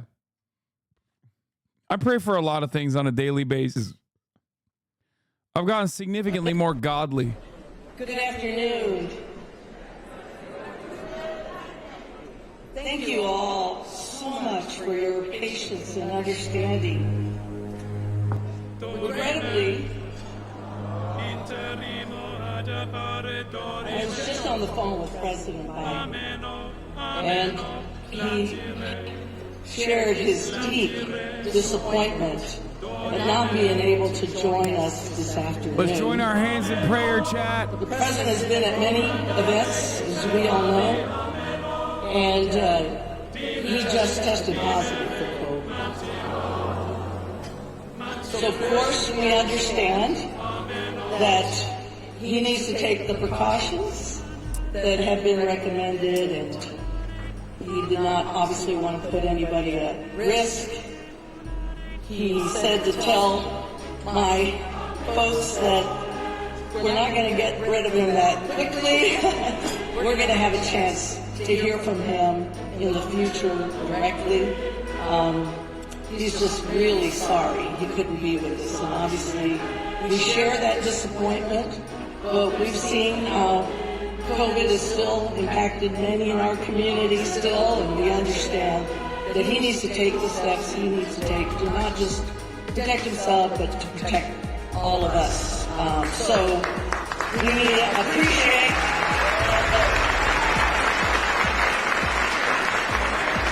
appreciate it very much.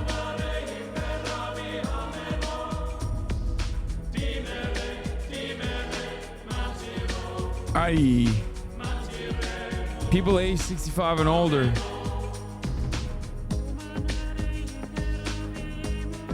What age range die from COVID?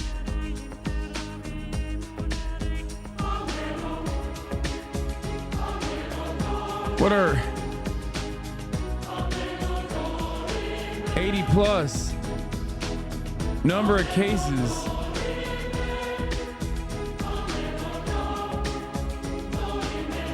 In California.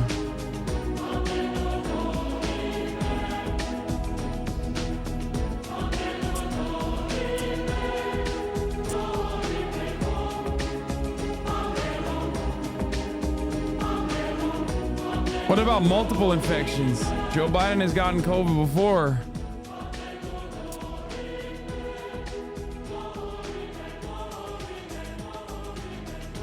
%38.4%. 38.4%.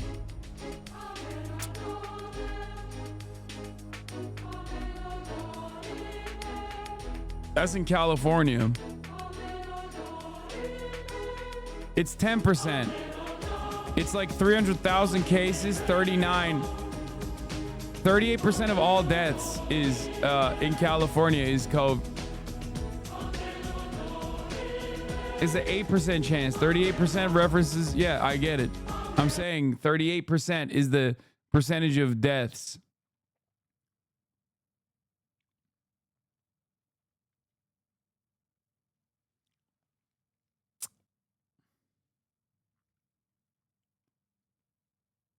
And the dodge skill is already on cooldown from Trump. Do you think there's a chance that the officials step in having Biden step down without stepping down?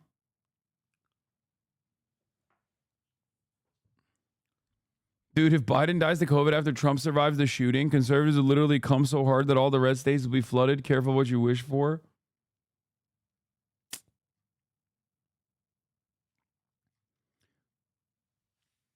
Oh, God. They'll say he got like 1 million boosters too, and that like boosters don't work.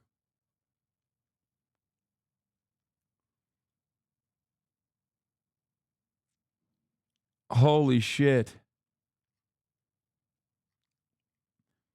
Ain't no way the RNC isn't going to make a joke about this and destroy any goodwill they gain from Trump being shot.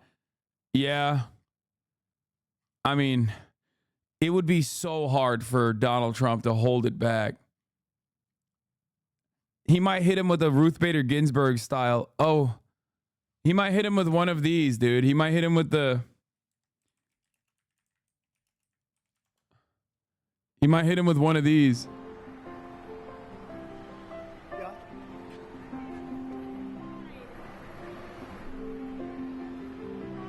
She just died? Wow. I didn't know that. I just, you're telling me now for the first time. She led an amazing life. What else can you say? She was an amazing woman. Whether you agreed or not, she was an amazing woman who led an amazing life. I'm actually sad to hear that. I am sad to hear that. I think this is probably one of the greatest political clips of all time. Like, it has its built-in soundtrack. Like, it has it all. Genuinely, one of the greatest political clips of all time. Like, so iconic. Thank you very much. Just walks away.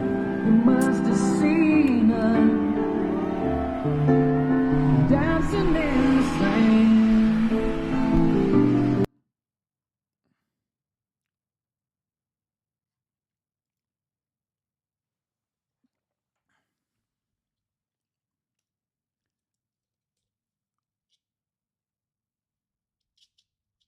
Anyway,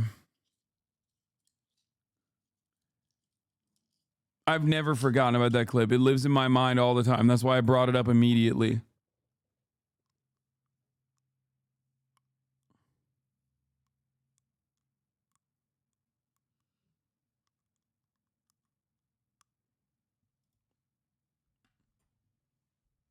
Statement from Press Secretary Karine Jean-Pierre on Biden testing positive for COVID-19. Dude, what is going on right now, dude? This is boulders after boulders, daggers after daggers. I told you, motherfuckers. I said, most boring election of our lifetime, but has the capacity to become the most interesting. I told you, motherfuckers.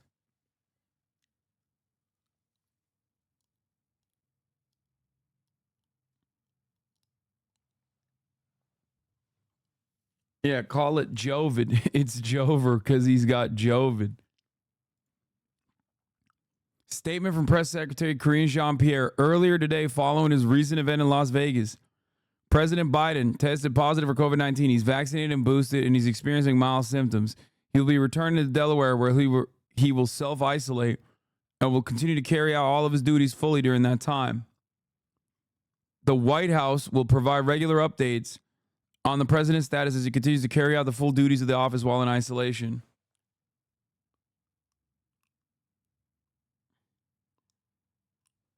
The NC uses a COVID test with a high known false positivity as a guise to replace Biden, thinking Americans wouldn't question him mysteriously and coincidentally contracting COVID in the middle of a summer when transmission is the lowest.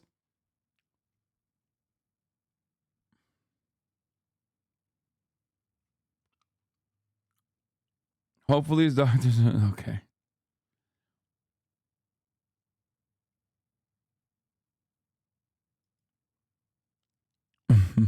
I wanted to try and say this before. Other people say it seriously, but it's probably too late already. Biden is faking COVID as a pretext to step aside. I mean, he got a COVID. He tested positive for COVID literally right, like 4 hours after he said he would drop out if he had a medical emergency. It's not like... And it also happens to perfectly correspond with post RNC. He said he would drop out and reevaluate campaign if medical condition emerged. Article comes out. He gets COVID. It's happening right as the RNC is like coming to a close. This is like, you know, people say the NBA is scripted, but this is like WWE levels of scripting.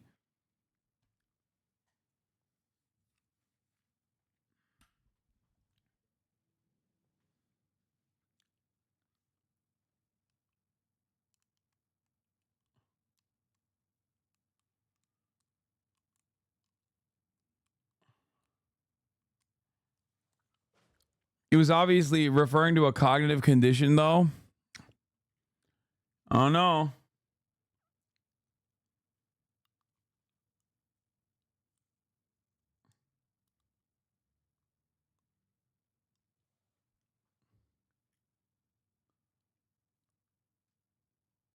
rooting for COVID. Okay. Maybe he's faking it to save face. Another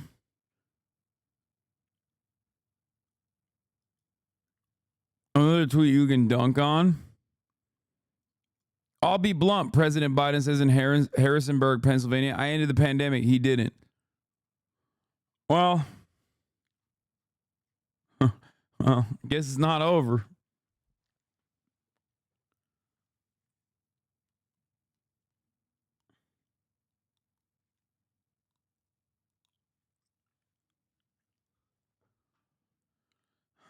Yeah, remember when Biden said this? Only the Lord Almighty can convince me to quit. That's why I tweeted what I tweeted.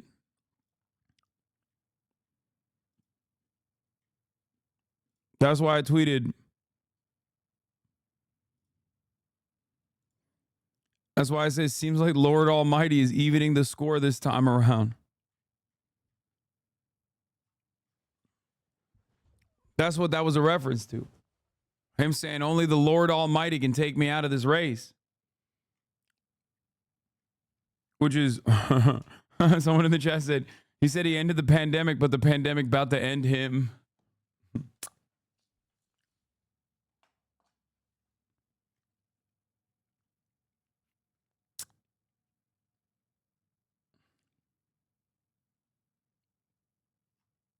Blue Jim Bearer. I highly doubt he will ever drop out. I think he has to address his health concerns since people clearly aren't taking to his prior answers. I mean, I'm so cynical that I think there's credence to the conspiracy theories in the chat about like Biden using this as an opportunity to push the conversations about him being replaced even further.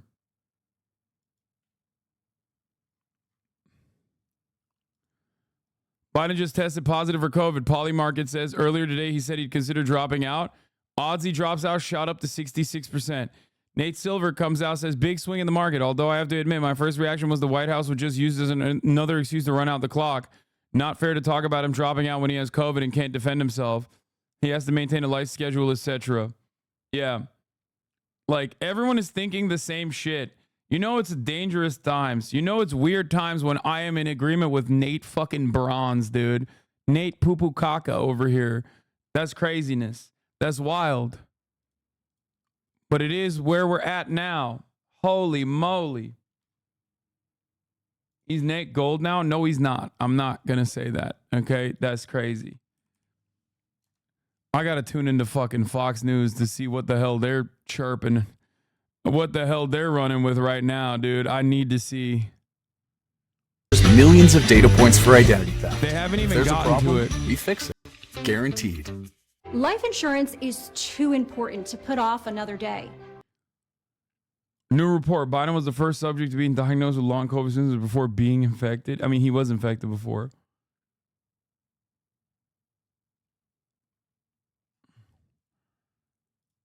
I mean, holy moly, dude. What is going on, dude?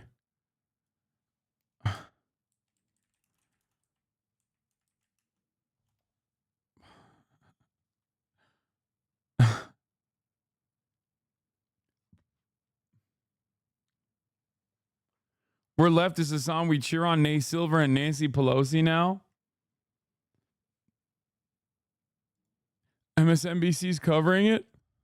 Are no longer with us. People's grandmas were dying alone my with their God. iPad.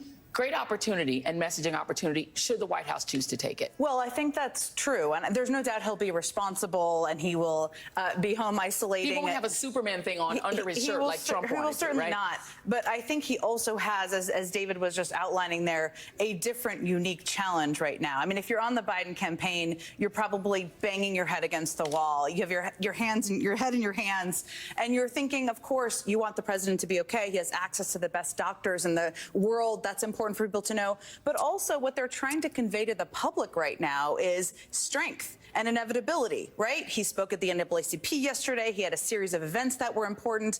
The clock is kind of ticking down.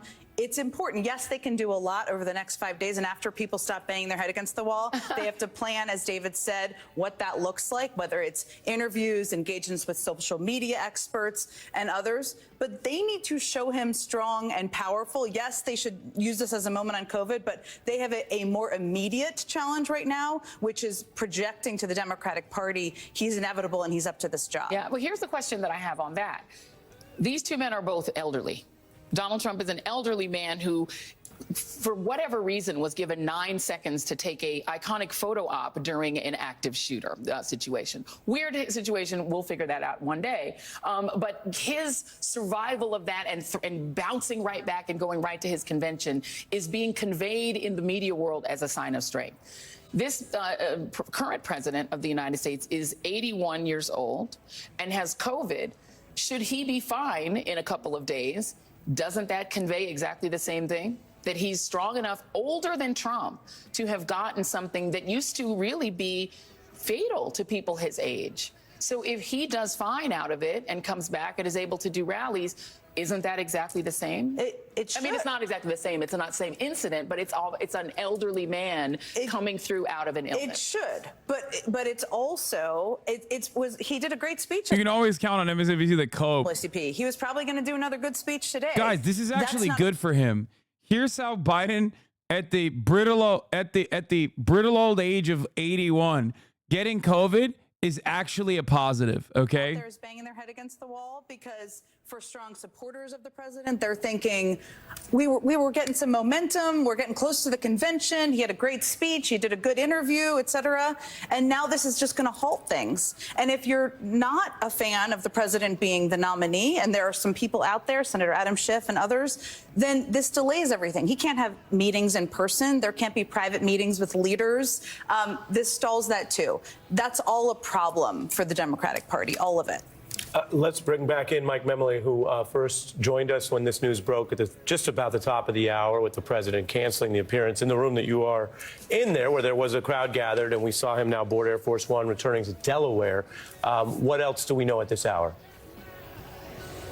So this room has emptied out quite quickly. We're just now learning some more details about the president's schedule. Madness. He was scheduled to fly to Dover Air Force Base in Delaware and then spend the public schedule for the rest of the week had indicated that they would be adding information as the week went on. Well, clearly he's now going to remain in Rehoboth Beach, Delaware, his beach house there, while he's self-isolating. I'm told the First Lady is already there, so she will be present, probably self-isolating from her husband in that room. Interestingly, this...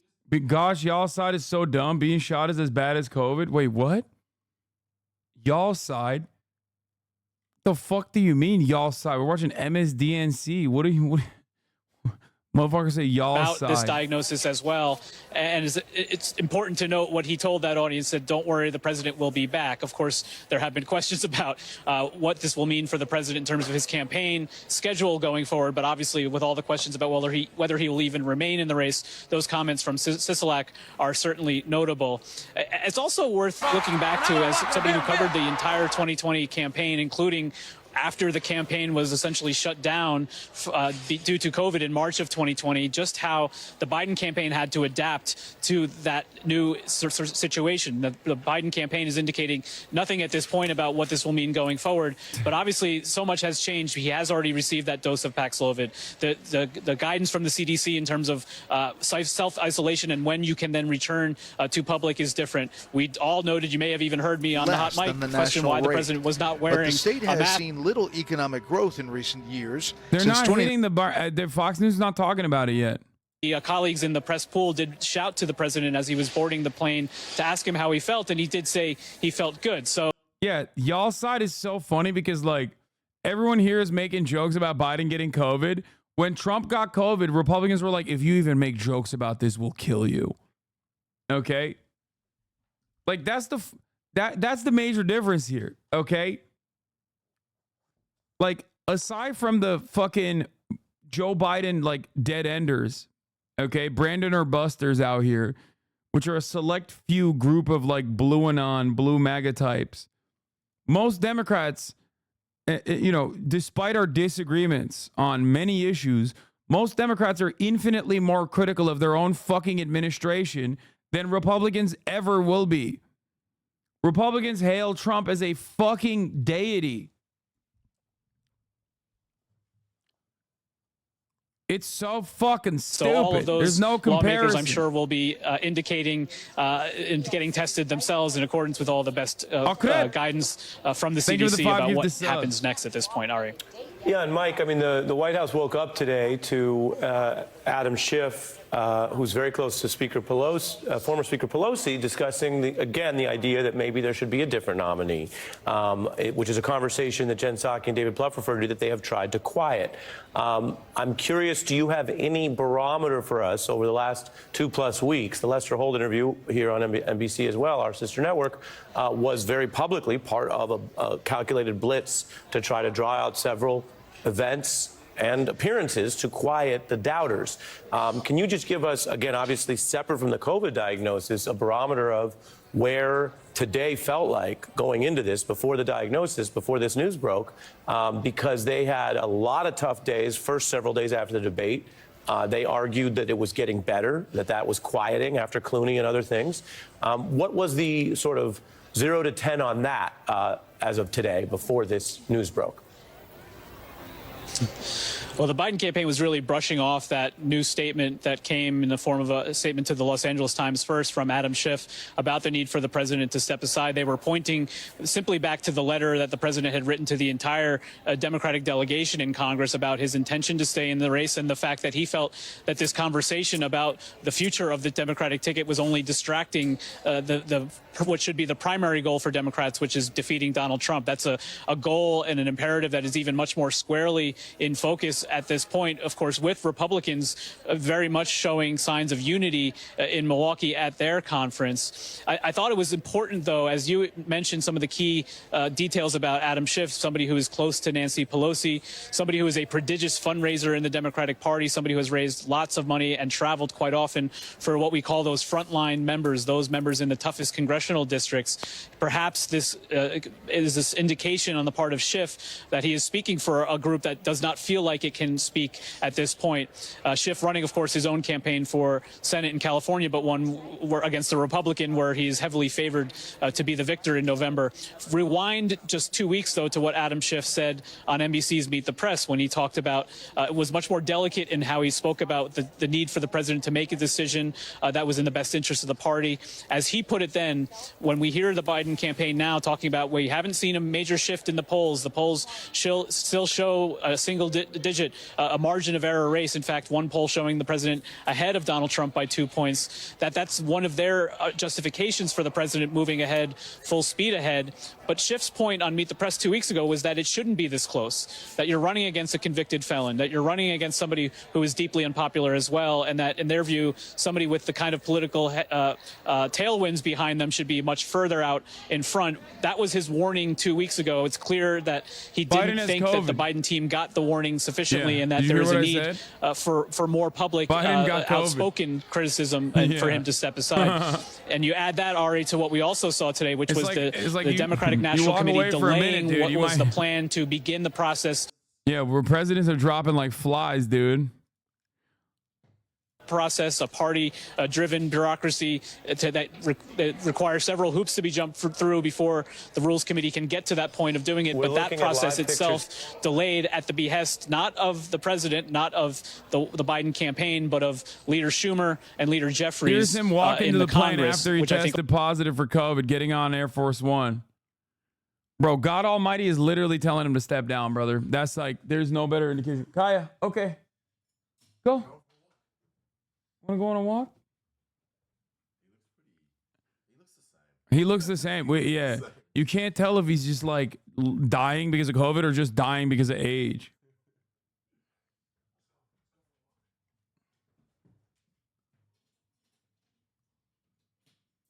Wait, how is this news/content? Every older adult who's vaccinated is mega protected from COVID. I literally go asymptomatic COVID a month ago. I don't think this is news. Nothing's going to happen. Dude, do you think Biden is a regular adult? He is 854 years old. He was there when the fucking Black Plague was around. Dude, that's crazy.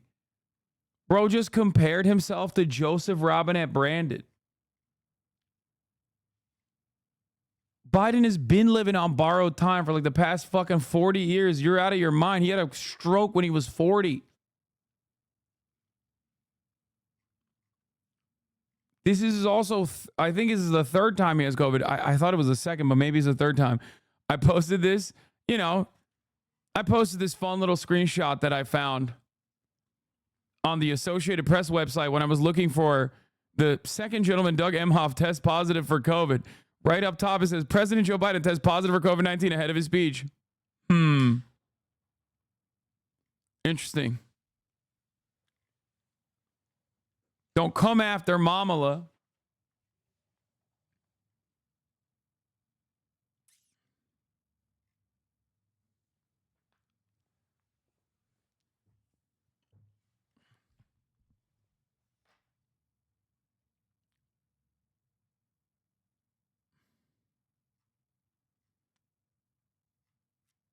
They fucked. Okay, that's not what I was implying. I wasn't implying anything, actually. So if you try to say I was implying something, I'll tell you you're wrong. Okay?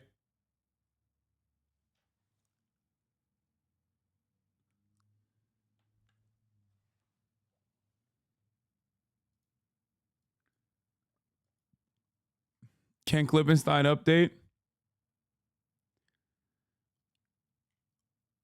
What? I don't even know what that is. I can't believe it, dude. I cannot believe it. The Lord Almighty, he heard what Biden was saying. Over the next 3 to 5 days, this can't be a situation where Joe Biden's not visible. I'm sure he won't be, but he's got to be out there aggressively doing interviews and driving that. This is what the election's about. And it's got to be a lot less about his record. He's been an amazing president. He should be proud of his record. But elections are always about the future. You got to paint the picture for. Dude, wait. Republican Senator Joni Ernst can barely summon the goodwill to wish President Biden well when asked to respond to the news he tested positive for Thoughts COVID. about President Biden getting COVID. I mean, he can't catch a break. I wish him well, Greta, and I'll leave it at that. Well, okay. All right, we'll move on. Oh my God, she's smart. Bro, that's crazy. First of all, if I was a Republican and Biden got COVID, I wouldn't be so excited because the likelihood that he's replaced with a much stronger candidate is pretty fucking high. It's higher than it was yesterday. And secondly, dude, Republicans are great, dude. Look. She can't even say it. Look. Okay. All right, we'll move on then. All right. This Iranian threat, it is, I mean. Dude. Republicans are such little demons. I bet you she fucking complained about the Democratic Party's violent rhetoric earlier, too.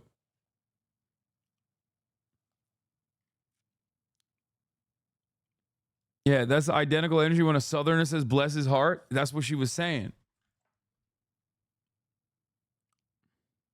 Shouldn't we all be wishing good health for the president, Republican or Democrat? Neek skit, once again. Thank you. Thank you. Nancy Pelosi after licking every doorknob in the White House.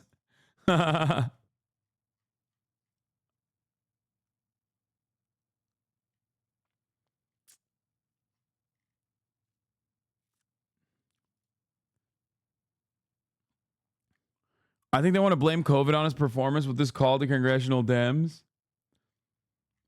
Dude, we are a fucking clown show. The Republican false flag the shooting. The Democrats false flag COVID. This is perfect. The European mind is beginning to comprehend. I'm driving for 5 minutes now and I can't wipe this smile off my face. I'm driving a Ram truck in America. Like, look how sick this is. Country music on the radio.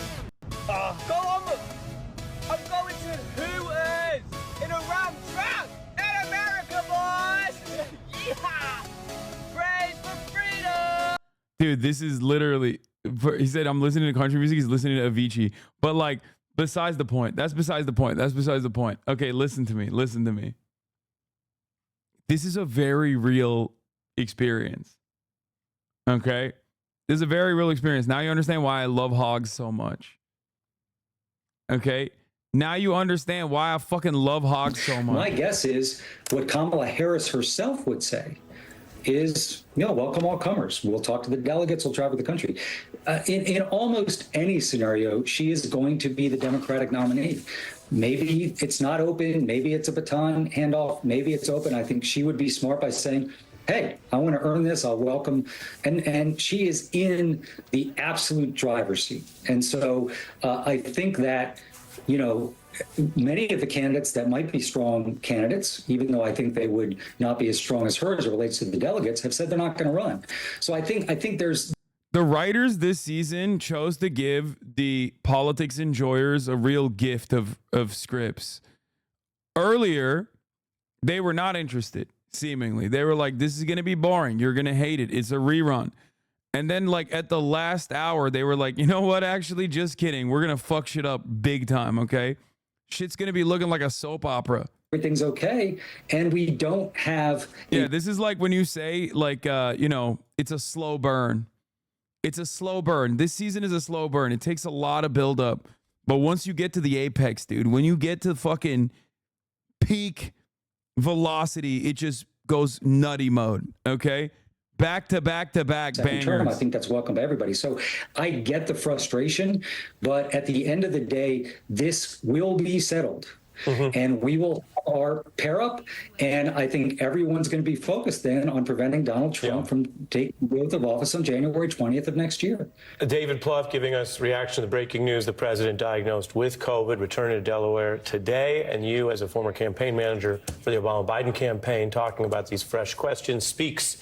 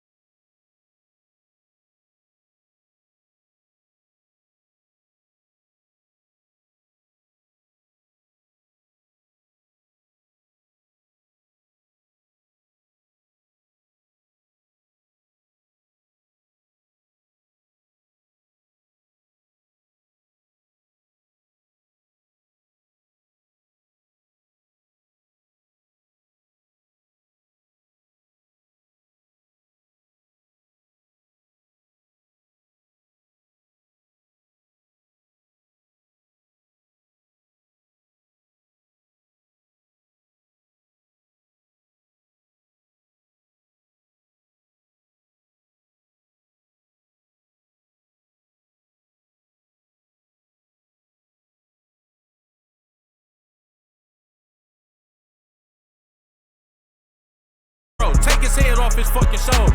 You hear me? Hit the rollie, stole with the rollie on. What was our getaway car? Jag portfolio. You hear me? Hey, I heard I had some sneak dissers. Whoever feeling hot, that AR got a heat sensor. Cuz said don't entertain them hungry niggas. I wish I would pay attention to. Listen, I gotta give a shout out to my fellow Twitch streamer T Grizzly. Shouts out to T Grizzly. One of the best Twitch streamers out there. Nigga Perico, that boy be hoeing niggas. Shoot the smile off your face. I don't joke with niggas. Boy, I can't trust you with that strap if you ain't got no bodies. Boy, I can't take you on no lick if you ain't robbed nobody. You ain't no shooter, you can't do that shit without no molly. I came home and had the hoes wetter than Kalahari. 30 months ago, niggas ain't think that I was coming home. That's right. Shout out to them niggas. For those of you who don't know, get them to the crib, bust them down, not bitch run alone. This SK and get the shaking like it's all alone. 30 bands.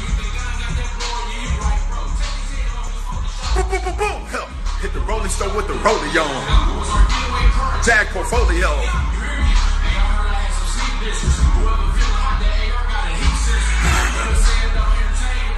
Come on, bro. His AR has a heat sensor, of course. I don't like being called out like this, by the way. Like, this is a fucking meme from 7 years ago. You don't have to be like, oh, look at LeBron going crazy over T Grizzly first day out. So you long niggas,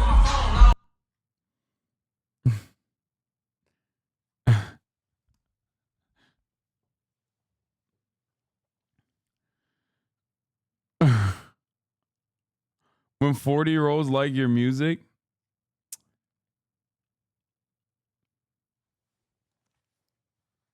ay. Who was that guy? The GOAT.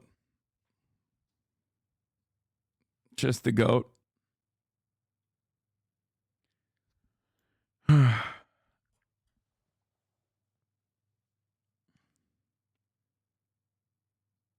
What?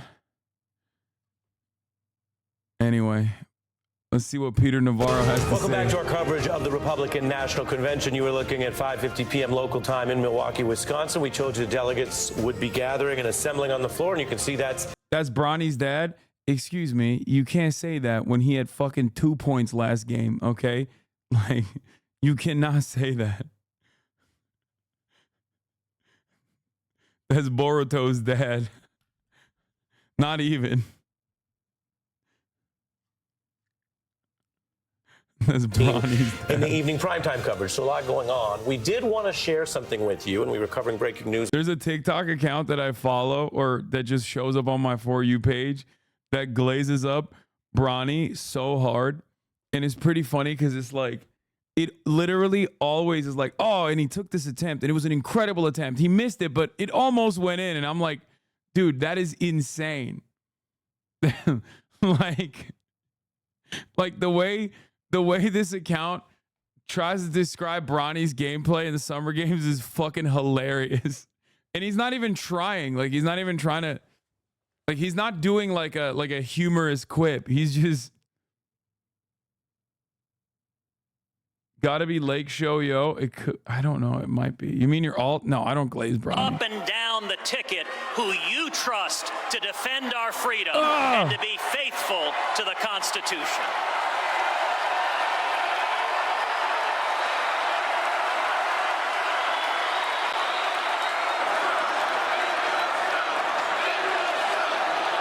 Oh, dude.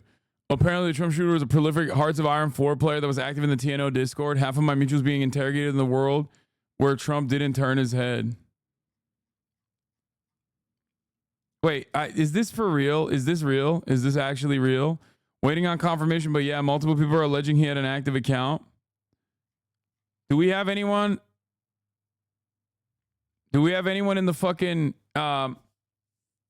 in the Hearts of Iron? We must have people in the Hearts of Iron Discord. There's no shot. Fork found in the kitchen? No, I mean, it makes sense. He's trans? No.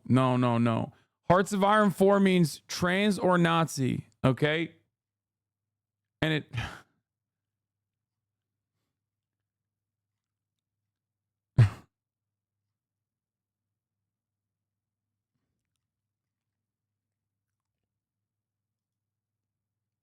He did join the TNO server, if I recall correct. His last comment was asking about Borman content. Hearts of Iron 4 is the real horseshoe theory. Bronny getting cooked. This is you're not in a defensive stance. Your feet aren't set. No, this is someone cooking Bronny. That's not what the person I'm talking about is like trying to hype up Bronny while covering his games, but because he's like kind of ass. Dude, I saw this too. LeBron watching Bronny airball shots, but win the COD tournament at Summer League. Dude, I saw this as well. You can hear him talk about Call of Duty and how much he loves it. Like it's just he just loves gaming, dude. That man loves gaming.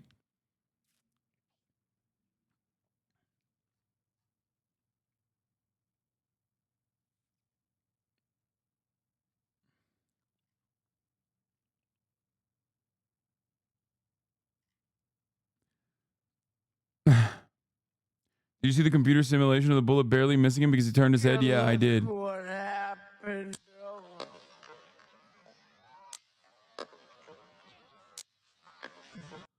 Take a look what happened.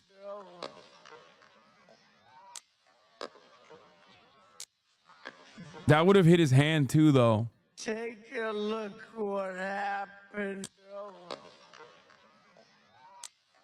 This simulation isn't good because his hand is in his ear and it would have hit his hand. The second bullet would have hit his hand. Both of those bullets hit his ear. No. It's virtually impossible for all three shots to fucking hit that exact same. Yeah, this simulation sucks. C'est toi le nouveau titan assaillant. Tu dois survivre. Décale ta tête.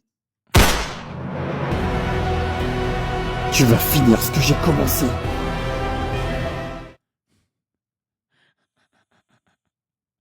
That's more real than the other one.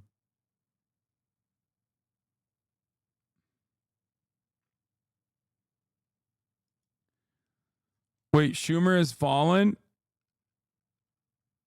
U.S. Senate Democratic leader Schumer told Biden in meetings on Saturday it would be better for the country if he ended his re-election bid. ABC News. Oh my God.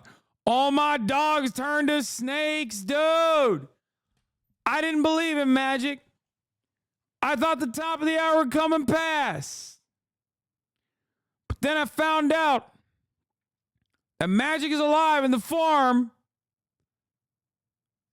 of a Twitch Prime. For free, you can turn the 3-minute ad break at the top of the hour into a no-minute ad break at the top of the hour. And if you don't got the Twitch Prime, you can get gifted a sub if you're lucky. That's the COVID edition. Top of the hour is 3-minute ad break. Time is running out. Time is running out for everybody, myself included. Father Time is always chasing me. Chasing. I tell Father Time, look alive. God love you.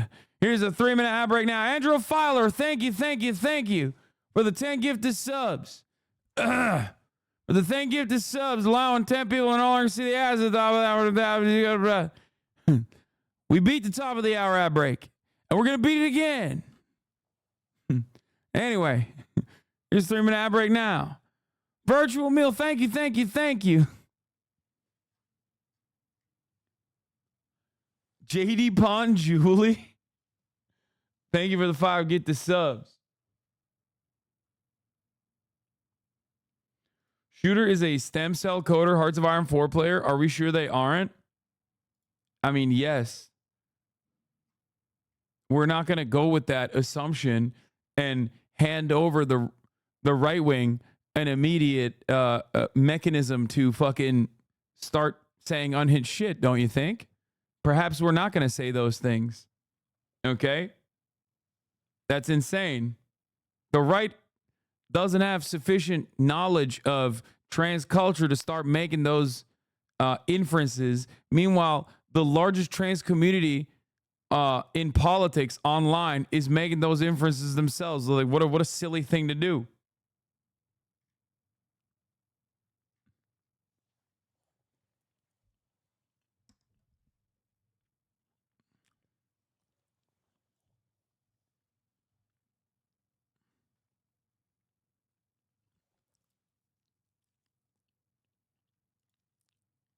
Yeah, this is it. This is right. Are you enjoying the show? Refill your popcorn. You'll love the next part.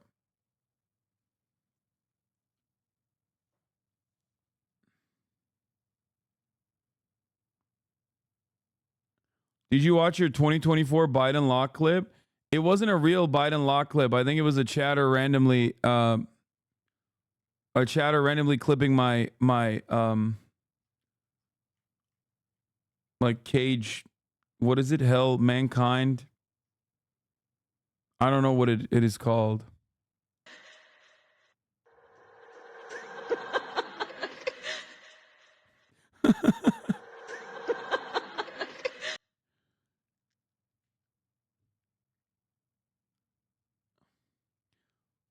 Oh my God.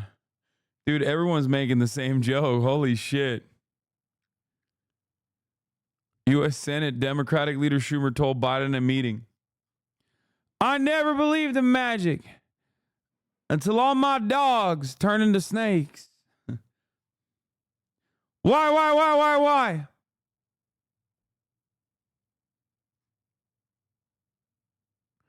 If Mamala gets handed the nom, will you play the K-Hive song again? Yes. Good luck in your senior year. That's what I say. Who's been praying harder for divine intervention these days, Melania or Kamala? Why not both? Fox is covering it.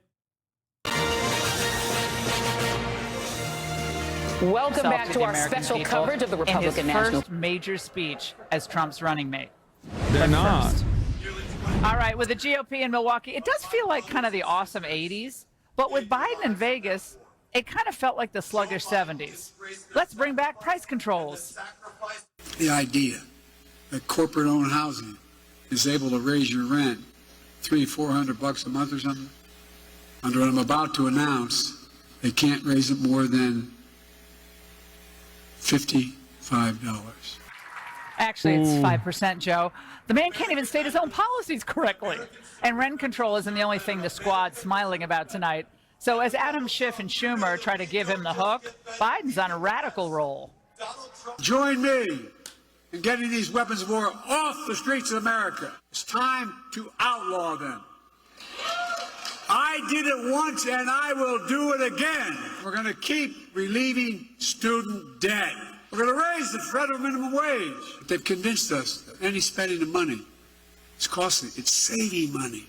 By God's truth, it's saving money. And that's not all. Democracy Joe wants to do an end run around the Constitution and radically change the Supreme Court. That's a direct attack on the independence of the judiciary and the separation of powers. Because when they... I swear to God, if I watch Fox News more, I'd be voting for Joe Biden. Like, they're just so aggro, like making it seem like this man is a bold radical. A bold radical who, with an agenda that is revolutionary, that will change the country for the better. 50 years of judicial independence. And meanwhile, top Democrats, of course, still trying to boot Biden off the ticket. They'd prefer he shelter at home with COVID permanently.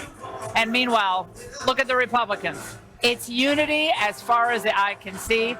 Trump has brought together a strong, diverse, and growing coalition of Americans who are willing to work together to stop the hard left from doing any more damage to this country. It's a 50-state strategy for renewal with a powerful outreach to working people from all socioeconomic backgrounds, all races, and all ethnicities. And you've seen this at the convention. They're more compelling stories because it's actual American storytelling of struggle, success, and yes, redemption, not the usual dry partisan lectures. We escaped from Vietnam just days before Saigon fell to the communists. And America saved my life. I was always vigilant to be the best mother that I could be. Fentanyl still found my son.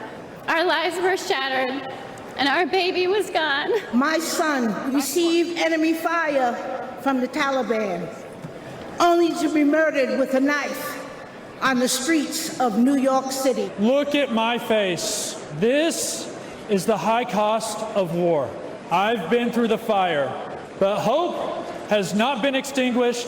It is reignited. It was inspiring, and this coalition was only made possible by one man who put it all on the line, Donald Trump. Joining us now, Laura Trump, co-chair of the RNC. She's done a fantastic job in helping put this entire extravaganza together and bring the party together.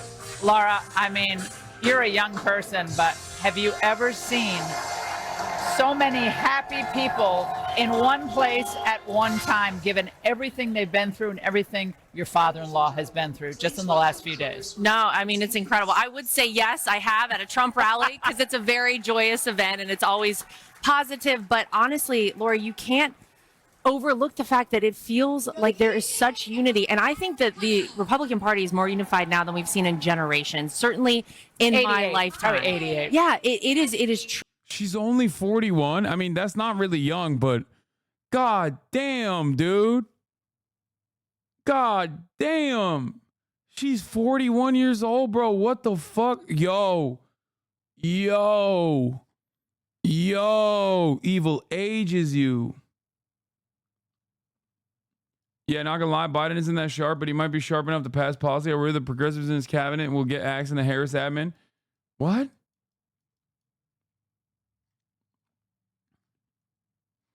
You know what I think is really interesting about this, by the way? The RNC is kicking. Joe Biden has COVID, and Fox News is not talking about Joe Biden having COVID. And that's very interesting to me. And I think that's because they want to stay on messaging discipline. We'll see if they actually even incorporate Biden getting COVID into the conversation at all here in Milwaukee.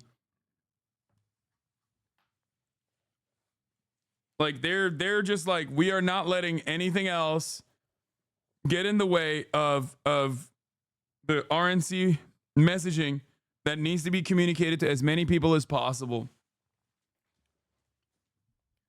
Laura Ingraham mentioned it briefly, but they didn't turn the coverage directly to Joe Biden getting COVID.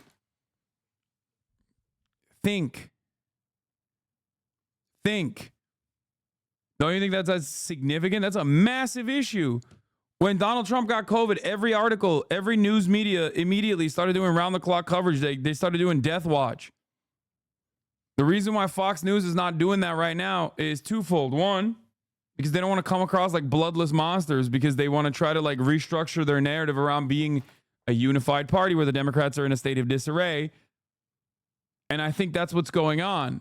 They're trying to maintain messaging discipline. Also, this is the really bad call that just took place today before the COVID drop. Right before the Trump rally in Butler, Pennsylvania, a group of moderate Hill Democrats held a tense Zoom call. Sorry, the call was before the Butler, Pennsylvania rally, but it just released, I think, today. And also, Chuck Schumer had a conversation with him earlier today where he told him he needs to drop. He needs to step aside. Right before the Trump rally in Butler, Pennsylvania, a group of moderate Hill Democrats had held a tense Zoom call with the White House to express their concern about Biden's ability to win and their ability to win. Should he tank and take them down with him? The call was even worse than the debate, one of the participants told me. He was rambling. He didn't start an answer and then lose his train of thought. He would just say, whatever. He really couldn't complete an answer. I lost a ton of respect for him. A second participant in the call confirmed this characterization. Hank Green is a certified K-hiver.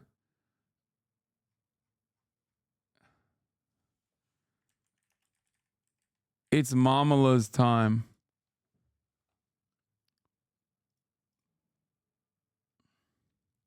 Anyway, whatever.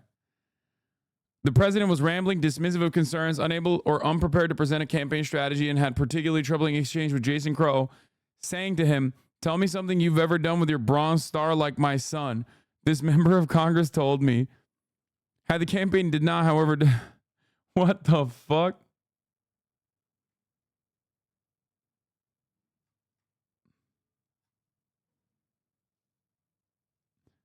The campaign did not, however, dispute this next part about Crow and his Bronze Star. In the video of a Zoom that I was able to view, you can hear Biden chastising Crow, who asked about the importance of a national security to voters.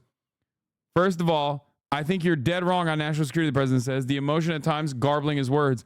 You saw what happened recently in terms of the meeting we had with NATO. I put NATO together. Name me a foreign leader who thinks I'm not the most effective leader in the world on foreign policy. Tell me who the hell that is. Tell me who put NATO back together. Tell me who enlarged NATO.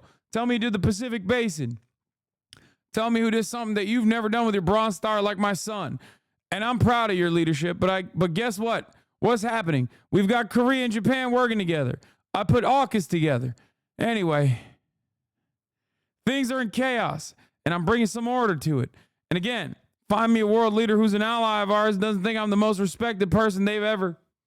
34 MKD 50 with the 50 big ones. Thank you, thank you, thank you.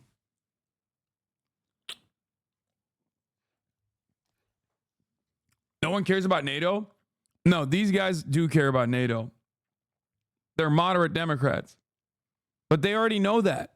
They don't give a shit about NATO because as moderate Democrats, they understand the average fucking working class American doesn't give a single shred of a fuck about NATO. Ain't nobody in fucking Western Pennsylvania is going, oh my God, thank God Finland and Sweden are a part of NATO. I'm certainly voting for Joe Biden now. Okay? That's not a real thing. And I think they recognize that. Obviously, when communicating to their own base of support, they will reiterate the importance of NATO. They'll reiterate that every single time because they're beholden to the military-industrial complex, the most important constituency. Having said that, however, they also come with the recognition that Americans don't give a fuck about that sort of thing.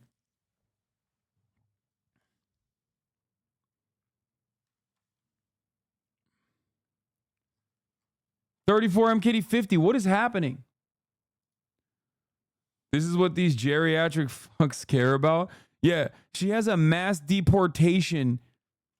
This fucking dumbass has a mass deportation placard up. God damn, dude. It's like, you're gonna fucking die. Why do you care?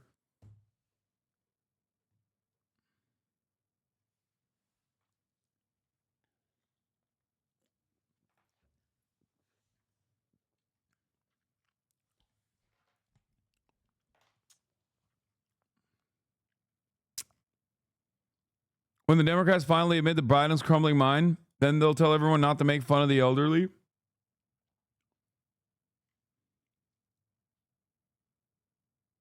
Hate truly ages. She's 41 years old.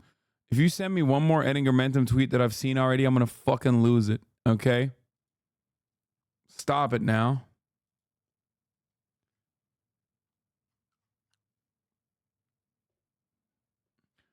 That says mass transportation. She's a train head. Yeah, transporting migrants into a country that they are not from. Okay? Transporting migrants by train into camps. Kind of look at it a little bit from the point of view of sitting political leaders, because something that has come up again and again in my interviews with public servants, right, whether they're elected officials at the national level, federal level, or local level, is that they are aware of these patterns. They are aware of this phenomenon of political violence, this normalization of political violence. And they're living with that anxiety and fear in ways that are just deeply unhealthy for our political culture. I'll give you one example. Mitt Romney once told me that in the months after January 6th, as that second impeachment trial was taking place, he talked to a number of Republicans in Congress who told him that they wanted to vote for Trump's conviction, but that they were afraid of violence being targeted at them or their families. And so they didn't vote for his impeachment or conviction. And that is kind of a staggering reality that we're living in. Like, this experiment in American democracy does not work if our political leaders have to make their calculations, their governing decisions based on a fear of violence from their own constituents. And I think that it's easy to not be sympathetic for politicians, obviously, especially if they belong to parties that we disagree with or we think are harming the country. But I think all of us need to realize that it is profoundly against the interest of American democracy if our political leaders have in the back of their minds this fear ever lingering that somebody is going to try to kill them. That is just a symptom of a really broken political culture. A real stark reality. And when people are wondering where are a lot of these leaders, some of them, to your point, you read about this in the piece, are fearful for their lives. Some people are still brave regardless, but it's such a good piece and interesting point. McKay Coppins, thank you as always for joining us. We have just taken a quick break, but coming up next, Silicon Valley thinks they've landed a tech bro on the ticket. They may have a tech bro friend, I guess. Ethel Kane, you will always be famous. I mean, she was right. Politicians should fear their constituents, no? I mean, yes. What is this? Hodeidah now. 3 raids by U.S. British aggression aircraft on Hodeidah International Airport. Let them bomb day and night. We all don't care. The children of Palestine are all that matters to us. I'm glad that in the midst of this all, they've decided to switch off their targets from like bombing sites or missile silos directly to the fucking international airport. What the hell? It's great.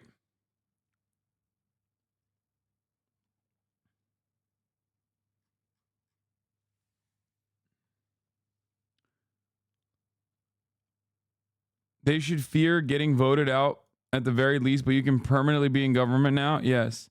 They're not afraid of anything. The reason why they're not afraid of anything is because nothing ever happens to them. Oh, here's the Schumer meeting. Here's more information on the Schumer meeting. My dog's turning into snakes like it's magic. And I am told that the pressure from Democratic leaders for Biden to get out of the race is intensifying. In fact, one person who has been out there publicly defending Biden told me just a short while ago, Biden is going to see the whole house of cards come down soon. As for that meeting in Rehoboth, Delaware, I am told that this was a one-on-one meeting, just the Senate leader and the president, and that Chuck Schumer forcefully made the case that it would be better for Biden, better for the Democratic Party, and better for the country if he were to bow out of the race. And David, when I went to Schumer's office to ask them to tell them I was going to report this and tell you this tonight, absolutely no denial from Senator Schumer's office. They only said this: Leader Schumer conveyed the views of his caucus. In other words, the views of Democratic senators. I am also told that Hakeem Jeffries, the Democratic leader in the House, has expressed similar views directly to the president. And I am told that the pressure from Democratic leaders for Biden to get out of the race is intensifying. In fact, have you seen these RNC signs for mass deportation? We just looked at it.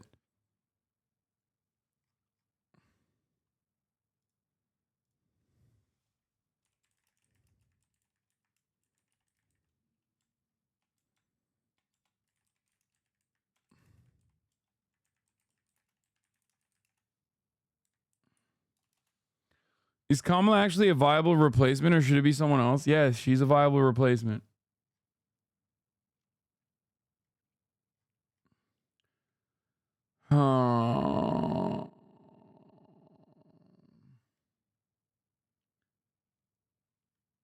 Why should Biden even drop out? Dems won't be able to unite without him. Like, genuine question. Wait, what? Why not? What do you...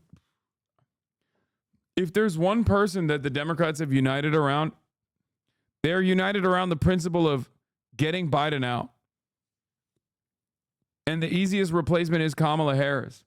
Now, who her vice president will be, that is a different story. But yeah, overall, the Democratic Party is united. Problem is they're united against Joe Biden. Democratic Party is more united than it's ever been. Especially because the only naysayers in the situation are just like lightly urging Biden to stay in, and they are the Progressive Caucus. And nobody gives a shit about the Progressive Caucus in the Democratic Party. They do not move the needle in the Democratic Party. They never have moved the needle in the Democratic Party, which is precisely the reason why Bernie Sanders giving an interview to Isaac Chottimer or writing an op-ed in the New York Times is not going to do anything. Are you guys fucking insane? I say this as a lover of Bernard Sanders myself. He's got no fucking riz in the Democratic Party. He's got no pull in the Democratic Party. He's trying to change that, I think, by, aligning with Biden on yet another failure of a move, in my opinion. But ultimately, Kamala Harris, if she's guided by better people than the fucking 700-year-old fossil fuels that fucking surround Biden's campaign at this point, which, you know, is very likely, will recognize the importance of the youth vote. And if she does do that, it doesn't matter. She'll align alongside the progressives anyway.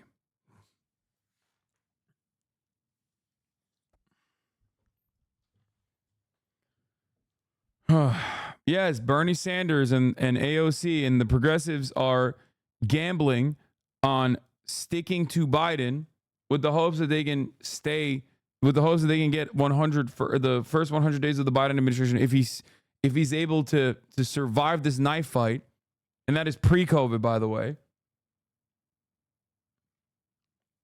If he's able to survive this knife fight, the progressives are calculating that Biden has made assurances that he will adopt a lot of their outwardly progressive agenda.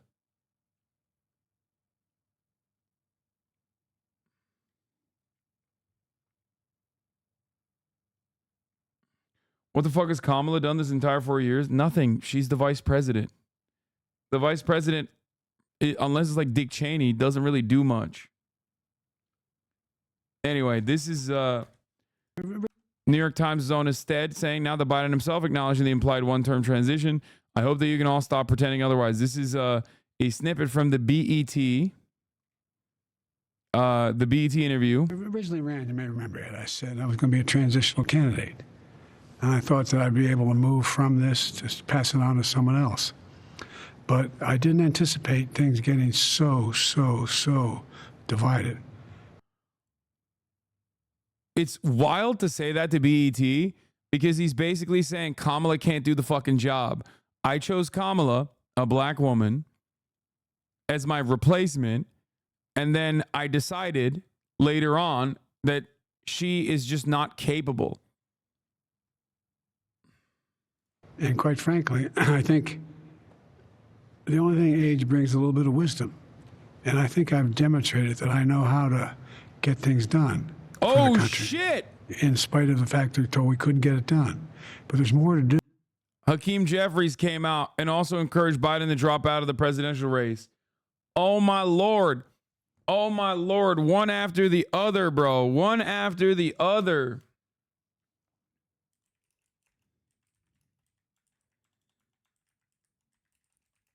That's crazy. I mean, Hakeem Jeffries is basically Nancy Pelosi. That's it. Nancy Pelosi's been saying this, so it's not shocking.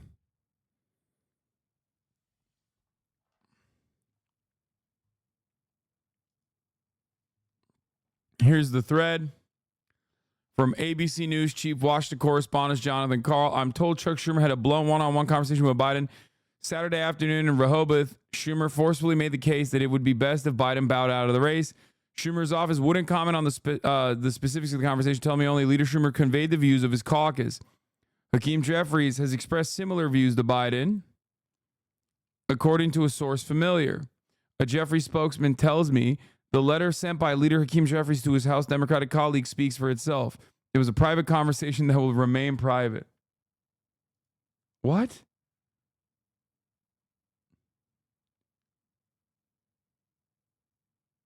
What?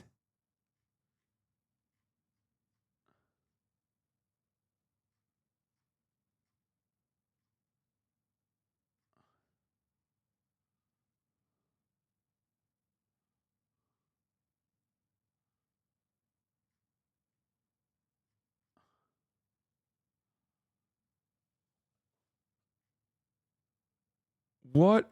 A staffer took control over the account. There ain't no way.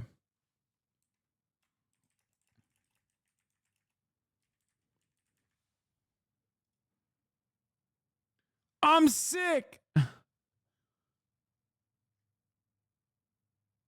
No, this is, I mean, it's always been a, wait, did I say it wrong?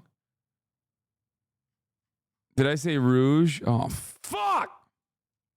Well, I got Twitter blue. I got Twitter blue. I got Twitter Blue. I got Twitter Blue. I can fix it.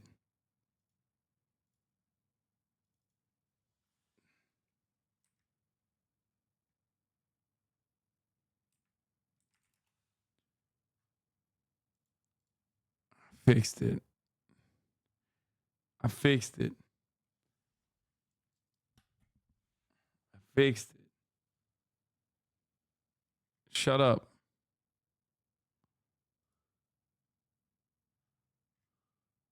Wait. Did I not fix it? Oh, okay.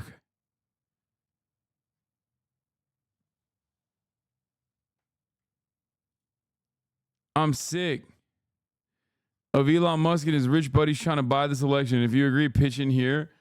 Oh my God. Oh my God. Oh my God.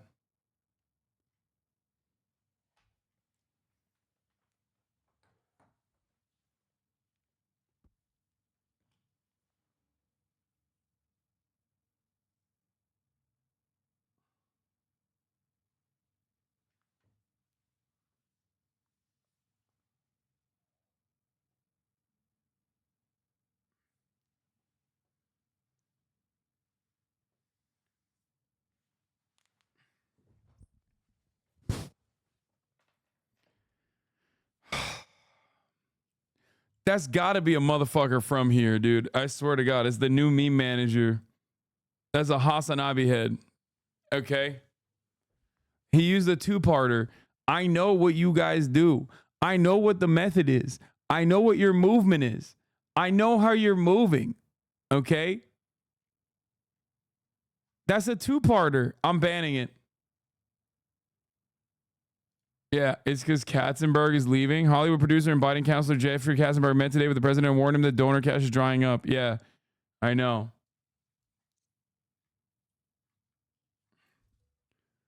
Which one of you dumb motherfuckers in the chat did that? I hate that. I hate that.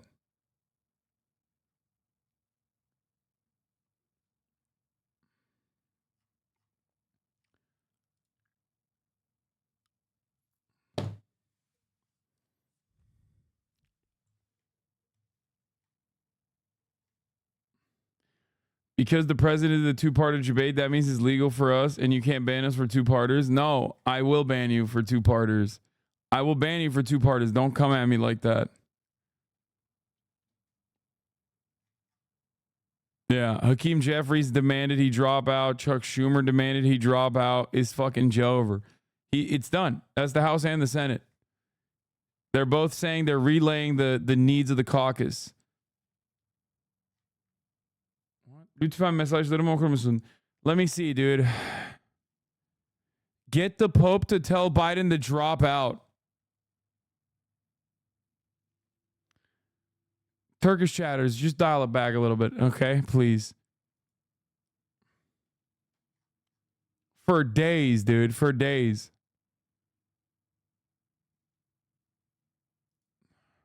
We haven't even gotten to, like, the fun shit. Wait, what is this?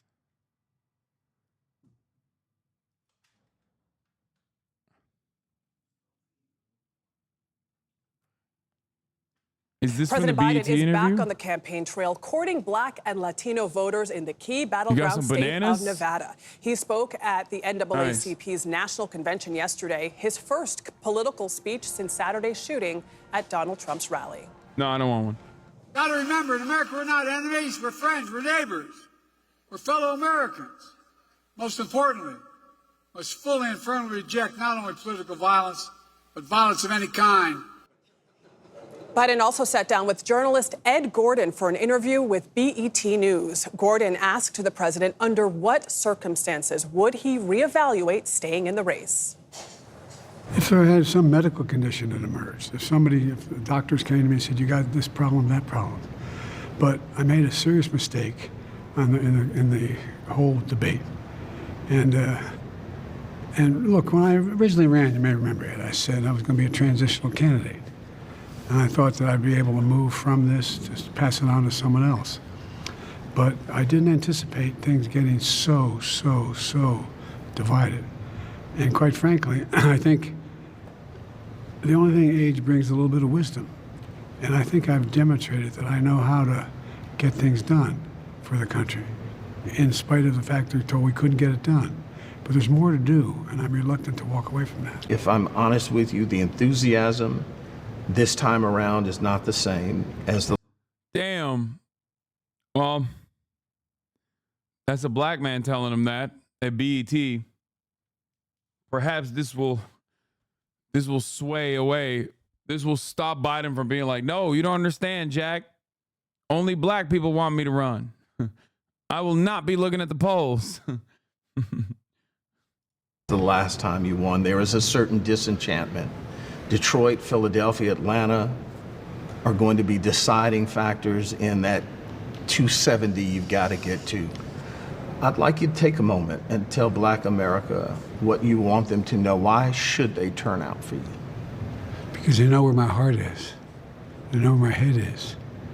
And by the way, if you notice, whether it's young blacks or young whites or young Hispanics or young Asian Americans, they've never focused until after Labor Day. I mean, the idea they're focused intently on an election. Dude, right? you were the president. You are the president. What am I saying? You're the president. You're the president currently. You're not like an unknown person, bro. Also hitting the hard B, young blacks on BET. Wow, dude. That's crazy. Might as well just come out and start saying colored again. You know what I mean? That's like, what are we doing here, bro? What the fuck is going on? Brother, you are the president, okay? You are not like a less known. You are not a lesser known person, okay? You can't do this. You can't say this. Like, what he is describing is for a general election when, like, the 2 terms are over, okay? Like, 2 terms are over. You got Donald Trump and Hillary Clinton, right? Like, in that circumstance, people just start paying attention a little bit later. It's like,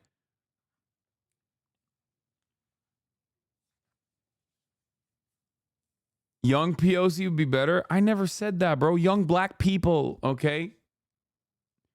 It's not that hard to just say, like, black people. It's weird. It just sounds real weird, especially when Jim Crow Joe is saying blacks. Yeah, you can say black. You just, you know, as long as you slap on a people back there, it's fine.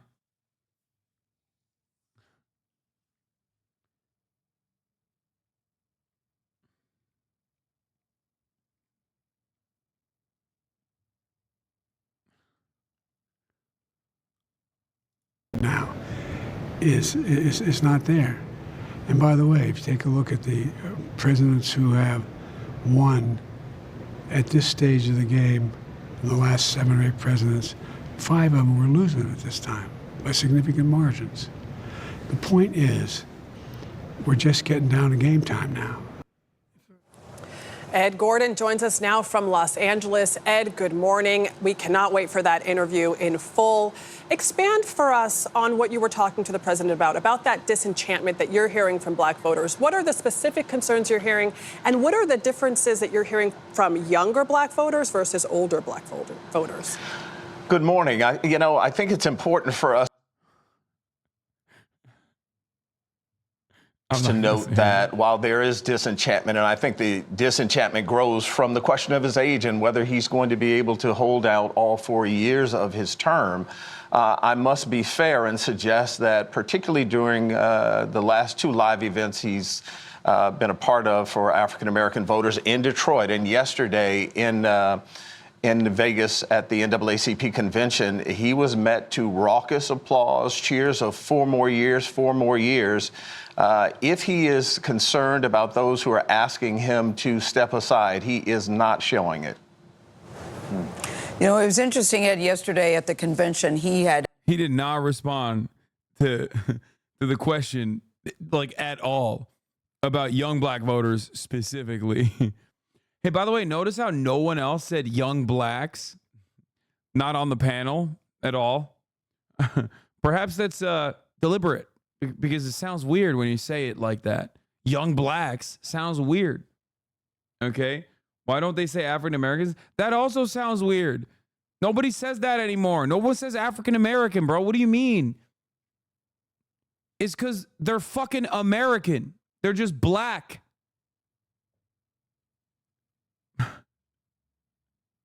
Like, it's just American, dude. What are we talking about, dude? What the fuck?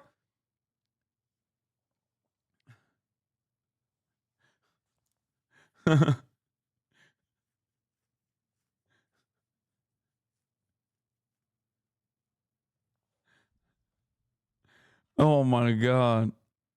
African Americans, when you're trying to be too politically correct because you're racist? Exactly.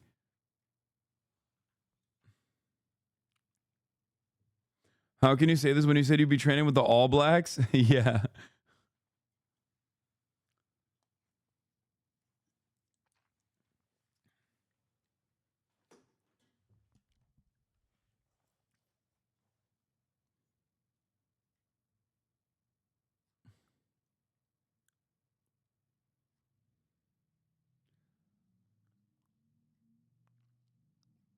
Navarro speaking now, fresh out of the can. I don't care, dude. Come on. I'm not dialed into the RNC to hear from fucking Peter Navarro. I mean, it's funny that he like literally got out of prison and immediately went to the RNC. But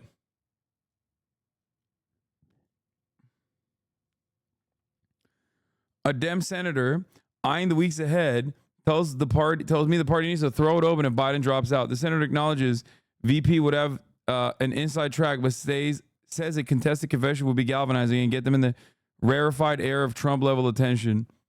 Yeah, no, that's wrong. That's so, yeah, I don't know who this person is, but they're wrong, okay? They're so wrong. What an insane thing to say. Yeah, a Dem senator. You know who it was? That senator? Robert Menendez, former Dem senator. It's Bob. It's Bob saying it.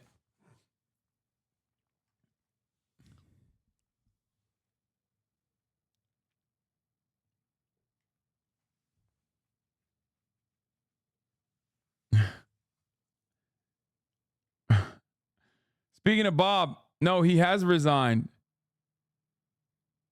Democratic Senator Bob Menendez tells allies he will resign after bribery conviction.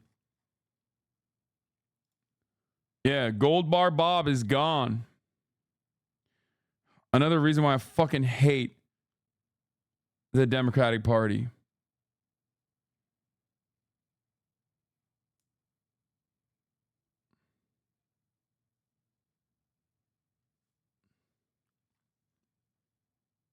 Egypt did it again. Yeah.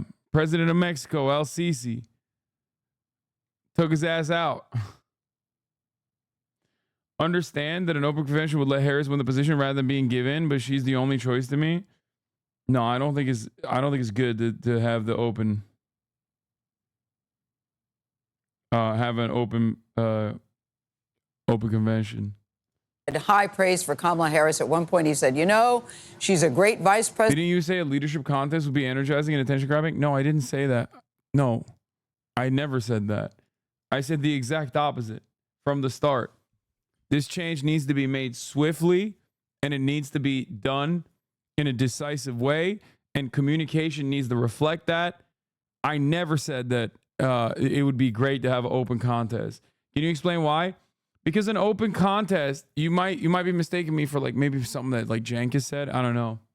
But an open contest, in my opinion, would make this race even more contentious.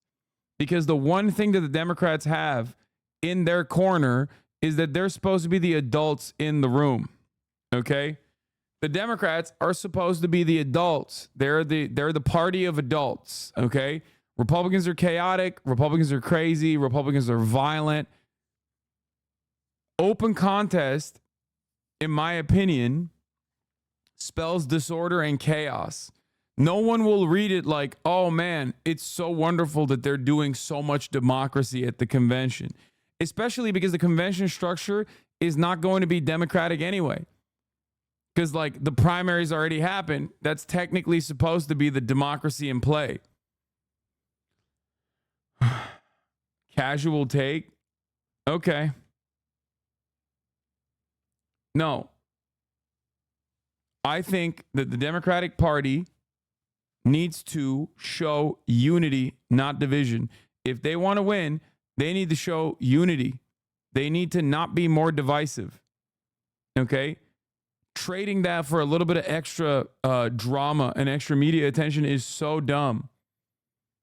It is the most significant upper hand they have over the Republican Party. And it's already fucked up right now. Joe Biden is busting that right now. President, but she could also be a very good president.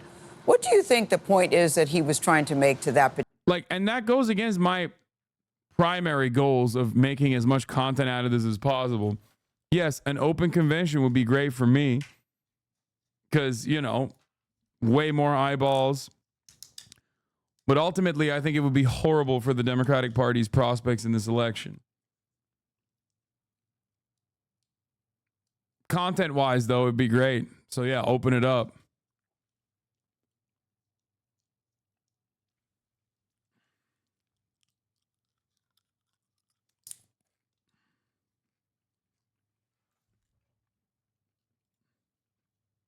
Why is Biden even running? He had dementia 4 years ago, too. Massive ego. It's true. That's exactly what it is.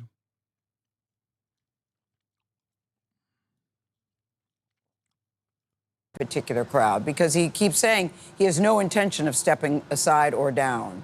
That's a $64,000 question, Gail. I even asked him during the interview if, in fact, he won, would he be willing? Would he look at the idea of maybe carrying it for a couple of years and then allowing her to take it to the finish line? And so I won't give you the full answer. We want people to tune in tonight at 10 on VET. But it was an interesting answer, and I think that he understands the importance of the black vote being critical and crucial to his victory. You know, I wanted to know the answer to that. I'm like, and the answer is, Ed, but okay. A good tease. Very exactly. good tease. That's what we call a tease. Yeah. Thank you so much, Ed Gordon. If you weren't already following the presidential election, the past few days may have changed all of that. But Shocking new revelation shows Biden supporters lack enthusiasm compared to Trump voters as election nears, which was exactly the same dynamic last time around as well, for the record. People literally have never voted for Biden for president. They've only voted against Trump being president. Historically speaking, the last election cycle was an election cycle entirely around Donald Trump. That's it. Anybody who tells you something else is lying, okay? The last election cycle was on the boundaries of Trump. Do we want Trump? Do we not want Trump? And the American people decisively said, we do not want Trump.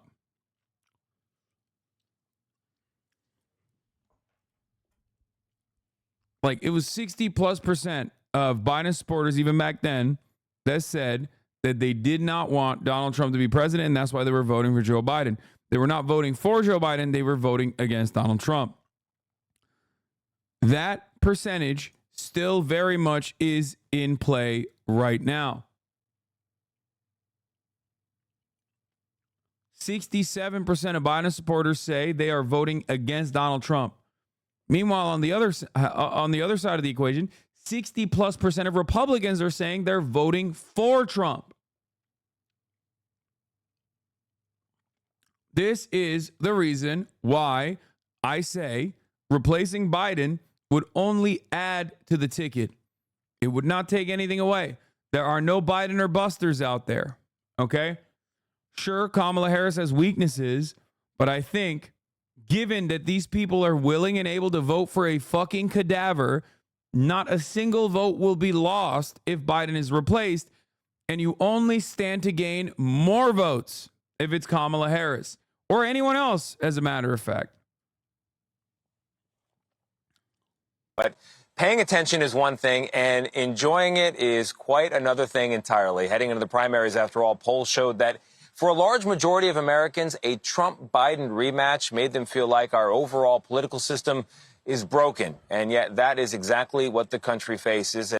Wait, what? Secret up until I have dated a U.S. Senator for the past year and kept it a huge secret up until today. Today, I feel like exposing some dirt on this man, because although he has on occasion sent me funds in exchange for virtual dates and to be able to watch me eat, recently I saw him in the news supporting something that I as a woman just simply cannot stand by. I've actually asked him on occasion a couple of weeks ago. We had a little Taco Bell date. Don't ask me why he likes it when I eat Taco Bell. Maybe he's a shareholder of the company or something. But I asked him if he agrees with all of the policies of his political party. And he told me something that is so despicable and so concerning. He told me that he doesn't actually care about politics. He doesn't care about people. He doesn't care about women. He only cares about money and the power that he yields. On occasion, I have threatened to I don't know if this is real or not, dude. Come on. This seems too good to be true. I need some proof. Oh, God, chat. Y'all are... When something is too good to be true, don't immediately fucking rush to believe it, okay? Why are you watching it? Do you think I have precognition capabilities? Like, I don't know what the fuck I'm about to see. I look at a bunch of fake news all day. I watch Fox News all day, for example. This is the reason why I'm watching it. I'm watching it so that I can make an assessment on whether or not this is real or not, okay? Suck my dick. Why are you watching it? I watch a whole bunch of misinformation. It's perhaps the best possible way to, you know, address the misinformation. Reveal his name on TikTok, to which he has told me one of my family members is an immigrant and he has actually threatened to have them deported. But honestly, I'm tired because yesterday he unfollowed me on all of my social media accounts from his burner account. And just so you know, the burner account has a picture of a fish. He is big into bass fishing, and the username has the number 24 in it. So internet sleuths, do your thing. Anyway, I'm making this video just in case I happen to go missing. You guys know what happened. I don't believe that. I have been dating a U.S. Senator for the past year, and today I'm going to be spilling the tea on how we actually met. As you guys know, I was on 90 Day Fiancé. Guess he watched my season. I think everybody did at the time. It was the pandemic. And so he found me on social media and he started following me from a burner account on Instagram. Like, I had no idea at this point who he was. I did notice that this person was sliding into my DMs very frequently, was liking all of my stories, liking all of my posts. Had no posts. He was only following me.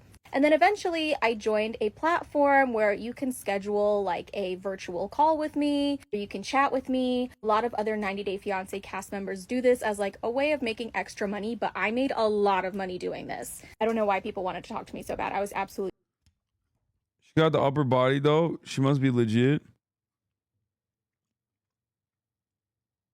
It's true. It was Dianne Feinstein. Dem presidential polling without Biden. What? Democratic presidential polling, 42% Harris. Michelle Obama, 22%. Newsom, 6%. What is this? Like, absolutely horrible on my season. So anyway, me and this guy start chatting. He has to pay every single time he wants to talk to me. Find out. I just don't believe this. I'm sorry.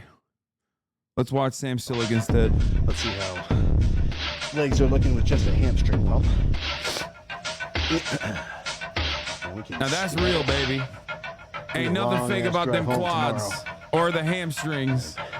God damn. Let's run through a couple here. I'm all right with a hamstring focus day every now and again, but I'm not one to really like schedule that or like program it. You know, same thing with back. It's like I feel like the point of doing any muscle group, like a big one like that with multiple parts, is doing it all at once. You know, like the benefit you get from focusing on just your lats on like a lat only day. The over-under on whether Sam Sillig makes over the age of 35, he's not. He's not. This is a man who has dedicated his life to one thing and one thing only. It's being as swole as humanly possible. He's not here for a long time. He's here for a good time. Okay? And he's doing it for us, for the record. Many of you might not appreciate it, but he's doing it for us. Just hitting your fucking full back every time, you know. But that's just one lifter's 2 cents. Oh, yeah, definitely fucking look like a real hamstring pump, that's for sure. Let's see how they're looking from the back. That's insane. Combine that with the lat spread. We got a full-on. Look at that last spread. Look at that fucking last spread. But let's. Are you like this? Do I look like that? You can tell if I was like that.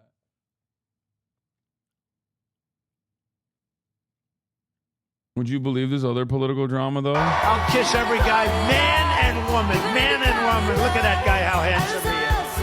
I'll kiss him. This is why I said he's bisexual. Like, I clocked this a long time ago. I'll kiss every guy, man and woman. Look at that guy, how handsome he is. I'll kiss him. That's the ham spread, not a lat spread?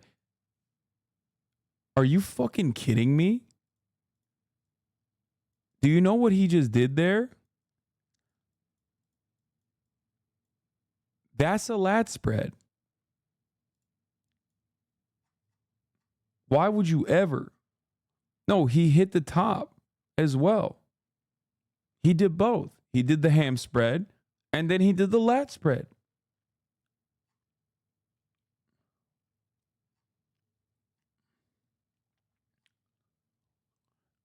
I like that people are saying, hey, get back to the queer posting. There is nothing gayer than a man admiring another man's body like this. And you motherfuckers are like, oh, get back to the fucking queer post. This is the queer post, okay? It's all right, guys. We all Myron, no sweat. You kidding me?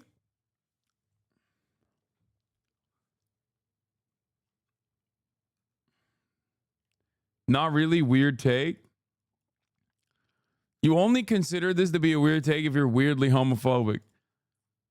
This community knows a long-held position of mine, one that I've even revealed to Bradley Martin, is that you go to the gym, you're gay. The more you go to the gym, the gayer you get.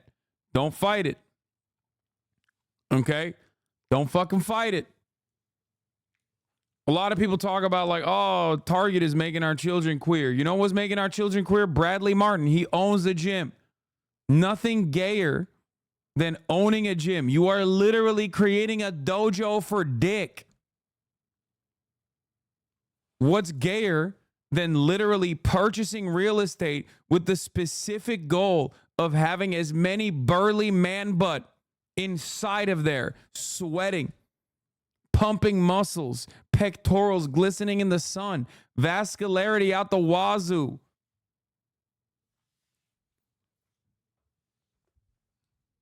Come on now. You're trying to make men hotter. When you purchase a gym, your goal is to make dudes sexier than they were yesterday. Are you out of your mind? Are you out of your fucking mind? Also, everybody knows that men do not lift for women. Men lift to impress other men. There is like 8 women on the planet that look at Sam Silic and go, wow, what a hottie. However, 98% of men look at Sam Silic and go, that's the GOAT. That's the legend. You think he's doing this for ladies? What lady is like, oh, I really want a 21-year-old who breathes like they're 85. I want a 21-year-old who's experiencing heart palpitations after trying to talk for 3.5 minutes. He's not 21. He is. I think he's literally like, how old is Sam Silic? 22 maybe? Yeah, he's 22.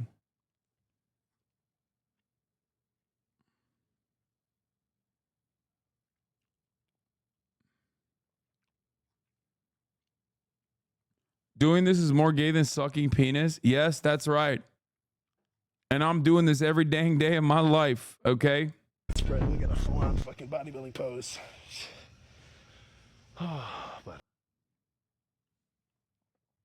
Is he on steroids? Nah, he's natty. Dude, my TikTok For You page is just like begging me to take steroids. It's not even a joke, dude. Every fucking third TikTok is just like, there's that one guy, Togi or whatever. I literally, every TikTok I see is just like, bro, you should do steroids. It's so sick. Every fucking For You page video I get, every third one.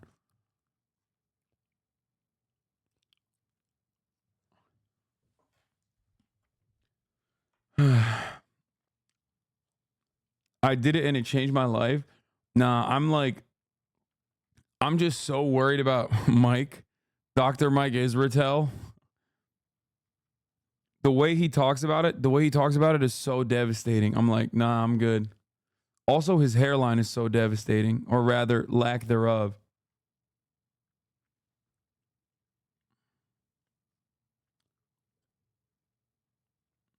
Jeff Nipper said you should be a science-based juicer.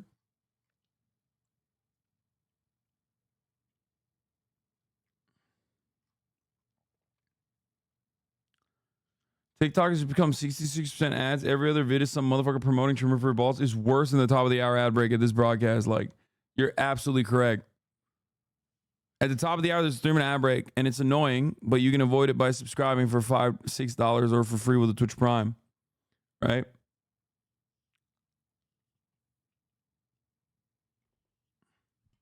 Straight up. And the reality is, if you no longer want to see those ads, you can also avoid them by getting gifted a sub. And that is, if you're lucky, here's a 3-minute ad break. Now, having said that, you've seen Gorilla. Motherfucker said he's natty, almost 600. Yeah, I don't think that dude is natty, dude. Get the fuck out of here.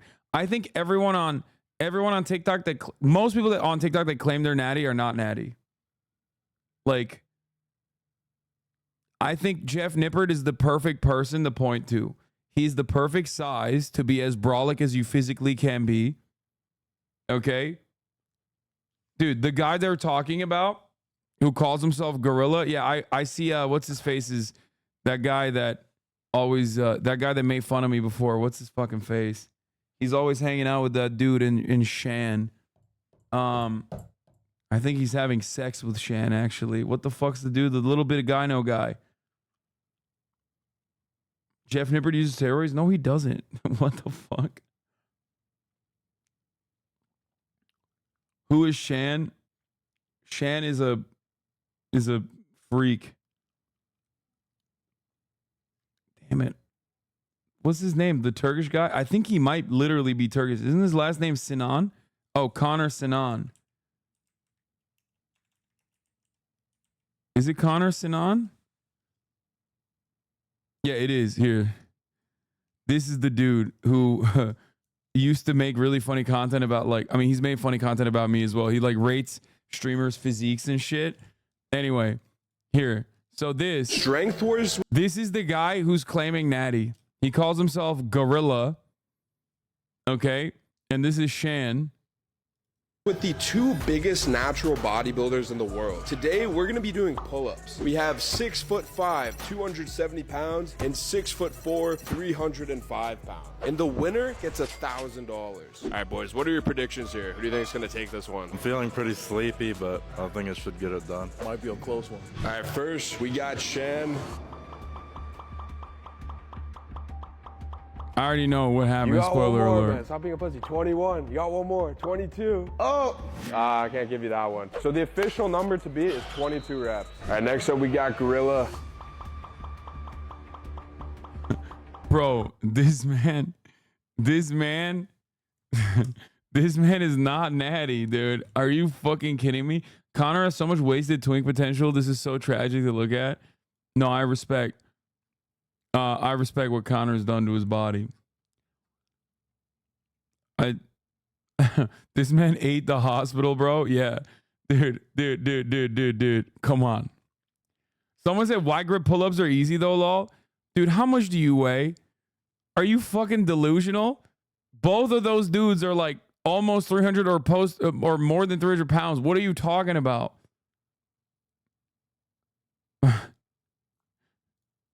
Dude's like 100 pounds is like, dude, fucking pull-ups are so easy. What the fuck?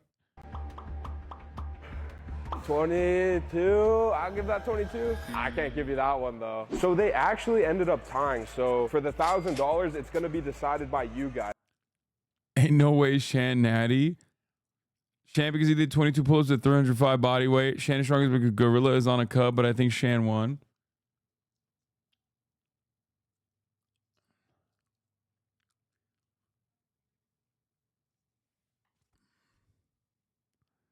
Is this a joke? I can't tell if this dude is joking. Look, it's one of the biggest dumb fucks on Twitch at HasanAbi. Thank you, John Wick Wiki. Following us is 2021.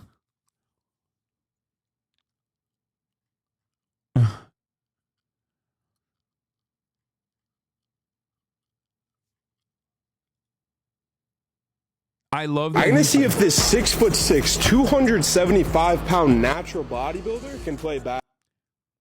Natural bodybuilder. Look at his bicep veins. Natural bodybuilder, by the way. Basketball. I've actually never ever played a single basketball game in my life. How do you think you're gonna do today? Pretty fucking good, bro. All right, so first thing I'm gonna show you is a simple layup. One dribble, off the glass. Okay, not bad. You got good hands. So next thing Dude, Connor can also dunk, which is crazy. I'm gonna show you is a jump shot. Connor can kind of ball. Oh shit. I don't even know how you miss like that. All right, so you're really tall. The next thing I'm gonna show you is a slam dunk. Looks a little something like this. Now, it's your toughest test. You're gonna play me in one-on-one for $1,000. All right, I'm getting, oh my God. Do that!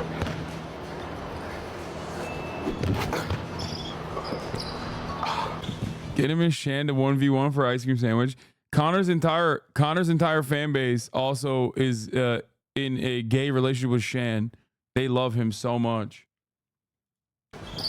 Oh, I won! Good shot. Good game, man. I'm gonna see if this 6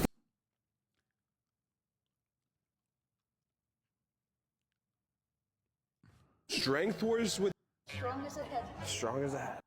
$300 if you could beat me in any lift of your choice. Are you down? Okay, you don't talk. What exercise you want to do? Overhead press.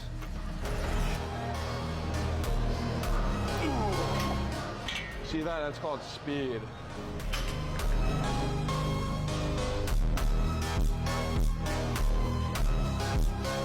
Real shit though, like why are you wearing this? Okay. Come on. Oh my goodness. That's crazy. That's crazy. Ain't no way. He's gonna pull a... Yeah, I think that was my max, but I'm willing to triple your money to $900 if you could hit 315 right now. Are you down? Oh, easy, easy. Damn. Okay, well, at least show me who you fucking...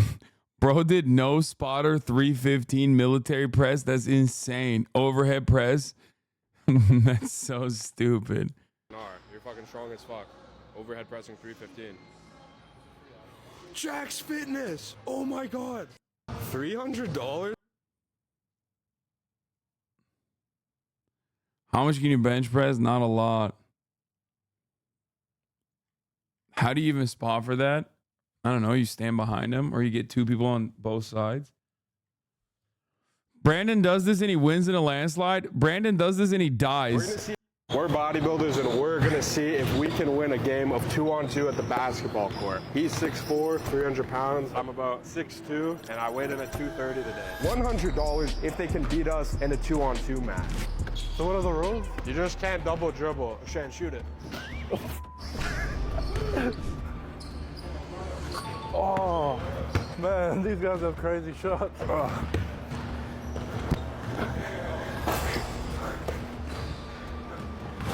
Oh. Shan, honestly, for defense, make noises. What do you mean, make noises? Fix noises or what? Yeah, just be sus.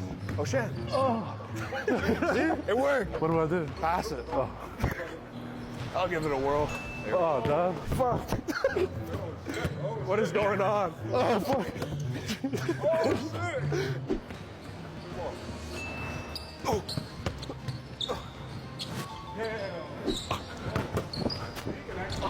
Dude, he's at a level. I feel like Connor probably was like decent when he was younger. And then he got like, you're missing Trump's speech. Is Trump live right now? No, I'm not.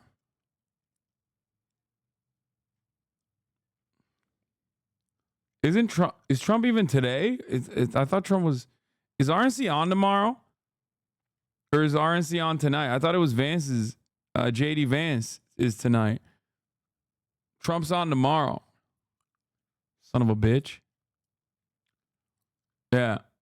And even he's not on yet. We're waiting for it. Bitch ass.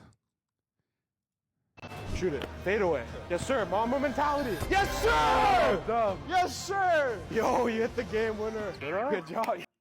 I'm swapping diets with my 315-pound body. Dude, he loves, dude. This man loves Shan.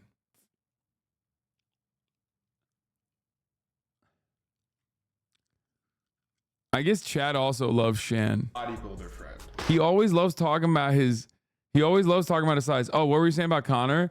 What I was saying is, I think like if he wasn't such a fucking gorilla, he would probably be like, he just looks funny when he plays basketball because he's like too jacked. That's what it is. So meal number 1 is 4 cheese quesadillas. Hey Connor, I forgot to give you a little something else. Guy got me churros. By the way, you're lucky, man, because this is what I eat on my cut. Done. Your second meal. This looks like fucking 4 meals. Chicken with asparagus, butter chicken and rice, and then 2 burgers.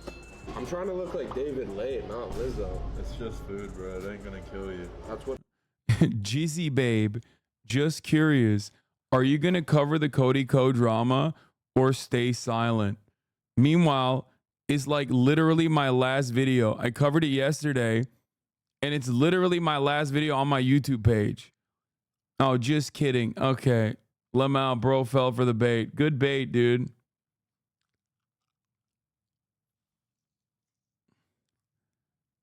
It's just like,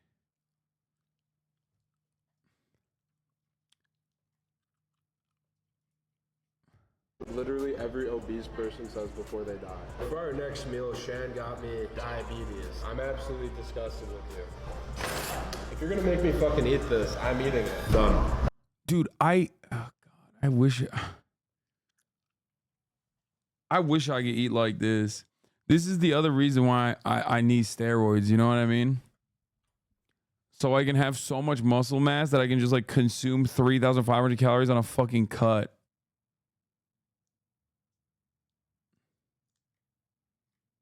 What is his metabolism?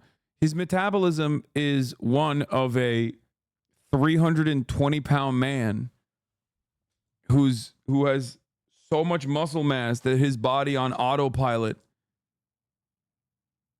Jason the Wee Wee got mad you claiming FaZe.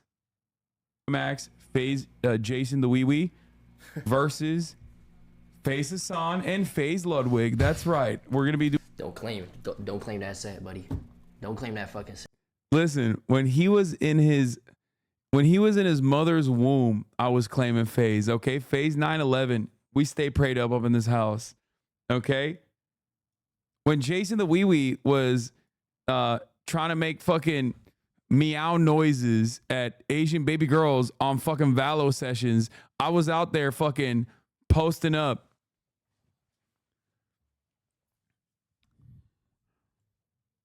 Okay, don't come at me. Don't ever test my fucking FaZe loyalty. Set, buddy. Don't claim what you're not, boy. He's doing a 2v2 basketball stream Saturday night, so get fucking ready for that. Get fired up for that. I stay phased up. I've never phased down.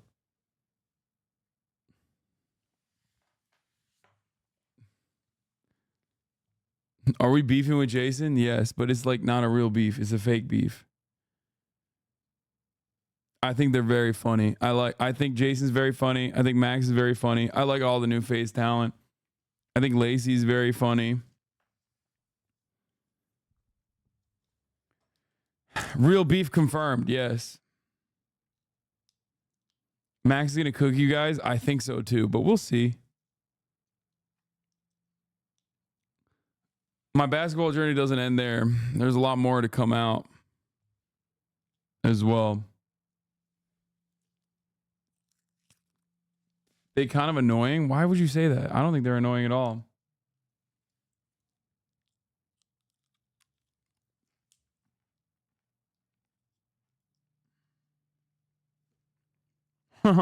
What? Jeff Zeleny reports on CNN President Biden is more receptive. The push to him to leave the ticket has gone from saying Kamala can't win to asking if Kamala Harris can win.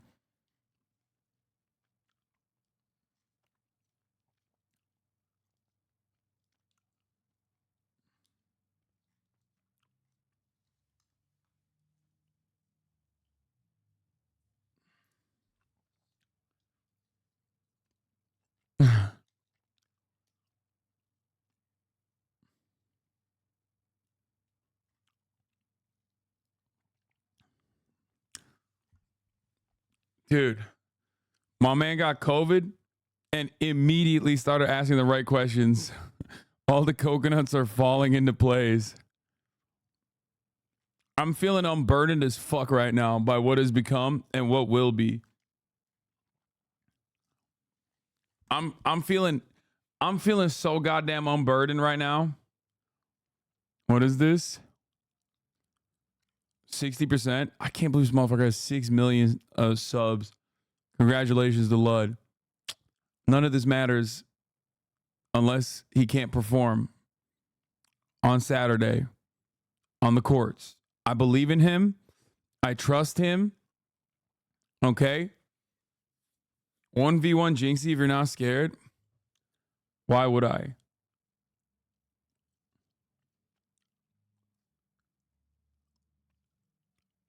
Saturday. He has to have a raging hangover today? Yeah, I know. He was calling me a cracker last night. Who's going to be streaming it? I'm sure Jason will be streaming it. I'll be streaming it as well. Two members of FaZe playing each other, Max and Silky. Yo. What's up? Yeah, I mean, wait, are they playing or not? They're just fighting each other. Oh, they're play fighting each other. I thought you meant they're playing basketball with each other.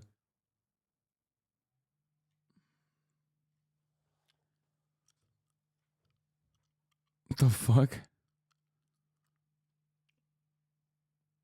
I saw Biden asking his advisors if Kamala can win.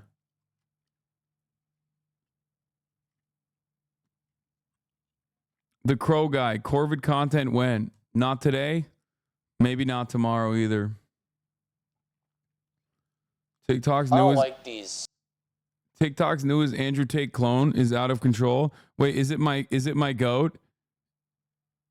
Is it my goat? What's his face? Belmar, Luke Belmar. Is it Luke Belmar? Yes, it is Luke Belmar. Let's fucking go. I knew it, dude. I love Luke Belmar. Luke Belmar is actually like an inside meme amongst my normie friends. Like we send videos of Luke Belmar to one another and we're like facts all the time. Like all the time. I'm sure you guys have probably seen this guy too. He's so bad. He is so fucking bad. Like he is, oh my God, he's the worst. He's the worst of the worst. You're not sharing your memes with us? He looks so British. He's not, but he does. He looks like he's never had buccal fat in his entire life.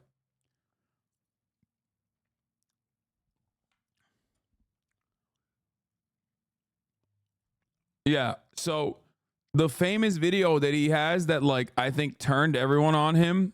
Everyone started clowning on him, and even like the Tate brothers, even because of him, was when he's talking about how he got into the war room. Okay. I don't know if you guys have that video. If you can like find it, I'm sure it's in this video. There's no other. I mean, this has to be in here. Look. To take these online courses from Luke when he doesn't stop talking on social media. Are you going to the gym every day? No, you're not. Are you sleeping well? No, you're not. Are you eating organic, clean food? Healthy? No, you're not. Hey, I see. do you want to? Hey. Oh, this is the video. I want access to high net worth individuals, people of value. What is your suggestion? All the come ups, you know, the people that don't really have the sauce. What's the sauce, G? Try to make them notice you. Don't try to tell them that you're useful, because every high value person, including, in fact, I'll show you right now. Right, I'll show you my DMs right this second. Damn, bro. I got this folder called hidden requests. Okay, this is now, 1 minute ago, 2 minutes ago, 2 minutes ago, 2 minutes ago. So these 10 messages you can see were sent in the last 3 minutes. Okay, none of this is Sigma at all, and this is not the video that I was looking at. Luke Belmar looks like if an ancient Roman peasant made love with Brian Johnson. What the fuck? What a specific diss. You can't have a tough guy persona and look like that. I know. He is so skinny. I don't know why Tristan is flexing his fucking spam folder, but this is not the video I'm looking for. This video that I'm talking about is after he actually left the war room and he's flexing. This is the video you're talking about? That's not the video I'm talking about, but here, enjoy this perma. Don't say Omega Lol. Come on, this is moments where we're supposed to be clicking together. We're supposed to be having synchronicity, chat. This is literally when we're supposed to be fucking vibing off of one another, and someone just breaks that. Oh, it's worth. I know. I would rather look at the same fucking stale ass poop sock meme 1,000 times over instead of just like trying to see this one fucking thing I'm trying to show you. Oh my God.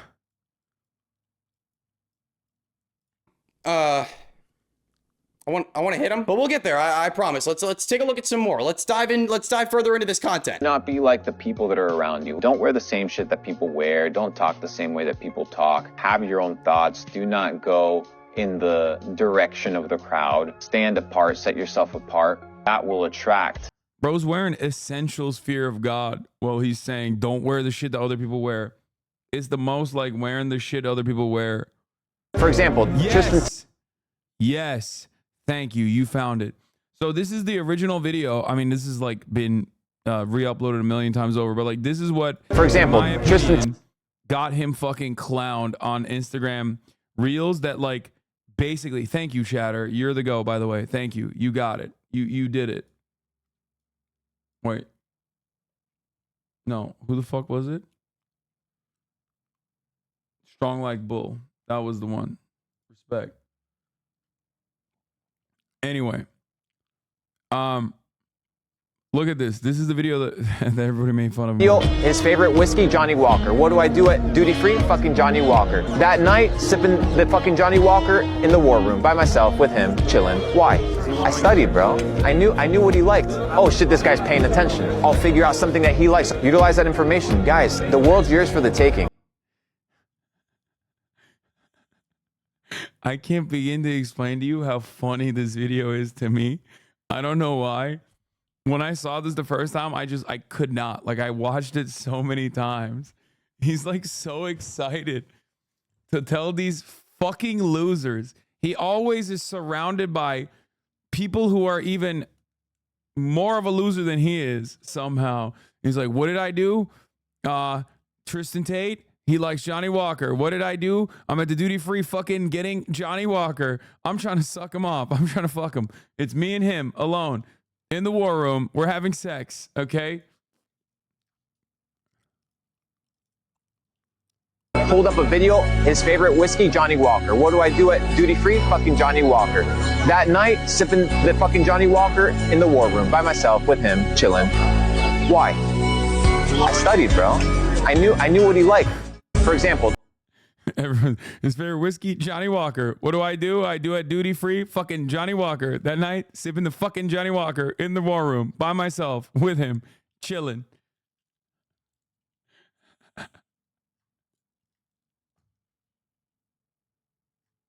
I knew what he liked, bro.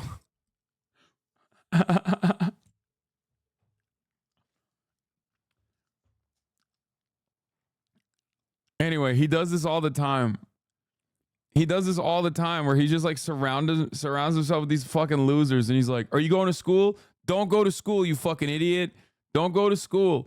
Immediately drop out of school right now. Stop going to school. Do not ever read another book ever again. Immediately start drop shipping. Start stalking your favorite right-wing podcaster. Stop what you're doing and start stalking. You fool. You stupid idiot. Are you going to the gym every day? No, you're not. Are you sleeping well? No, you're not. Are you eating organic, clean food? Healthy? No, you're not. I see eye bags under your eyes. So what you need to... Bro, look at me. Look at me. First of all, delete all social media apps. Why? Because it's wasting my time. Because it's a distraction right now. Bro, you wouldn't exist. Like, I mean, you still don't exist. You're not a real person, but... Dude, getting snapped at by this fucking twig... Oh my God. That's what dreams are made of, okay? He's basically doing sissy hypno to like fucking podcast losers. Dudes whose brains have just been melted, like sanded, so perfectly smooth. No wrinkle ass brains, okay? Fucking Johnny Walker. Is this a red pill guy? These are all, when you hear this music in the background, when you hear this Sigma edit, you have to recognize that this is going to be right-wing podcast shit. Okay. Until you know why you're going to use something, don't use it. Understand?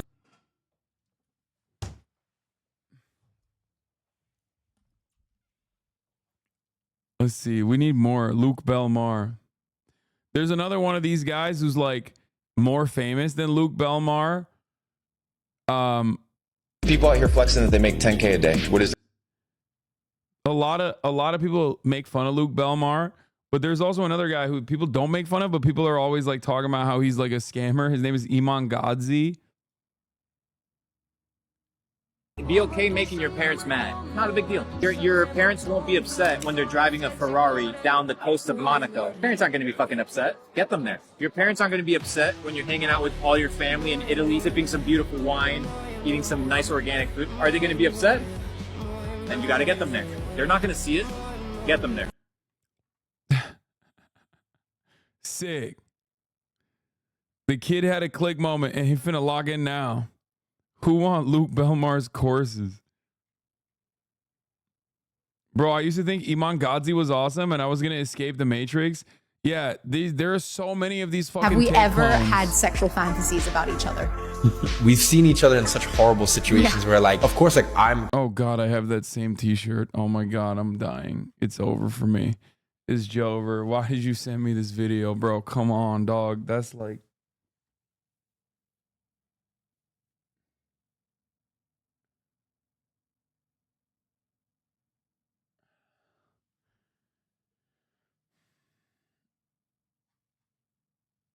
I'm cognizant of the fact that people find you attractive, but it's like you finding your sister attractive. It's like... I think in a past life, we probably were like brother and sister because like we love each other like brother and sister. Like when I hear things about you, I'm just like, oh, idiot. Like as if I'm talking about my brother. You know what I... You don't even get it, bro. You just found a factory on Alibaba and then shipped that to 3PL USA. Wait, dude, you're giving me PTSD from the summer of 2023 from these TikToks. I love these guys. Okay, Iman Gadzi mindset. So how many calories do you eat a day? About 3,000. How many are you actually eating? It's 7:30 p.m. Okay, I don't want to fucking watch these TikToks. Where the fuck? Get me back to Iman Gadzi right now. Be okay making your parents mad.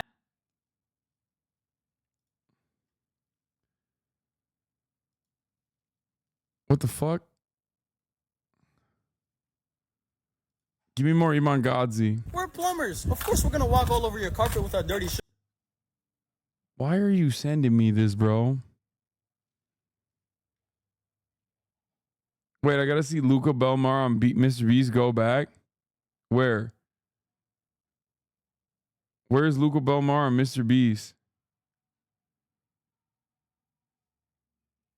Where do you see that? Remember when the Sigma Grind said, guys, every kid love was Dan Bilzerian? You are the best investment. You know why? Because if money goes to zero, you still have you. Yeah. That's why I don't give a fuck whether the currency implodes. Because Luke Belmar, the currency implodes, Luke Belmar sends out a story, and Luke Belmar has $250,000 in whatever currency exists anywhere. Right? So your position is to do what? Bro. The frogs are becoming gay, which is basically the feminization of the frogs, and that's what I believe is a cause for the feminization of men. So you have what is estrogen. We can talk about the birth control pill. Orally, when you take it, 90+% of that gets urinated because pills don't actually get digested extremely well. So that's just high levels of estrogen getting urinated by 100 million plus women. The treatment plants aren't treating for estrogen. They just simply are not. So that just gets recycled and that gets put back into the tap water because water is considered a recycled commodity.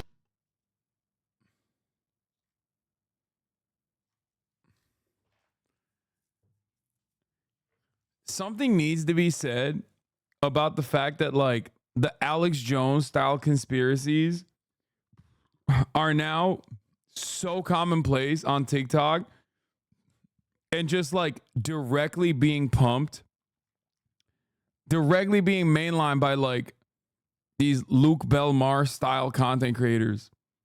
And there are so many of them. And every single one of them is alcohol insane. is no longer what it used to be. Do you know Fireball? It's like a cinnamon drink that they have in the US. The ingredients in the US are different than the ingredients in Europe. So people are like, this is a cinnamon spicy drink. And then you look at what they use in the United States to make Fireball shots. And it has formaldehyde, which is the coolant that they use for air conditioning. I was like, oh yeah, no wonder it burns. Alcohol is no longer. Yo, in the Mr. Beast media, they mentioned nine. You look at Mr. Beast and his crew. They're all individual personal brands. Cool, but who are they managed by? Night Media. Okay, and who's Night Media owned by? Disney. So you basically have glorified Disney kids that have contracts that they have to say certain things, that they have to run. I don't think Mr. Beast is with Night Media anymore. Certain agendas, and they don't really have a choice. Shout out to Mr. Beast, though. He's cool. Oh, he likes Mr. Beast. I'm a Disney kid.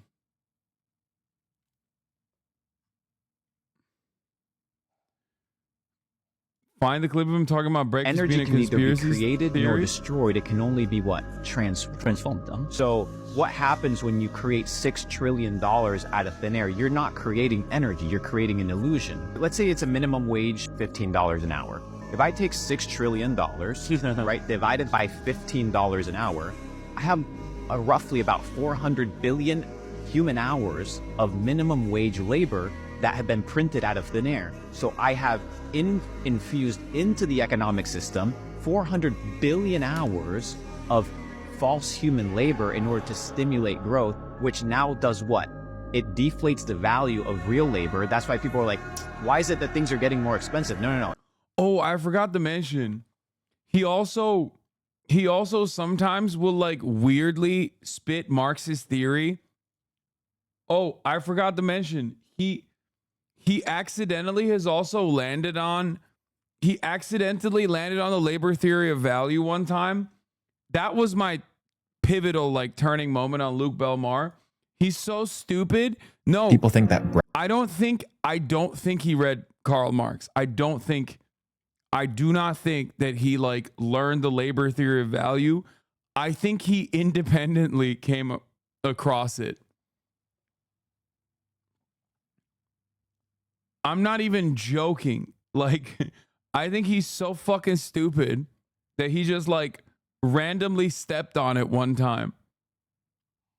And it was a broken clock moment for him. LeBron basketball and All Blacks in one. Dude, this is a sad video. Okay, this is a very sad video. Team USA reacts to New Zealand Haka, then beats them by 80.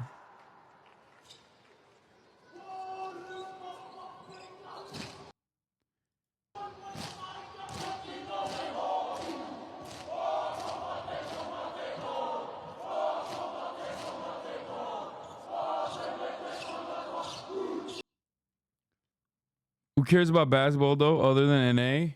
Who cares about basketball? What do you mean? It's a very popular sport globally.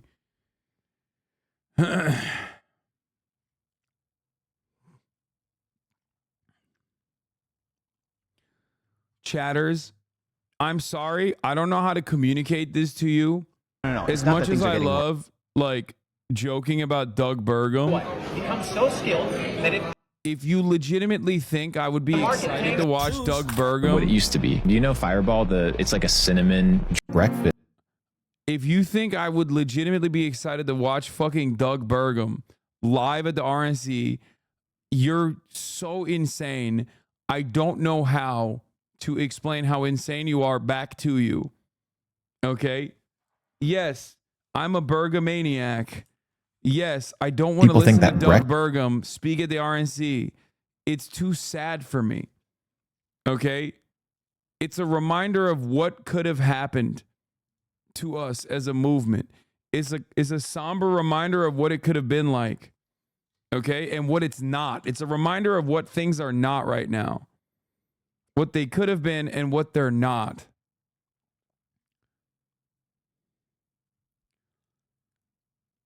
Breakfast is this normal thing that is just everybody has always done, but it's not.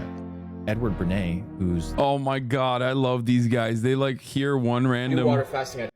He hears like the father. He learns like one random thing and then just like and then everybody thinks he's spitting propaganda. He's, I think, the uncle to the founder of Netflix, another propaganda machine. No, Edward Bernays is related to Freud. Someone has seen Adam Curtis? Nah, this guy does not. No, he fucking watched a podcast. Come on, Edward Bernays is like such a famous, like it's a classic fucking, every podcast has covered it. Okay, he watched a YouTube video.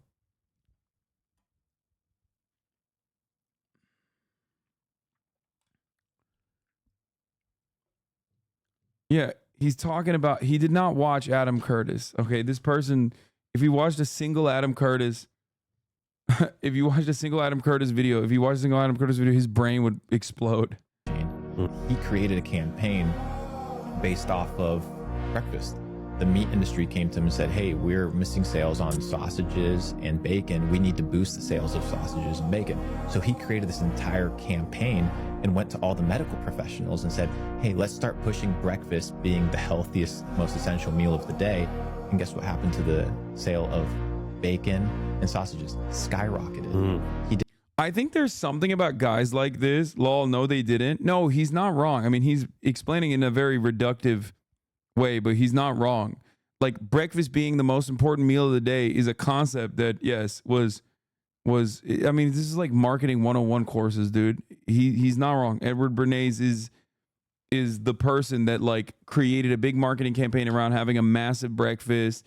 It boosted, I think it was like at the time for dairy and also at the time for poultry, or not poultry, for eggs specifically. Between yesterday's TikToks and today's, your For You page is literal torture. No, luckily this doesn't actually impact my For You page that much. I don't know why. But yeah, it's not a conspiracy. This is factually correct. Guys like this will always have like one factually correct like nugget of truth. Okay? And then everything else is just like insane. He did the exact same thing with what? Cigarettes. He was the guy behind cigarettes empowering women. So he built an entire campaign. We're talking about these. He's right about the cigarette thing too. The cigarette companies came to Edward Bernays and they're like, you know what? We need to boost our sales. I think it was Lucky. Lucky was the company back in the day. You've probably seen those old commercials Lucky. And the entire premise of the campaign was cigarettes to women are torches of freedom.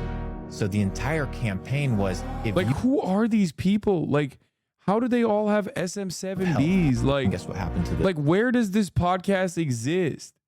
I've never seen this guy across from him ever in my entire life. Like, who? How? What is happening? There's another new like podcast, is like Arizona frat bros interviewing one another about frat life in Arizona. And it's just like, why are there so many fucking fake podcasts, dude? Like, what the hell? Oh my God, you found the podcast. So there's definitely a lot of. No, this is not that podcast. This is a different one. You found a different pod, but it's crazy that this has 422,000 views. This has 422,000 views. How the fuck? What the fuck is going on?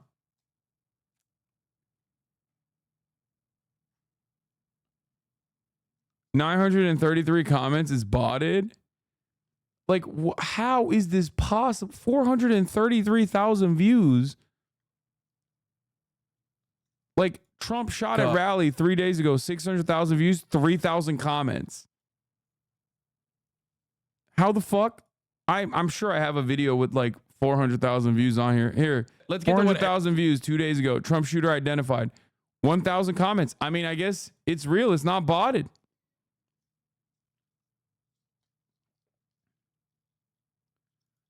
Quality over. Luke Belmar, glitch in the Matrix. Oh my God, you found the pod. This has 1 million views.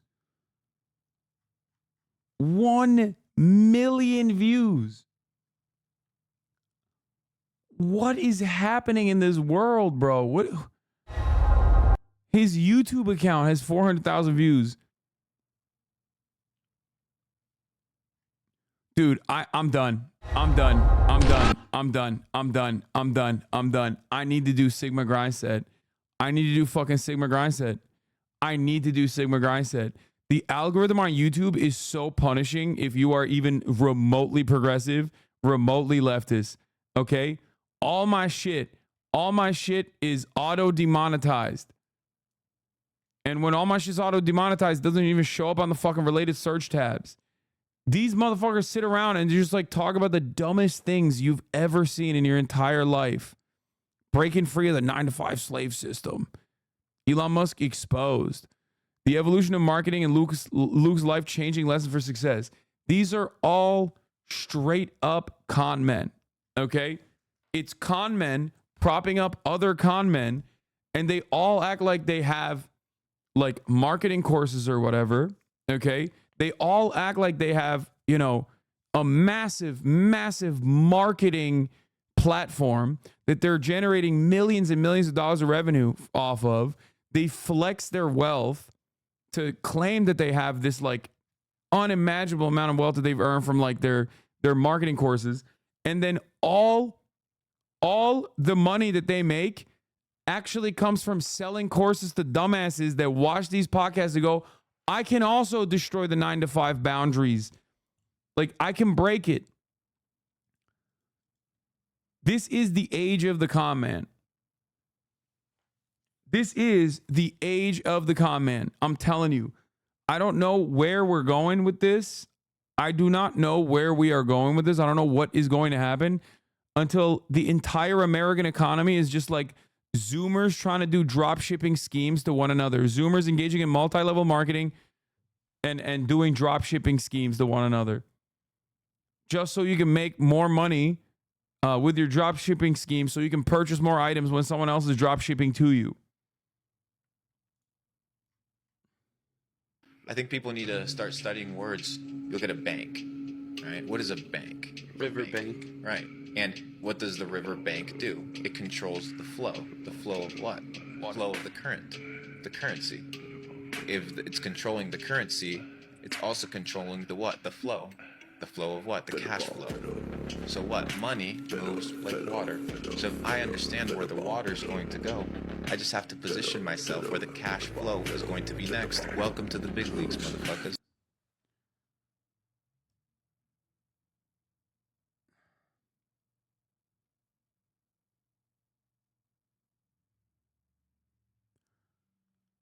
Welcome to the big leagues, motherfuckers. This has to be satire? No, bro, this is not. I don't know why people talking bad word about him, that he trying to be cool. He's just trying to awake your mind. I think he speak about Forex. So you're saying I should build a dam. Why can't we save them videos? But how do we predict the flow? It can't be easy, right? Are you telling me to be a bank teller? I mean, it's like half people memeing on him, half people being fucking super serious.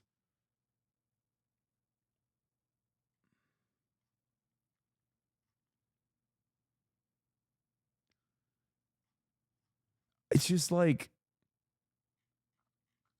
I think a lot of people are really desperate. They're desperate to break through the monotony of their existence. They're desperate to make a living. They're desperate to, like, you know, level up, achieve this American dream that is becoming more and more unattainable, or less and less attainable. And, like, I mean, dude, How much revenue? This YouTube short is pumping these fucking clown asses nonstop. Have you generated with Shopify? I think around 800 million. $800 million. Yeah, around. How much of it was drop shipping versus brands? I think drop shipping may consist of 80%. So would you say drop shipping is alive and well? Yeah, no, I believe him. Yeah. I have a company that's generating $800 million in revenue, and I haven't created my own portal because I just personally love giving Shopify a percentage of $1 billion.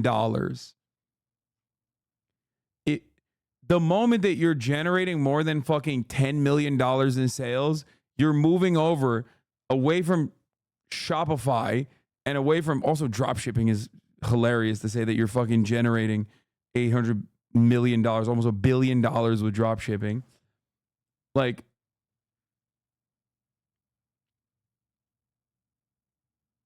how do we get to what? What do we need to do to get Pelosi to make one of these videos on our puts? Oh.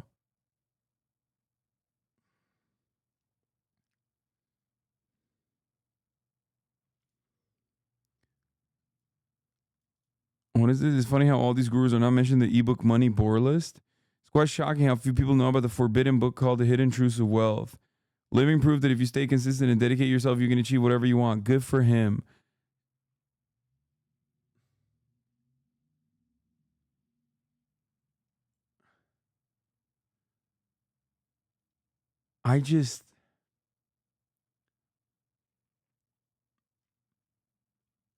Every single one of these motherfuckers actually is wait, oh, Luke Belmar on Biden. It's not the same guy. They think you're dumb. My goat.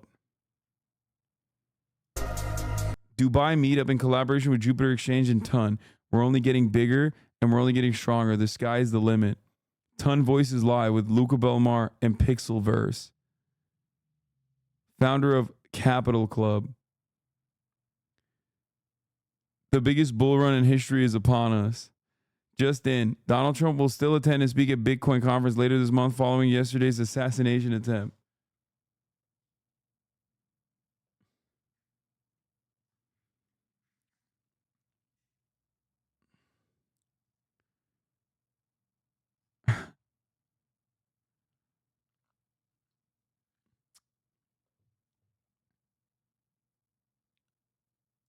What? Politics pit stop. Hasan, I beg you, please reach out and help this man. He needs your help so badly. What the fuck happened to his face?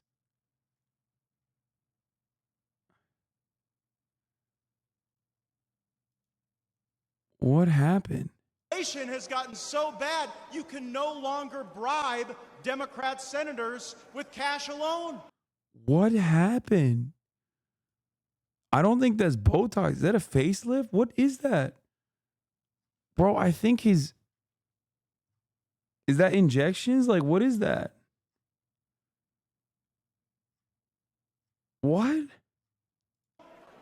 You have to use gold bars just so the bribes hold the inflation. Okay, now I believe in the cloning, I think. or lizard people. It's one or the other.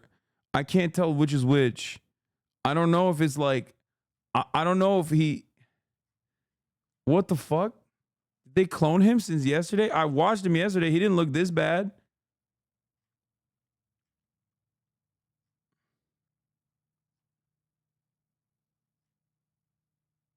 Non-Botox, this is a facelift. Botox can't do that. He pulled a Joe Biden. Okay, but like it doesn't make sense because yesterday his face didn't do that. Today his face is doing that, but it wasn't doing that yesterday. I saw him yell at fucking Kevin McCarthy yesterday as Kevin McCarthy was on CNN calling him a pedophile. He didn't look like the fucking Grinch yesterday. So bad.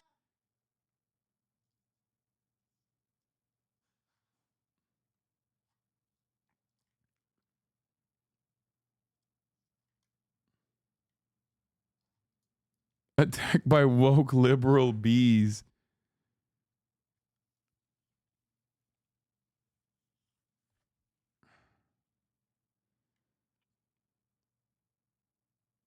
What? He did the weird face our moms warn about and it stuck like that. That must be it, I think. What is going on with this motherfucker's face, bro? You can no longer bribe Democrat senators with cash alone. Yeah, he's looking like Robbie Rotten.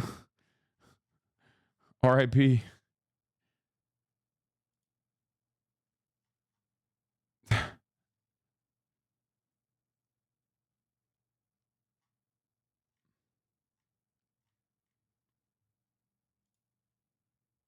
How did Representative Matt Gaetz achieve his dramatic transformation? Was it surgery or not? Over the past decade or so, Representative Matt Gaetz has changed his look quite dramatically. When he was a little bit younger, he's actually looked a little bit heavier. His face was a lot fuller. His eyebrows seemed a little bit lower. And then we look at him today, and he seems like he has lost a lot of weight. His face is more chiseled. His jawlines were defined. His eyebrows are a little more open, or his eyes are. I mean, he just lost weight. Like, but the eyebrows don't make sense. Every other aspect of this is just like he lost weight. He has makeup here. That's why you can't see the fucking brow ridge and the crows around his eyes. I think this is due to surgery. Initially, I would just say, no, I don't think this is actually surgical. I do think it gives people an idea of how powerful just getting your body in shape will transform your face. I think it's probably due more to his dramatic lifestyle changes and changing his diet and working out regularly than it is to plastic surgery. However, I do notice in his brow and eye area, even if you exercise and work out, your eyes aren't going to open up more and lift your brow on its own. So I do think it's possibly due to some Botox in his forehead, glabella, and around his eyes, because I do notice his brow is much softer, less lines and wrinkles. Yeah, I think he got like a brow lift. Like he got like one of these, like a facelift. His face is just like permanently stuck like this. That shit is weird. But I don't think what I don't think the other stuff is, I mean, he might have just lost weight. He has less crow's feet around the outer eyes. He has less 11s or glabellar lines here, as well as in some recent photos, you see a little bit of arching to his eyebrows, as well as heaviness in the glabella or this area, which again can't be done to Botox, being a touch too strong or done up frequently over time. So my suspicion for him is probably diet, exercise, and some Botox to the brow and around the eyes. Yeah, okay. I agree with this guy. I agree with him, but this is fucking crazy. No brow lift needed. That can be achieved with Botox. I don't understand how like Botox makes. I thought Botox just like killed your muscles, so you can't like move your eyebrows, so you don't make this like line when you get older. I didn't realize that Botox could permanently plant your eyebrows like that.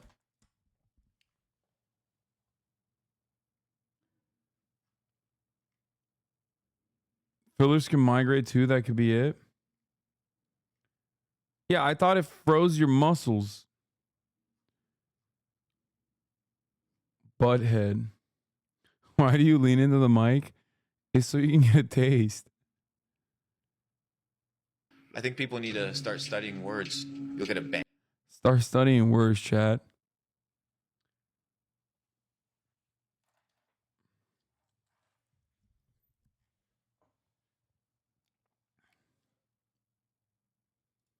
White House spokesperson responds to the meeting, the Biden-Schumer meeting. The president told both leaders he's the nominee of the party he plans to win and looks forward to working with both of them to pass his 100 days agenda to help working families. Okay.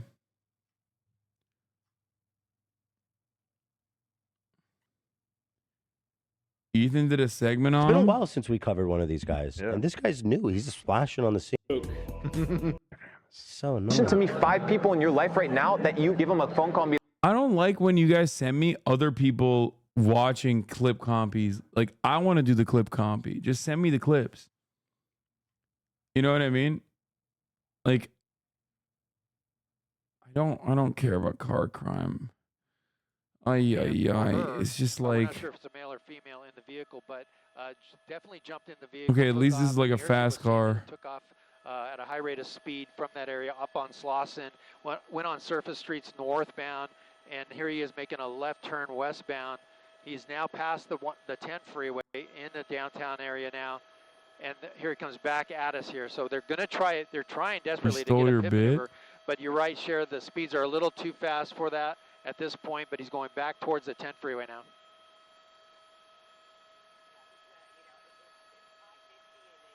Oh.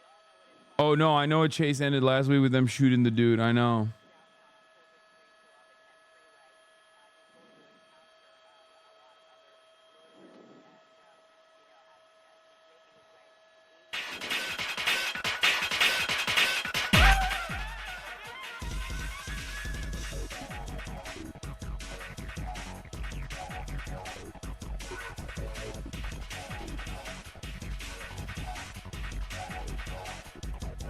Oh, right turn.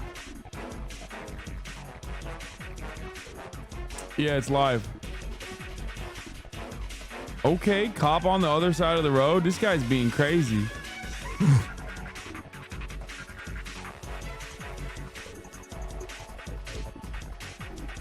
Officers doing what they can to stay up with the speed of this vehicle. They're doing a great job staying right behind it. The airship overhead from the LA County Sheriff's keeping an eye on it, calling the pursuit for those officers there. But coming up on Adams Boulevard now, we're gonna have some heavy traffic there. He's gonna go wrong side of the road, and there's a bus, city bus coming right at him. Oh He's gonna shit! squeeze through. Man, oh man, can you imagine? Here he goes. He's going eastbound now here on Adams. What kind of car is that, Chad?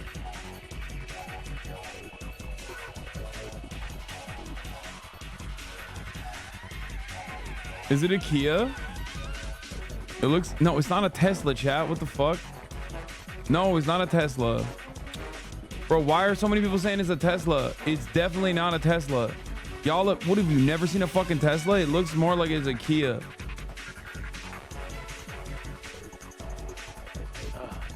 Right turn.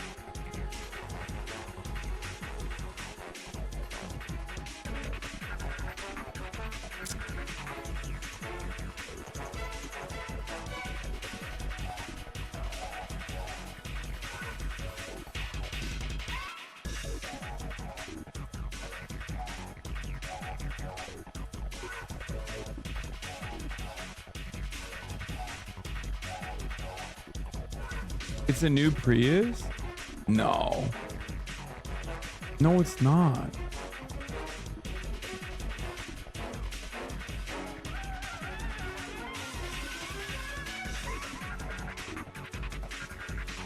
It's too long to be a Prius. Absolutely not. You see the 3 units that are in pursuit there. Southbound on Broadway. He's got cross traffic, heavy traffic. He's going to squeeze through. Oh, look at that. Man, he almost hit that white car. God damn. Fortunately, that white car it's left I think just it is a enough Kia space there for that K5, car to yes. get by. It doesn't look like he hit it, but wow, what moves out here. Such heavy traffic, such a dangerous situation. Wrong side of the road here off of that diagonal, and boy, this is so dangerous. Damn, he's opening up, bro. He's going 80. Oh my God, that's dangerous. Oh my Lord. Damn, the cop is just fucking pulling up on his ass too. Oh shit. Bro, this is a very fucking crowded area to be pulling some shenanigans like this. This is a great ad for Kia. Oh, is he gonna get on the highway? He's hit it a bunch already while he was running away. It's high traffic time, bro. It's high traffic time all the time.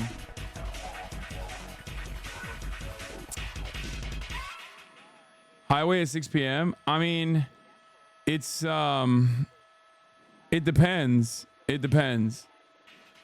Northbound. Oh! That guy didn't even notice. That guy didn't even notice. He just saved his life. Why you got the windshield wipers on? What the fuck? Oh. Anyway,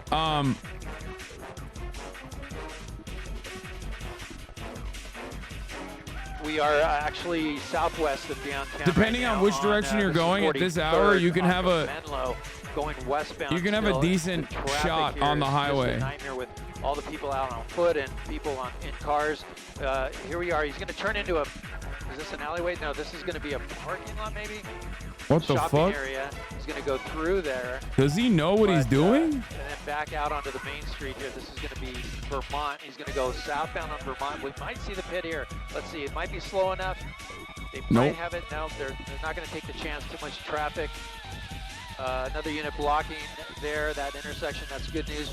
But now southbound here on Vermont for about 40, they're saying about 40 miles an hour. Let's see our speed. Wouldn't it be better just to speedometer on not, this. It's but just to about, track him and about catch 60 him later? miles an hour. Hard Yes. on the brakes here. He's going to make a right-hand turn.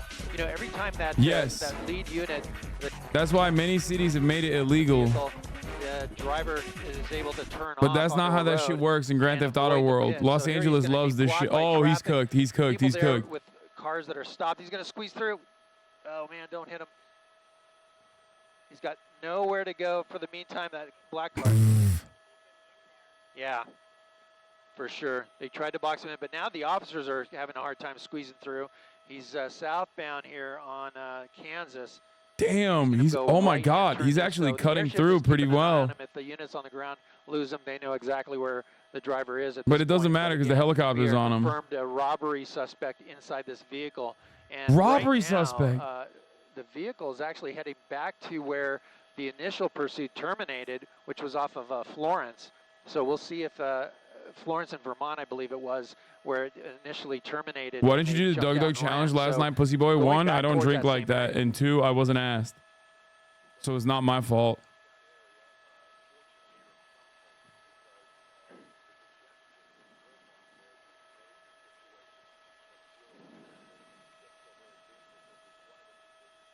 This is a good ad for Kia car handling. I agree. Not gonna lie, it was pretty sad seeing Ludwig that way. Why? Was he really drunk?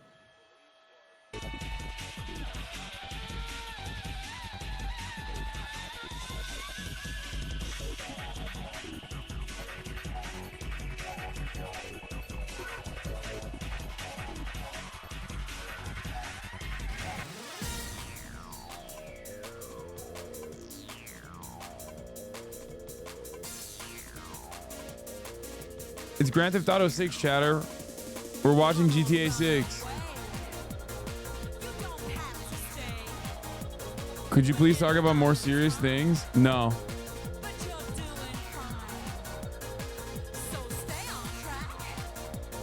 Here's the most serious thing I can talk about right now. At the top of the hour, there's a 3-minute ad break. If you no longer want to see those ads, all you need to do is subscribe. For $5 or for free with a Twitch Prime.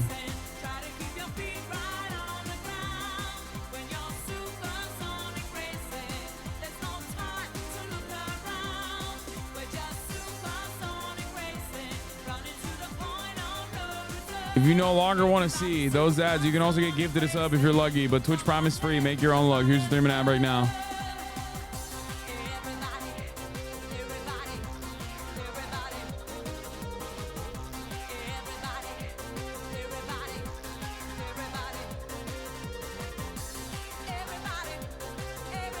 Absolutely, a lot to think about for those deputies there that are in the lead. They're keeping their eyes out for any pedestrians or cross-traffic situations.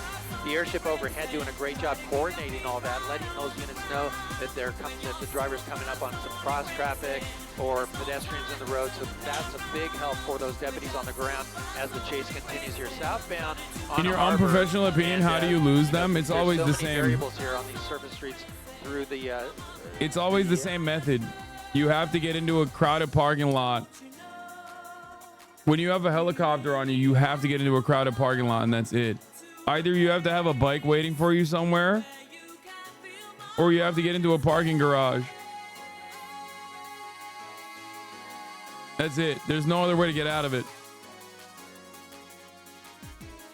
Like, if you're lucky, you can do the bridge.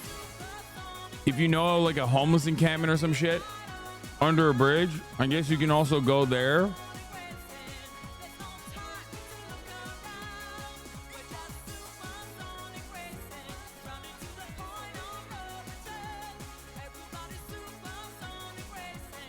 Bro, this is in GTA 5.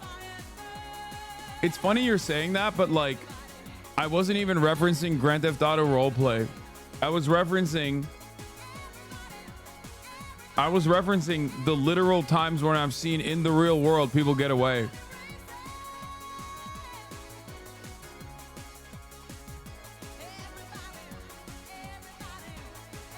Also, no pixel techniques are not that like far off.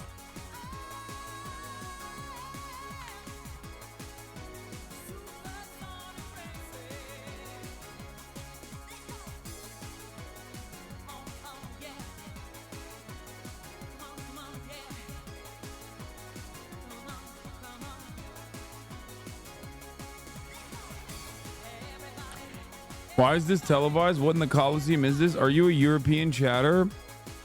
This is like half of LA's content.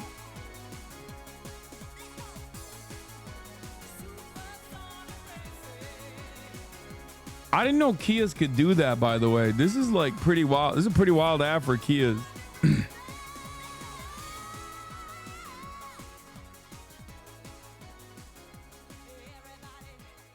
How often they broadcast it? Like 2 or 3 times a day?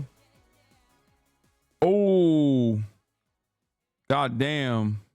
That could have been bad.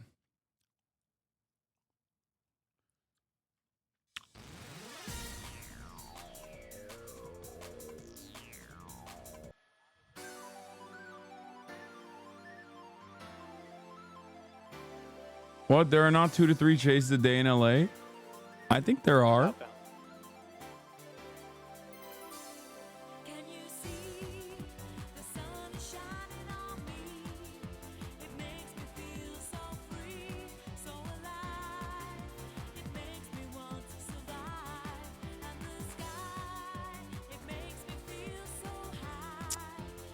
There's probably even more than 2 to 3 chases, but 2 to 3 get like 2 to 3 chases a day are the number of chases that get televised.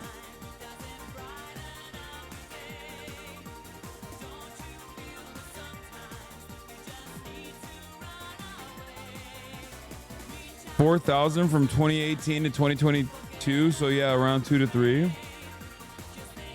How was LA that crime ridden? Big cities are crazy. Dude, you think... Bro, do you know how many fucking cars get stolen? Car chases are a matter of whether the police want to fucking pursue it or not. You understand that, right? Like, some of you guys are so fucking silly. Grand Theft Auto is a very common type of crime, okay?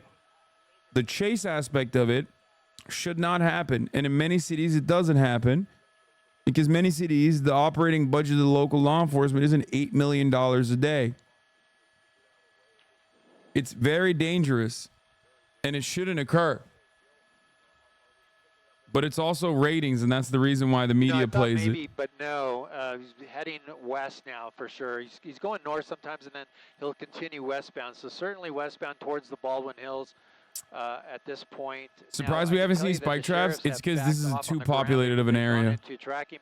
I don't think they would. I don't think they would spike a fucking local road like this. Signs running through red lights, cross through Crenshaw, without an issue. Bro, we'll be watching a fucking high impact car chase and a chatter will be like, let's watch a 45-minute video on car chases from Cody Shody.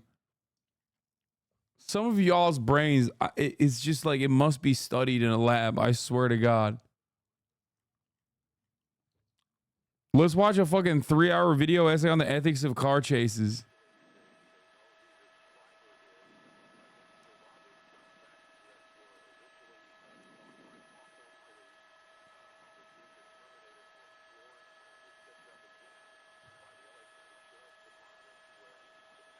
Do you think he's watching the stream like that one guy was watching Kai? That one guy wasn't watching Kai. That was a meme. He did a very funny meme.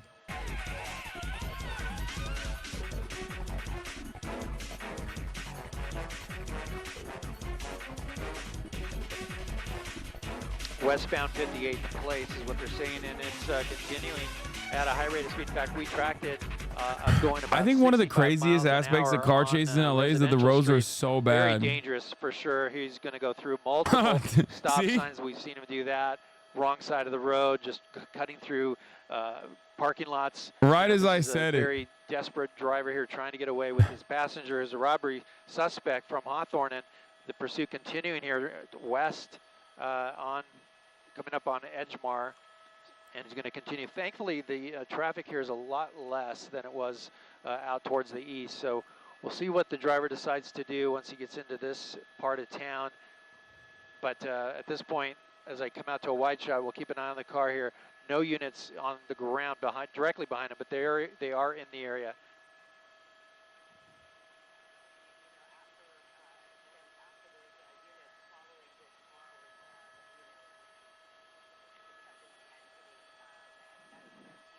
These roads are great compared to... Ooh, they tried to catch him on the straight here.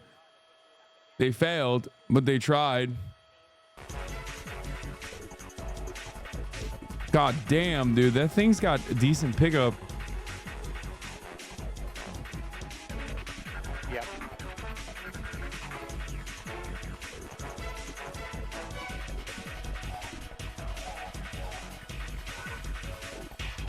I didn't realize Kia's had it like that. Maybe not the best turning, but...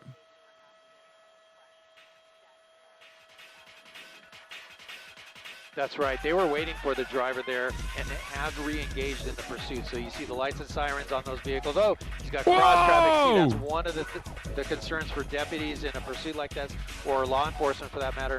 You go into a cross traffic situation, and cars coming through don't see you. Look at that shit bumping, dude. He's eating for that. law enforcement, but the vehicle's still ahead here. Those deputies had to drop back a little bit. We are westbound, looks like Fairview, and he's going to go continue to run stop signs.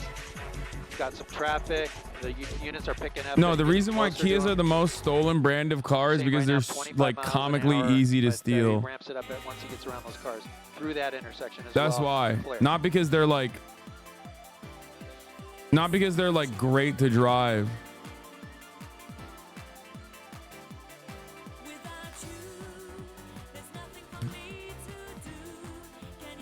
Ooh, that's crazy. That's crazy. He just cut in right there. That's pretty clean though. I don't see no cops chasing him.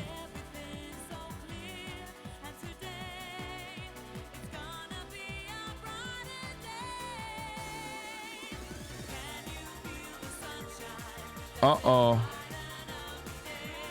Oh, he's getting on the highway. Oh, wait, he's getting...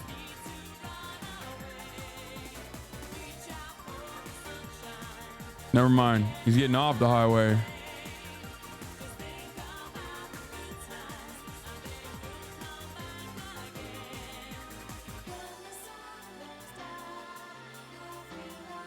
This is a new Kia. It's not easy to steal like the ones you're referring to. What are you, a fucking Kia salesman?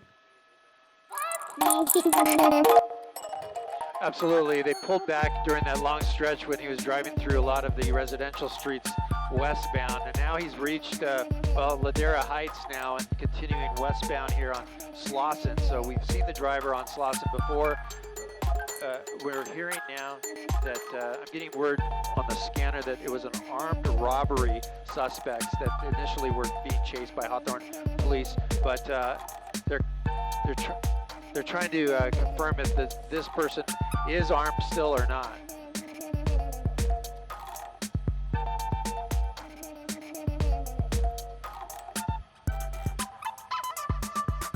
Oh shit.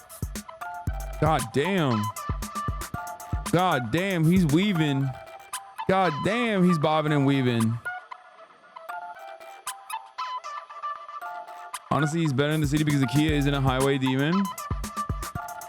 The name of this song is Animal Cum Music.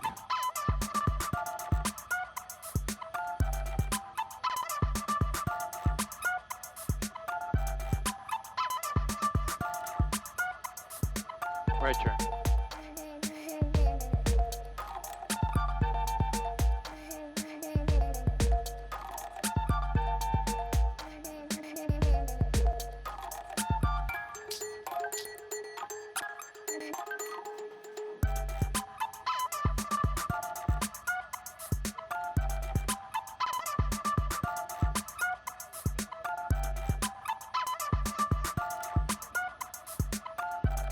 The name of the song is Imagine Dragons, Radioactive.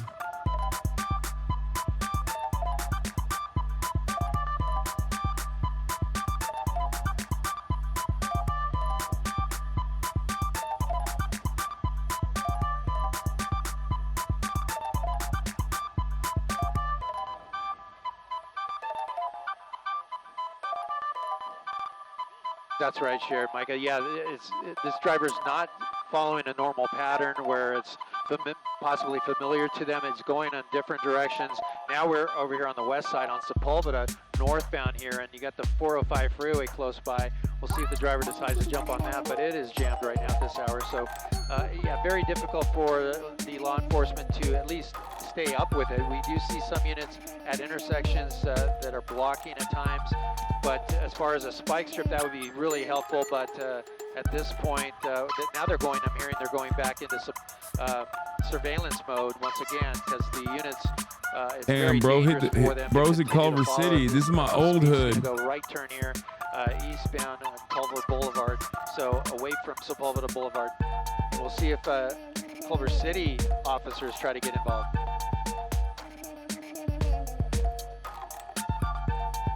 How the fuck did he get from downtown LA to Culver City this fast? That's actually kind of wild. Like, that's at this hour, he's booking it, dude. That's crazy. This is a great ad for Kia. Running every light, brother. Fuck you mean?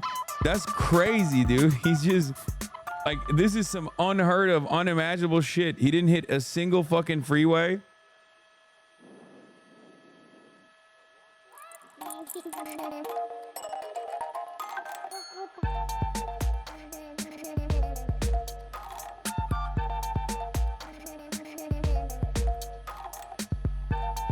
Yeah, he's just trying to bring my Uber, dude. Don't hate on my man. He's working hard. Trying to get my Uber order back to me in time.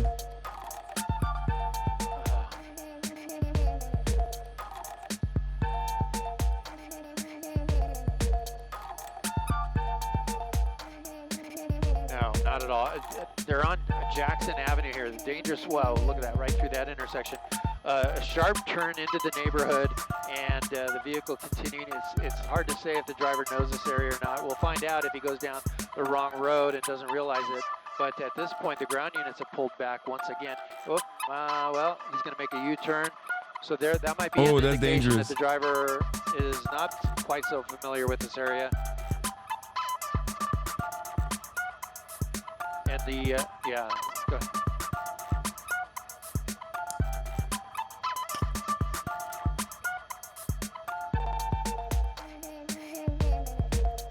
The blind intersection runs are crazy. I mean, you got to do what you got to do, man. You're trying to evade law enforcement, you know? Oh, he's cooked. Damn, that car got shitted on, dude. Did you guys see that other car? Holy moly, how many birds shit on that thing? Oh man.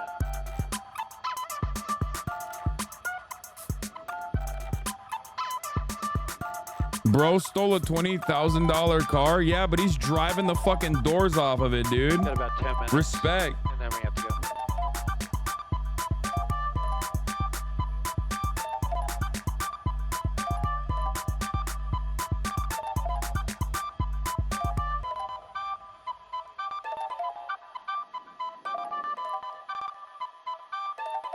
He's coming to the 100 Thieves building. Oh my God, he is kind Jefferson of. Boulevard here.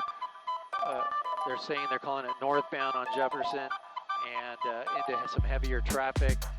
But yeah, definitely desperate, trying to go against traffic on that small side street. Coming across some cars that were stopped in the road and forcing his way through. Wrong side of the road here on that island. We got heavy traffic up ahead. He'll come out to a wide shot. Damn. He's facing. That's crazy. Drivers on. Oh my God. He's got a car in the turn pocket there. Nope. He's gonna Oh go right my around, God, bro. continue in that double yellow and back out again. Dude, wide. you cannot be going 80 miles down the wrong way, bro. That is. The units caught back up to the vehicle. Dude, that was a head-on collision. So they're close by, but not officially in that pursuit mode. They're in this tracking mode, but close by. He was begging for a head-on collision right there. That is wild shit.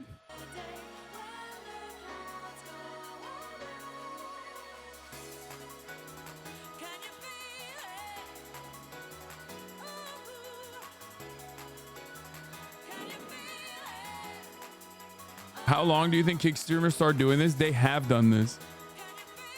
What are you talking about? Neon literally did this with like a famous getaway driver. Like that's not even a joke.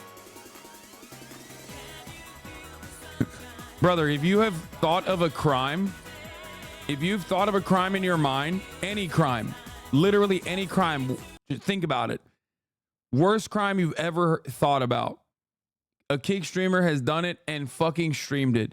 And yes, that literally includes the distribution and facilitation of child pornography. Okay? As far as I know, I don't know if they've done murder, but it wouldn't surprise me if they have. There was one that like attempted it. Put a fucking homeless lady in the water, left her there.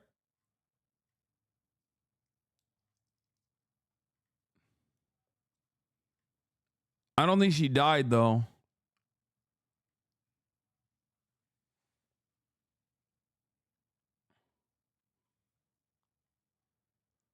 So yeah.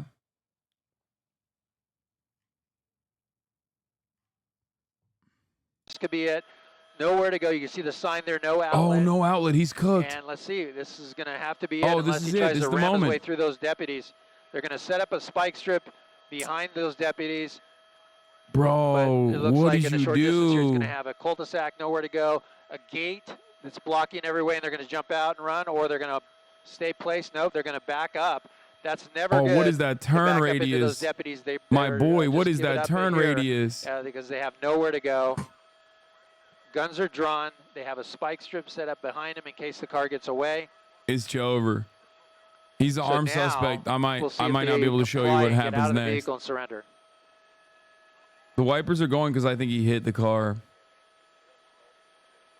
Oh, bail, dude. It's game over. You're arrested.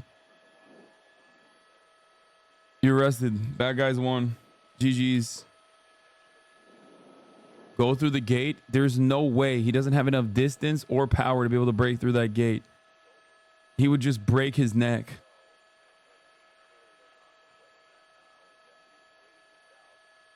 Nah, he's busted. Look at that, dude. They're on him. I'm shocked that he's armed. If he's actually an armed suspect, these guys are rather light. Relatively surprising that, like, that they're even willing and able to. There's a baby in the car?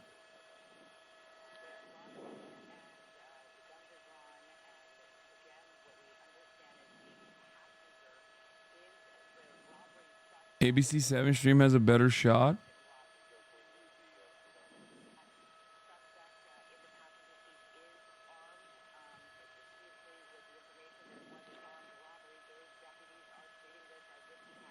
today. Right now, we're seeing that person who was in that driver's seat, which you could see how tinted those windows are, because now you can't see anything that's going on inside that vehicle because of that tint. But that person, for whatever reason, is extremely agitated. I don't know what you could be saying to law enforcement officers at this point when they have you dead to rights, you need to give up, you have nowhere to go. How do you negotiate your way out of that? This is where, when it comes to somebody's mental state, whether they're on something, all of that comes into play, and that consideration. Just light him up? Fuck you mean just light him up? They said there might be a baby in the car, bro. What do you, oh my God, cop brain fucking idiots. They will not give up. So right about that, David. The only silver lining here is that the general public, at the moment, the general public, the folks who are just trying to get home from work, appear to be safe at this point, as he is pretty much blocked into this cul-de-sac here, this dead end just off of Wright Crest Drive in Blair Hills. He's at the driveway of a gated home right there at the end of the dead end, and those deputies basically have this entire neighborhood now locked down. So he really doesn't have anywhere to go, at least with the vehicle. Always the possibility of him trying to open the door and run for it. Not that he would get very far there, but aside from those two options, let's just say that he surrenders peacefully here. It may take some time. They can't reverse it to law enforcement. This doesn't go They anywhere. may call for additional units. They're going to send He's saying, he's showing him his He's there with hands up, Al. hands. Yep. Fox is showing it in real time, I think. There's somebody in the back seat. Yeah. So. Drop the keys out. What's he showing there? Still not really, he's got his hands up, Yeah, but he's like still not really keys. complying there. Looks like the key. They're probably saying. Hide YouTube drop chat the is key, Giga so racist. Car's going nowhere. Got that spike strip right there. Can't back into law enforcement very well. That's my house. And you wonder, should I open the gate? Yes or no? Dude, just play around with this, see what happens. You know, why he's just not physically getting out of the car at this point. Is the door jammed? I doubt that. But it seems interesting that he's saying, here I am, here's my hands, here are the keys. Let's bring in Jim Hemmel from the LA County Sheriff's Department. Retired Jim, you've been with us a lot lately. As you see this suspect definitely gesturing to law enforcement. Looks like a key in the hand there, but not dropping that key. What do you make of the suspect's demeanor? Looks like he's crying. Bro, he's like 12. Yeah, he does look agitated. That looks like a kid, dude. What the fuck? Law enforcement wants to control how this apprehension concludes rather than having the suspect control when He looks so goddamn young. Holy shit. We don't know what type of weapon, if any, is inside. So as you can see now, they're putting out spike strips to prevent any sort of ramming incident where there's unintentional consequences if you were to ram the vehicle. So we want to take precautions in law enforcement to try to mitigate any harm.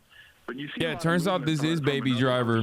He's a baby. And then this presents a danger as well. You don't. Oh my God! There's literally multiple people in the car. There's a baby. It's a baby. So there's somebody in the back seat who just gave the driver a little baby, and he's kissing the baby because he knows that he's going to go into custody. Or she. Or is it a she? Okay, there was some radio traffic. There was possibly a baby in the car, so that came out after it came to a stop here. So. Looks like Bro, why the fuck did they chase him with a baby in the car? They knew he had a baby in the car? A little bit differently how they're going to do this here. Yeah. How they're going to bring this to an end. It is true, and it would be interesting to know at dispatch. It's oftentimes we're not aware, watching from a distance, what the dispatch might know if there's a child inside the vehicle. So that can be why the vehicle wasn't a pit maneuver or things of that nature for the safety of the child. So all of those considerations have to be taken into Well, it sounds like the person was trying to negotiate with law enforcement and let them know we have a child in the car, and law enforcement dealing with the person in the back seat who was the original suspect in the robbery case. So a lot going on there, Jim, for law enforcement to decipher and to end this peacefully. So true, and it sort of epitomizes what law enforcement has to go through as far as navigating what you see. Bro just lost his aura. Why it's so important to keep your demeanor calm. There's a tendency to get agitated because you're at high speeds. Maybe there was a violent robbery. We don't know the nature of it. But but at the same token, you have to keep your demeanor because What unexpected is happening things right such now? as this that could endanger the life of a child and other things could come into play.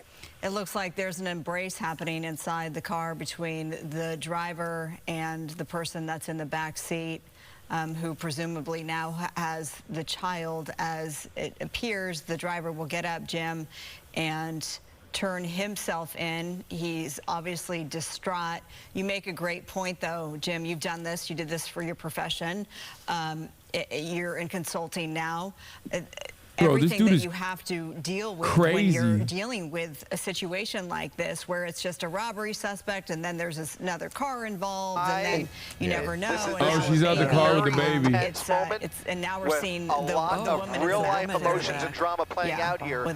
But now you can see the woman coming towards those officers with child. Whether she was a willing participant or not, they will figure it out very quickly. They're about to gonna take handcuff the custody of baby. the child temporarily, because obviously somebody's being charged with child endangerment. Oh my But goodness. finally, it is up to the suspect to just give up peacefully at this point, now that the baby is out of the picture. But this is about as tense as it gets, guys. Well, thank goodness he's complying now with the orders, at least with both hands up and backing. The worst thing up. is if they they'll make him to get on watch. his And keep knees. in They're mind gonna that make him back the car up. is not clear. We don't know what else is in that car, and that's right. We have been surprised before, and that's why they're going to handle it as well. Try to take care of this suspect, and then they'll check. They're gonna make him vehicle. cross But his this legs, is going in the right direction, Chris. which is really fucking annoying. There Oh, they is didn't. so much training that comes into play They in a make him get situation on your. like this. They make you get on your fucking knees, and then they make you cross your legs sometimes. It's the most annoying shit ever, dude. Stop here after a wild chase that has come to a relatively peaceful end. These deputies faced with so many life or death decisions as they try and just wrap this up, and they're going to continue to treat this very carefully until they know for sure, as you mentioned, they're arresting David, the mama. that vehicle is completely cleared. But look at that. How dare they make criminals do annoying shit? Yeah, one day when you're in the fucking crosshairs, you'll understand why it's annoying, because it's literally a fucking order that they're giving you that your body doesn't want to fucking stand in. So if you accidentally flinch and make a wrong move, they'll shoot you. Dumbass. Not everyone that cops deal with are fucking criminals. Stupid. Is there someone else in the car? What's happening? Fast as he was driving, 80 miles an hour on surface streets with no reaction time. And then now to find out there was an infant child and a woman in the back seat of that vehicle. It's really remarkable that we're at this point, and so far so good when it comes to not seeing You're an anybody idiot? Why? getting hurt or any severe damage or anything like that. They're arresting the Looks like car. no movement in that car, so that. Yep, approaching it very slowly, and it looks like they can rest easy here in just a second. The only thing left is popping open that trunk to make sure. But right There's now, another it does baby in appear the trunk. prepared to issue the code 4 here. In This just time it's a second. That baby would with a be blicky. An all clear. There's the code 4. Trunk is empty, and now we can say that this has come to a peaceful resolution, but not without some In the trunk, another baby very with a tense blicky. moments after I gotta pee. just Hold an on. extremely dangerous chase here that's ending just south of Culver City. It's Look at that heartbreaking shot. to watch, to see that little child with the officer. The deputy with the child Oh, trying to goodness. comfort the baby, and hopefully everything's okay when it Yeah. comes to that. What an episode. What a pursuit. And we'll keep you posted on finding out more information on this. We're going to check in with Dallas Raines now. We just have a few minutes left in this half hour to get the weather. Ellen, thank you. Well, today the clouds kind of helped us out a little bit, David and Ellen, folks at home. But out in Palm Springs, 114 degrees. Disneyland today at 86. Big Bear hit an 82-degree reading today. Not much in the form of any rain or any thunderstorms, but that big high is building. So over the next 2 or 3 days, especially over the weekend, I'm going to put that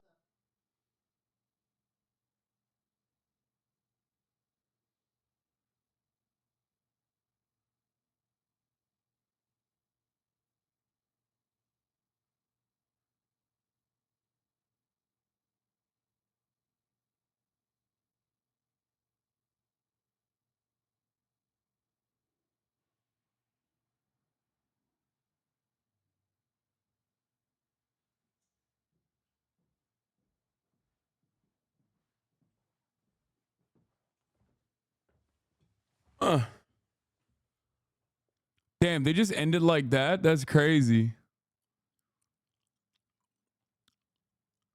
I try to do a Hasan, 24-hour fast every single week, and then a 7-day fast. they shot the baby. Oh, damn, I can't believe I missed that beautiful moment. All right, where's the... Nah, I don't care about it. Son, why do you wear Jinkos? Because I'm fucking the GOAT. I'm that dude. Okay, that's why.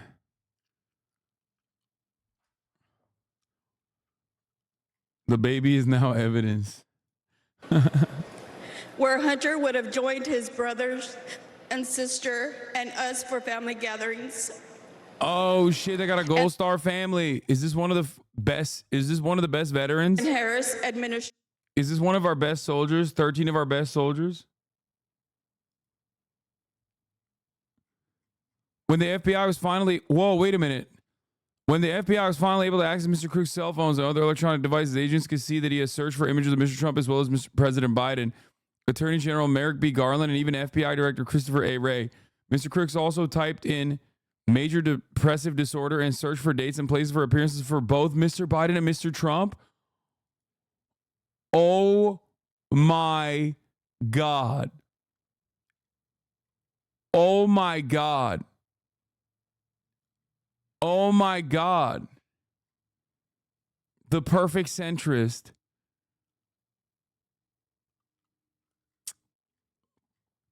Dude had bipartisan hands. Dude said, I'm dead set in the center. Dude said, I'm a Lex Fridman enjoyer. Dude said, extreme centrism to the max. So he wanted to miss twice? Oh my God, he's a radical centrist, dude. He was 100% a D-watcher. I can see that, but no, he wouldn't want to kill Biden if he was a Destiny watcher. Come on.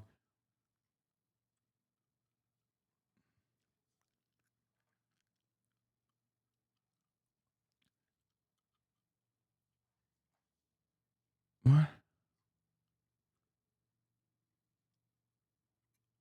Mapping the Trump shooting. Bloomberg reporting on Biden.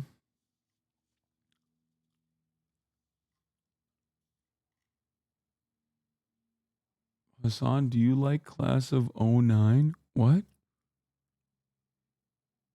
Class of 09? The fuck does that even mean?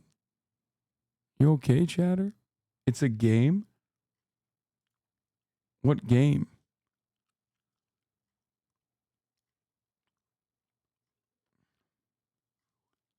It's a visual novel? Oh, I don't know. How do the Olympic coaches be when they got it? Okay, we're not gonna do that right now. They have the Dylan Marola. Biden is dropping out of the race tomorrow at 1,700 per sources. That's not. You just made that up. Ludwig gets kicked out of a bar. To America. I'm too fucked up? Yes. When I'm fucked up, I'm the real me. Ludwig has been booted. No. You gotta get out. God bless America. No, just hang out outside. You drink. Okay, so somebody drink that. I drink half. Alex, you want to help me out here? Let's get down. Just. Yeah. Is that water? That's water. Alex said Lud was tanked by like 3 beers deep. Alex said Ludwig was already blasted like 3 drinks in. So no, it is not ASU time. What? I'm watching him get kicked out right now. I'm sorry, guys. No, that's fair. That's fair. Yeah, we're just fishing this out. You guys are fine. Yeah, no, he's a lot, yeah. He drank 1 large margarita and was ruined instantly, though it was 3 drinks worth. Yeah. You got us kicked out. Ain't no way. Do I have it towards me? Wait, he also had the 2nd lowest alcohol levels. Doug had almost dangerous levels. He kind of has alcohol issues on camera. Obviously, we don't know him, but that's how it appears a lot of the time. What are you saying? Yeah. Ludwig is a secret alcoholic, chatter. You got it. Oh, yeah. Here. No, it's just one clip. I'm just looking at a clip. He was also fucking calling me a cracker and simultaneously trying to get banned. I saw that. It didn't work, though. Doug blew a 2.9? Yeah, the things must be wrong, though. I think it's when we had the alcohol, like, in our mouth. Yeah, that's... No. A 2.9? Yeah, that's like insane. a quarter of his blood was alcohol replaced with alcohol. I don't think it's... Isn't that how that... No, I think it's 1/3%. Am I right? 1/4%. Yeah. It matters how soon you blow? Yeah. Or 2% of his blood was alcohol. Sorry, not. You need to wait 20 minutes? It was horrible. Horrible idea. We got 51 drinks at the end, though. When do you die? I think you die past the point of 3, right? I went to hospital when I got 0.32. Like, that's... like... 2.9 is still a lot? Yeah, I know. How do I get him banned? How do I get him banned off Twitch? Hasan is a cracker. Fuck that cracker bitch. Stop listening to him. Cracker ass bitch. Okay, ban us, fuckers. Hey, who's the president of Twitch right now? What's his name? Yeah, he called the president. Dan Clancy, cracker. You didn't seem to be very cringe from the clips I've seen. You were... I don't think I was cringe until the end. And then I was like, I am... drunk now. I kept trying to tell everyone, yeah, let's go dancing and get some cocaine. That's what I was saying at the end of it. But funny. Ludwig totally did it on Connor's channel so he could be fucking obnoxious and say stuff and not, have it affect Connor's channel. Yeah, he claimed that it was because, YouTube is like really shitty for like live streaming, but I think it was so that he could just be a freak. So he could say the C word. Yeah, so he could be a meanie. Are you allowed to say that now?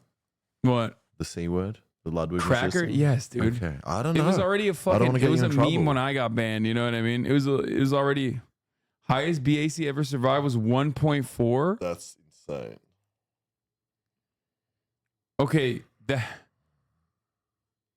guys, I know I saw the big Brandon update. I covered it as soon as it happened. Please stop sending me the same shit.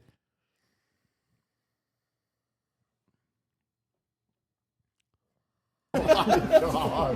What he's saying is, take him off the airwaves. He's racist. Ready? 3, 2, 1, go.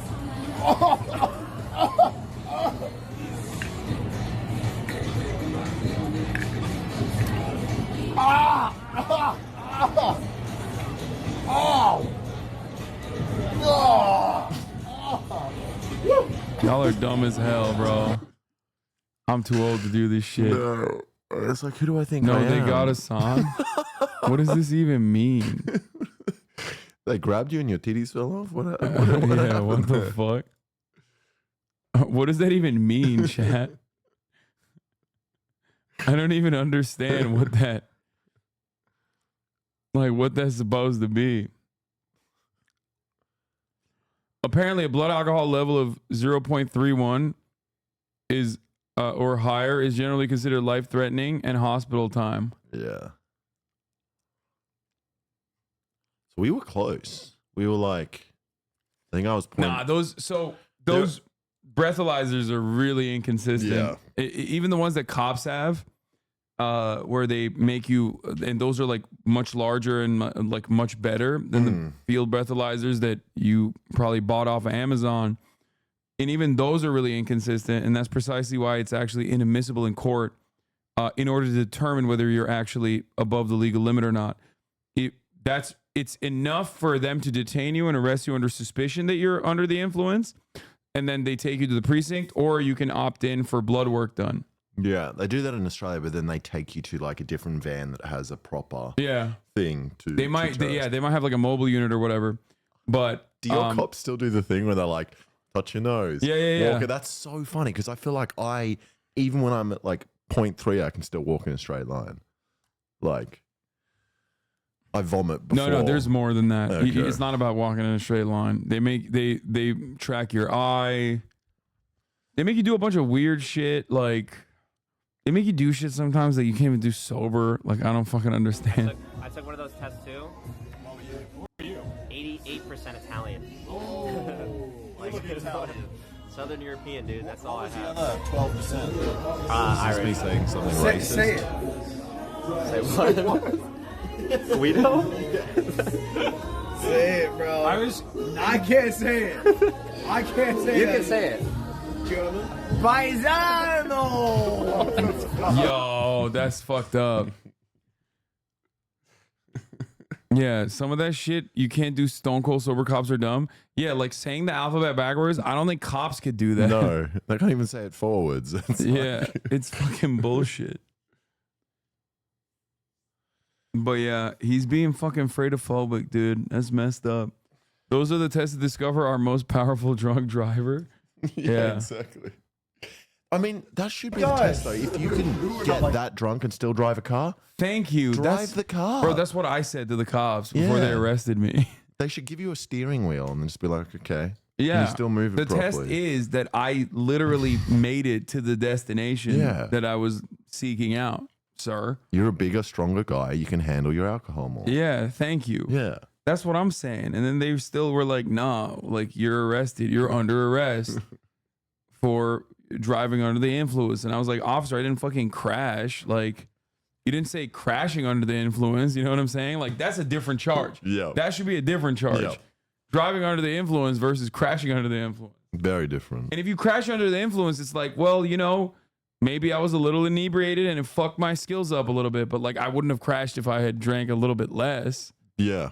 Right? But also, you don't need a punishment because you already crashed. Yeah, that's that's punishment enough. Thank you. See, unnecessary. That's what I'm talking about.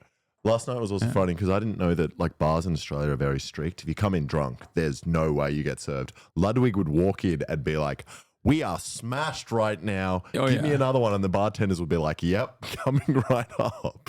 Yeah. No, they don't give a fuck. Especially you guys were in Hollywood, right? Yeah. And the bartenders were drinking with us as well. Yeah, Which they don't is give a fuck. hilarious. Bro. They don't give a fuck. The old lady got punished for being unaware. Exactly. Which is like, I'm making older ladies get better at like being more resilient and being more aware. Like, I think it's important for them to like, you know, be paying attention to the road. What are you saying? People from the East Coast are pedophiles. I agree with that. You are from the East Coast.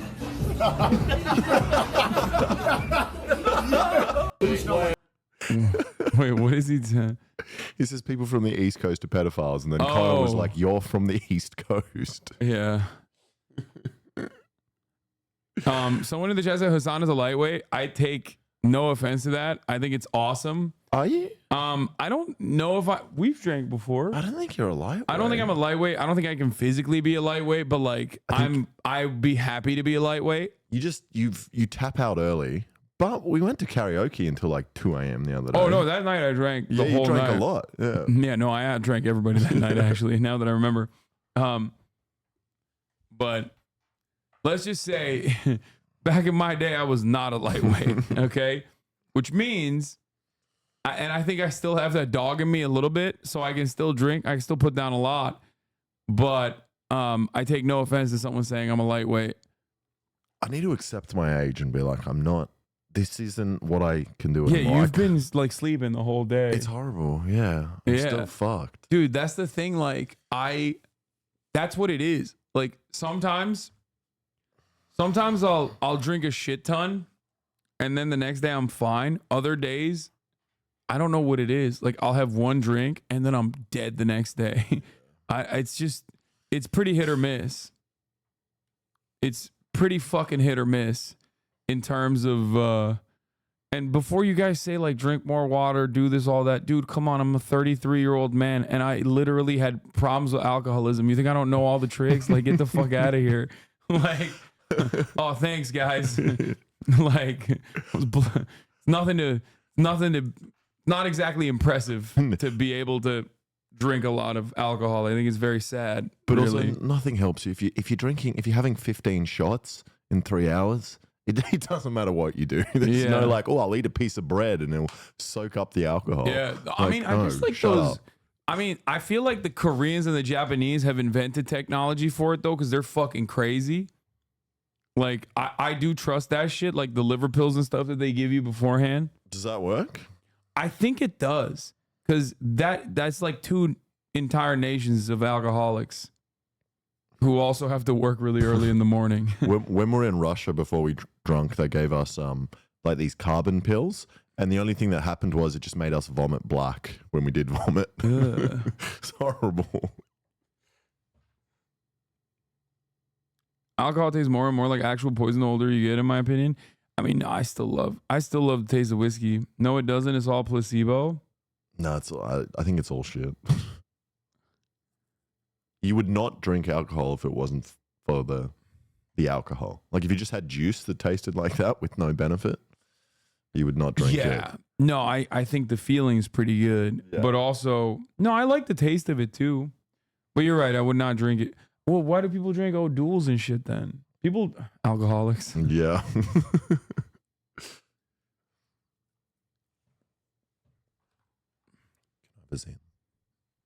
Dude, I'm running out. No. There's a Zin shortage, dude. What? I like the taste of some wine. I don't really fuck with wine like that. I like scotch. I'm a scotch man, and I do enjoy the taste of scotch, but like I'm never craving it, and I wouldn't personally say like, you know, I'm not ever finding myself craving scotch, which is a good thing, I think. Damn, they're going crazy over this. Oh, I saw the spin, yes. Biden has told Hakeem Jeffries and Chuck Schumer he will be the nominee. Now is the time to put aside all questions to rest. Let's go win this thing. Turn on the convention? Nah, that's just boring. Oh, did you see this? The latest update. This is what I was looking at. Latest update? On crooks. FBI finally able to access cell phone and other electronic devices. Agents can see that he has searched for images of Mr. Trump as well as President Biden, Attorney General Merrick B. Garland, and even FBI Director Christopher A. Wray.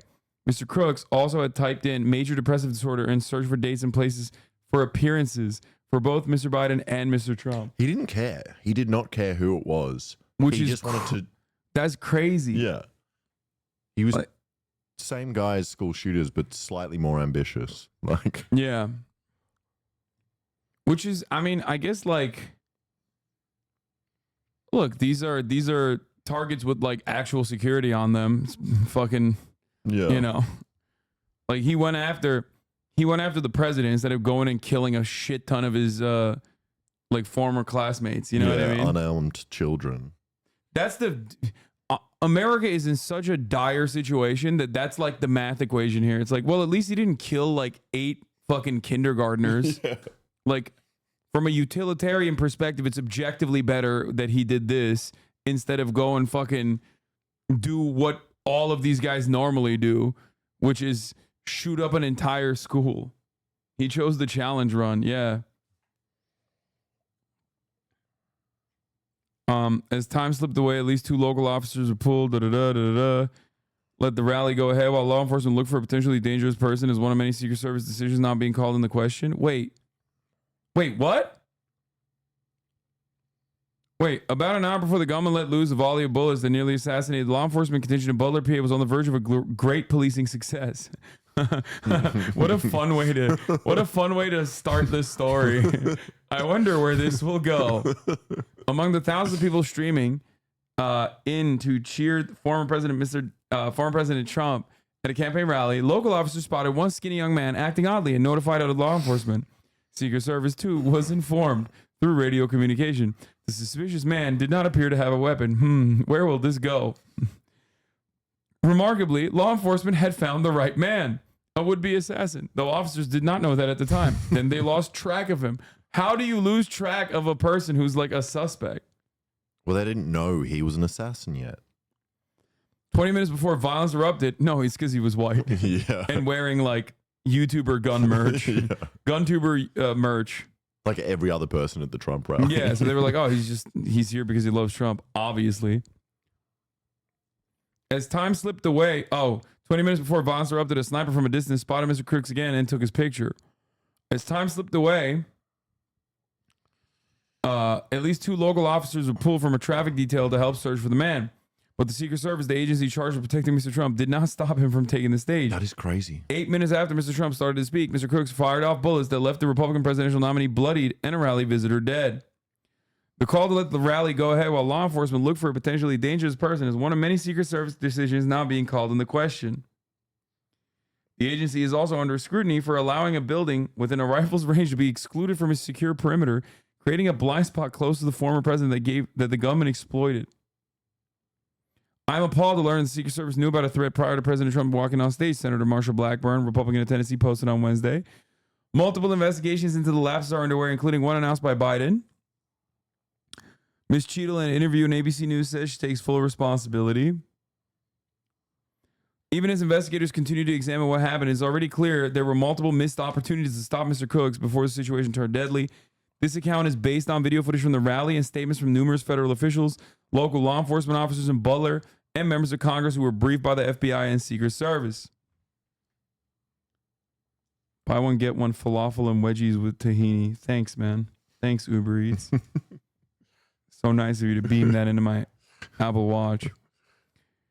On July 8th, an advanced team walked the site, the Butler Farm Showgrounds, to assess a security threat. Okay, that part I don't give a shit about.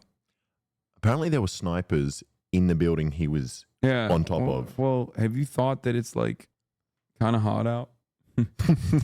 And they just wanted to... They wanted some shade. Yeah, they wanted a little bit of shade. I don't know who's responsible. That building was Butler County District Attorney Richard Goldinger said. That's also kind of crazy. Why do you not know? But somebody should have been there. But also, surely if you see a shooter, it doesn't matter whose responsibility it is. You don't go, that's someone else's problem. Yeah. Gene was saying hi to Chad. Oh, yeah. It was also unclear how long in advance Mr. Crooks had prepared. Mr. Trump announced his rally on July 3rd.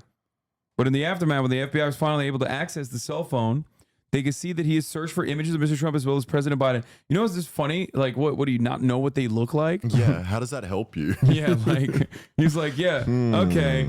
I'll look into this whole Mr. President Joseph Robinette Biden thing. Maybe he was trying to see who had the biggest ears that he could hit. Yeah. I think that's what he really wanted. Yeah, he just wanted to, do a Claire's ear piercing.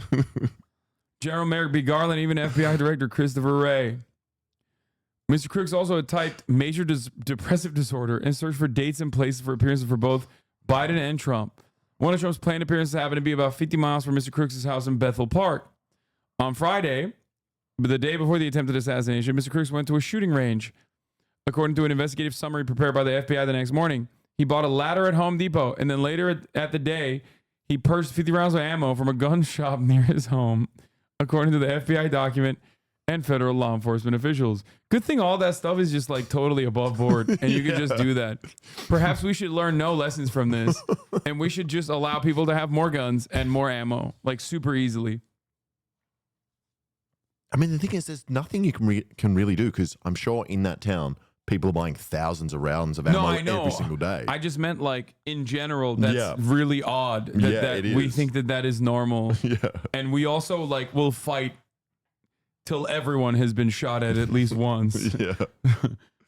Anyway. Yeah, I mean, ladders will be banned first. Bro, we're going to get t-shirt control before we get gun control, okay? You're crazy. And in his Hyundai Sonata, Mr. Crooks brought an AR-15 style rifle bought by his father more than a decade earlier. And he brought 2 homemade bombs in which a potentially explosive mixture of fertilizer and fuel was packed inside empty ammunition cans that were roughly the size of a toolbox. How the fuck did he like figure out how to make bombs too? Without using the internet? That's probably Demo Ranch. He got that from Demolition Ranch. The bombs were fitted with a remote control receiver, the type typically used to set off fireworks displays remotely, according to another federal government report seen by the Times. The report said the bombs appeared designed to be set off by remote control. He brought that too. Mr. Trump's rally in Butler was supposed to start at 5 p.m., though Mr. Trump did not go on stage for another hour after that. Aw, they made him wait. Video obtained by Pittsburgh's WTA shows that Mr. Crooks was there by at least 5:06. The video suggests that Mr. Crooks walked around in front of the warehouse building he would eventually use as a sniper's perch. He appeared unarmed and unhurried, looking towards the rally site with a hand in his pocket. The officer took photo of him and circulated around officers at the rally. The official said the local officer tried to follow the suspicious man but lost track. Wait, so like why'd they clock him as suspicious and then let him go? Just because he looked weird? Was that why? Like, yeah, I just like doesn't make any sense. Because that photo, behind him was real. Company debuts vending machines selling ammunition in 3 southern states. That's fucking awesome. That is awesome. Tap, choose, verify ID, purchase. Imagine the noise it makes when the ammo comes out. Ding, ding, ding, ding, ding. Americans ding, ding, in 3 states can add bullets to their grocery lists. Computerized vending machines now make it possible for shoppers in Alabama, Texas, and Oklahoma to buy ammunition at the grocery store. The machine's distributor says it uses AI technology to verify customers' identities, but some officials have mixed. Yeah, I don't believe that at all. Also, I'm willing to bet that people won't use this because they don't like that they have to put their ID down to buy it. Feelings about these new devices. CNN's Rafael Romo joining me now with more details on this. How does the technology work? It's a little bit like here in Georgia and other states, they have at supermarkets those machines where you can renew your license plates. It's a little bit like that if you had the added step of doing. No, it's not like that. It's not like that at all because this is something entirely different. It's bullets to kill people with, like to end the life of things with, okay? Very different, I think, than renewing your license plate. Doing a face scan. It's kind of like that. And let me tell you, reaction to the machines has been mixed. Those who oppose them say that buying ammunition shouldn't be as easy as getting candy from a vending machine. Others say it adds convenience for people who already have the legal right to buy not only bullets, but also firearms. The company behind the machines is called American Rounds, and it says it has already installed them at grocery stores in 3 different states, Alabama, Oklahoma. I guess it's just if it's not, doesn't scan your ID properly. It's like a license plate, but if the license plate could be put into a gun and shot. Yeah. We can buy ammo at Walmart. Why is this a thing? Yeah, I like that, like, the issue is, like, this is just, like, the logical continuation of, like, the insanity of American existence. Okay? This is a video game thing. Except, you know, we live in the real world where when you die, you don't just respawn.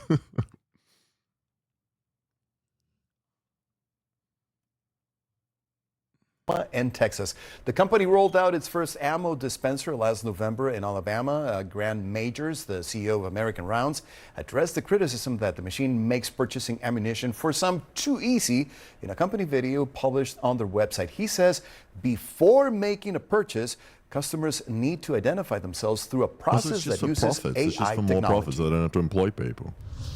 As you can see here, we have, a very secure automated retail machine. We're able to age verify. We scan a driver's license. It then takes 360 facial recognition for the purchase. That's a C90, big dog. That's not even a C90. It's like a worse version of that. Wow, state of the art, dude. That's crazy. Just matches it to the ID. And Fred, each machine sells ammunition for various firearm calibers, including rifles, shotguns, and handguns, according to American Rounds. A local government official in Tuscaloosa, Alabama, says he thought it was a bad joke when he first heard the machines had been installed at a supermarket in his city. It was a supermarket. When I first saw it, I thought somebody was punking me on Facebook. How are you allowing this in our city? When you got a guy named Kip Tyner getting up, getting upset at this, like, you've gone maybe a little too far, okay? Like, Yeah. Okay. Let's get back to what we were talking about. At some point, the officers lost track of the suspicious person. At some point, Mr. Crooks climbed onto the roof of the warehouse building, number 6 of a complex of interconnected corrugated metal buildings used by an equipment company, AGR International. The location had obvious advantages to a would-be sniper, a clear elevated line of sight towards the stage where Mr. Trump would stand. Ms. Cheadle said no officers were stationed on the roof itself because of safety concerns arising from the roof slope. What?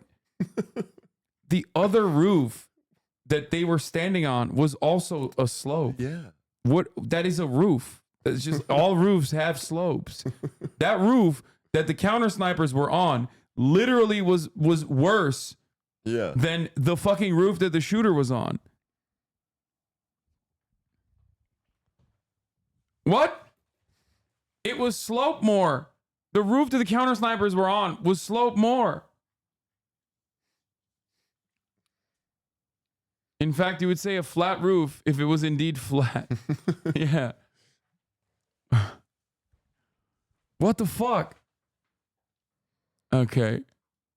Secret Service spokesman said there were conflicting accounts on how Mr. Crooks got up to the roof. A Secret Service spokesman said Wednesday that he had climbed up the roof on his own, perhaps by using an air conditioner.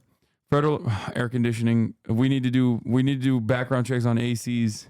Federal investigators believe that he did not use a ladder, even though Mr. Crooks had brought one that morning. At 6 p.m., Mr. Trump appeared waving to the cheering crowd. 6 minutes later, Trump, now energetically speaking on stage, witnesses noticed Mr. Crooks crawling into position on the roof. They alerted local officers who patrolled the area outside the Secret Service's perimeter. They said at the top of the hour, there's a 3-minute ad break, sir. And if you no longer want to see those ads, all you need to do is subscribe for $5 or for free. It's fucked up. They were like 3 minutes late, but you know, I'm not. I'm right on time. Why would they say that? I don't know why they would say that. Well, maybe because check your watches.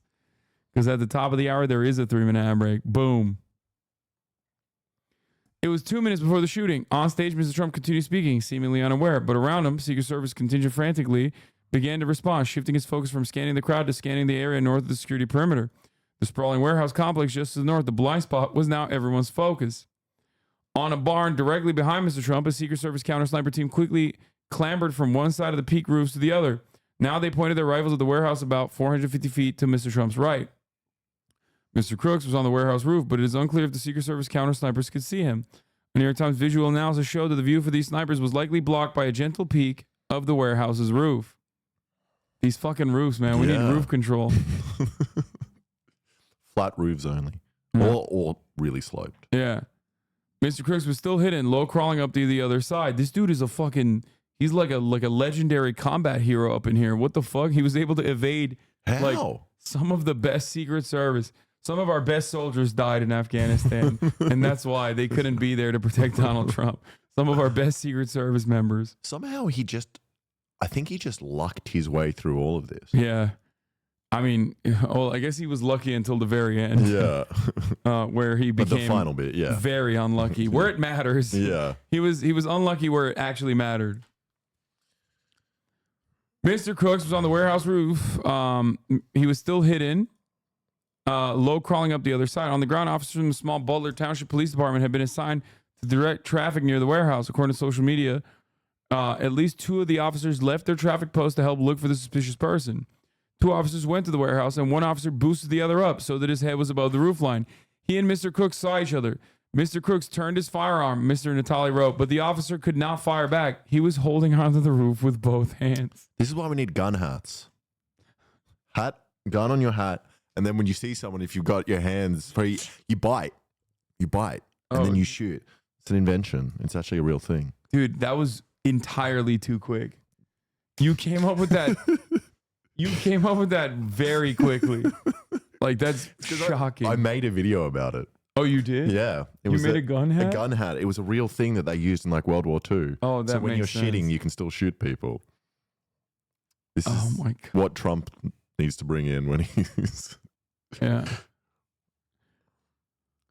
The officer fell backwards and was injured. Mr. Oh, fucking clown show, dude. It's like Benny Hill music playing in the background. Running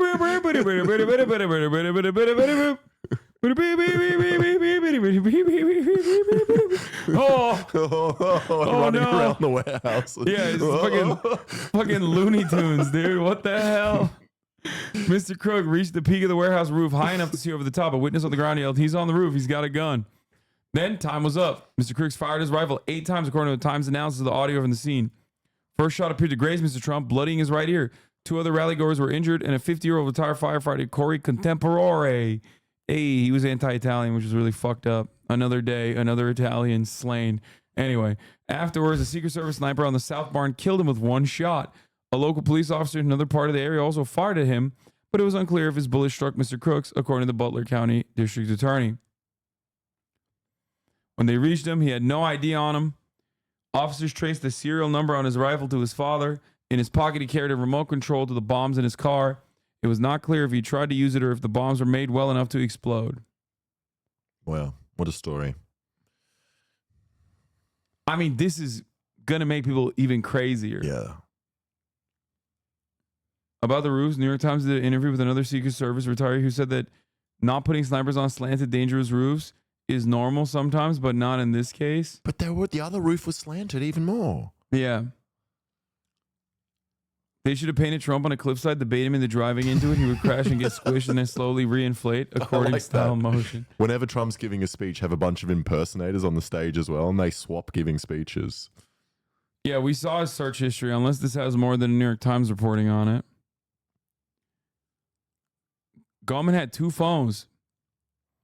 Search about Trump appearances in DNC. Whoa, chill. He was going to come to DNC. I was going to go there. I am going to go there. Sources shared Crooks search images for. Why Yeah, we already images? saw that. I really don't understand that. We already saw this. This isn't new.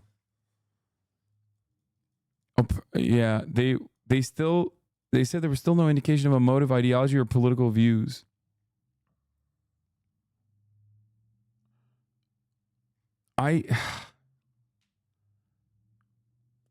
Blackburn chasing down the head of the Secret Service at the RNC. Wait, what? I don't care about that.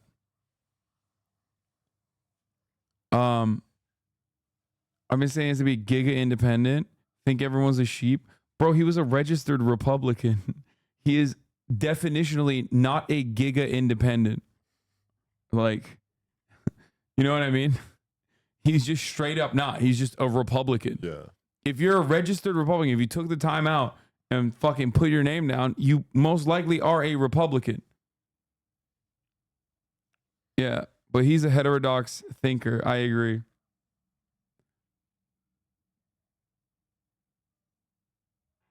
Anyway, whenever Biden comes through Scranton, they post snipers on every high building to get a full view of the other roofs with snipers. Yeah. The Brits were even on his list. He kind of hated everyone. Wait, what? I didn't see that. I think you just want to kill a famous person or a politician. Yeah. So why would a Republican shoot? The question that is on everyone's minds is the question you're asking. But the question you're not asking is, what is his like registered political affiliation? Because that question was answered. Okay? And the answer to that question was, he's a registered Republican. Oh, I didn't realize there were members of the British royal family on there. Anyway.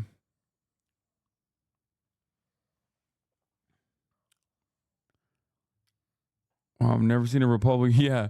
Also, yeah, never seen a Republican shooter before. Yeah. Shocking. It's like, wow.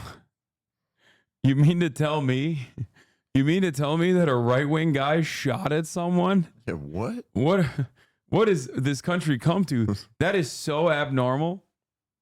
It's just genuinely, legitimately shocking to me.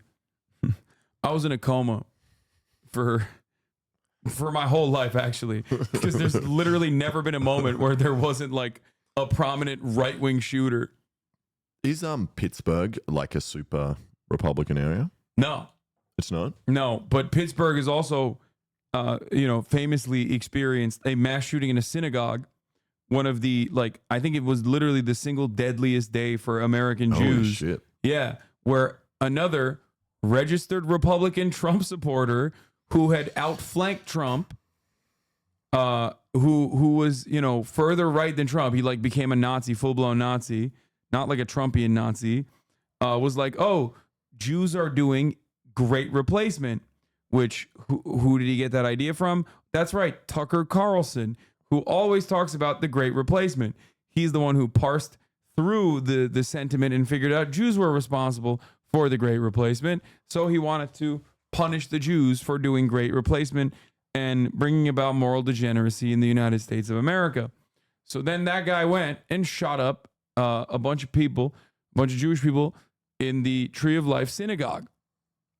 Now, what's not shocking about that story is that he was a fucking right-winger. You know? What's shocking to me, actually, about American political discourse is that while right-wingers very openly will be like, my motivation is my right-wing politics. These are the right-wing content creators that I enjoy the content of. Here, you can look through my search history. Here, I'm writing their names in my manifesto, or any number of different things, and will literally, quite literally write, I am going to kill as many black people as I possibly can, and the reason why I want to do that is because I watched so many Tucker Carlson, Ben Shapiro, and Tim Pool videos, and I got the idea. They say that openly, and yet in spite of all available evidence, in spite of the overwhelming, disproportionate number of far-right anti-government extremism acts of violence towards marginalized communities, we still have this like weird dynamic where we're like, Yeah. Oh. I wonder why. Oh. There's no way they write black people. Bro, the upstate New York shooter, I must have imagined, okay? El Paso was brown people. The upstate New York shooter was black people, okay? Just because you don't know, the Buffalo shooter directly was like, I'm trying to kill as many black people as possible. Oh, you mean like they say the N-word? Ain't no right winger saying black people. Okay, yes, they write the N-word instead of black people. But obviously, I'm not going to say that. Anyway, but I do think he literally did write, he wanted to kill as many black people as possible. Like I don't know if he said the N-word in his manifesto. But regardless, he didn't want to get canceled. The El Paso shooter said he wanted to kill as many Mexicans as possible. So it's not like, it's not like they hide it. Yeah, Dylan Roof, another person, went into a black church, wanted to kill as many black people as possible. Well, I think the New Zealand guy as well wrote similar thing about Muslims. Yeah. So,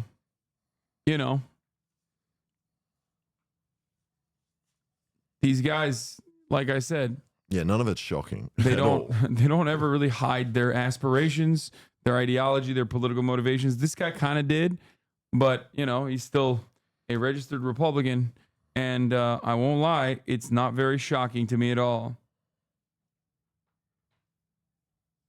Okay? All right. That's all we got for today. I'm tired. I was going to do a little bit of Elden Lord, but I'm not. What's Elden Law? Elden Lord. Elden Ring. Oh, cool. We'll watch the Biden BET interview tomorrow. I'm sure much will be talked about with respect to that. And, another day of 8 hours of uninterrupted, straight political content, baby. Anyway, thank you, Alex, for coming on. Thank you for having me. Bye-bye, everybody. Bye, everybody. See you tomorrow. Peace. All the shadows trickling in has helped people hate. Sunny Los Angeles, California, says Hasan. The starlight to the starlight to the topic just begun. There he is again, Hasan is streaming, Hasan is streaming. There he is again.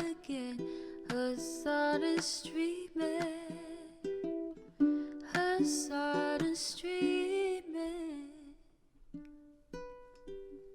reviewing the P.O. box, Uncle Uyghur's face. Sudden Discord at your prop, great names take embrace. Tiny Bernie Sanders, LGBTQ Air Force. The whole left at your fingertips, Ane at your door. The H3 crowded debate, the Young Turks online show. 3 full fucking years of this, plenty more to go. 90-day fiance talks of champagne bourgeoisie. A Trump rally live reaction, a mass riot at DC. There he is again, Hasan is streaming, Hasan is streaming. There he is again, Hasan is streaming, Hasan is streaming. Reading live stream fair comments, Austin show chat advice, and all the ways the right-wing pipeline can suck you in online. JCS react, Lord frame gets broken, cover blown. A full-blown mass pandemic, monster streaming at your home. Total radicalization coming out to find. The system you were taught to trust in was broken the whole time. All these daily streams, whether big or whether small, have helped me and so many find the meaning through it all. There he is again, Hasan is streaming, Hasan is streaming. There he is again, Hasan is streaming, Hasan is streaming.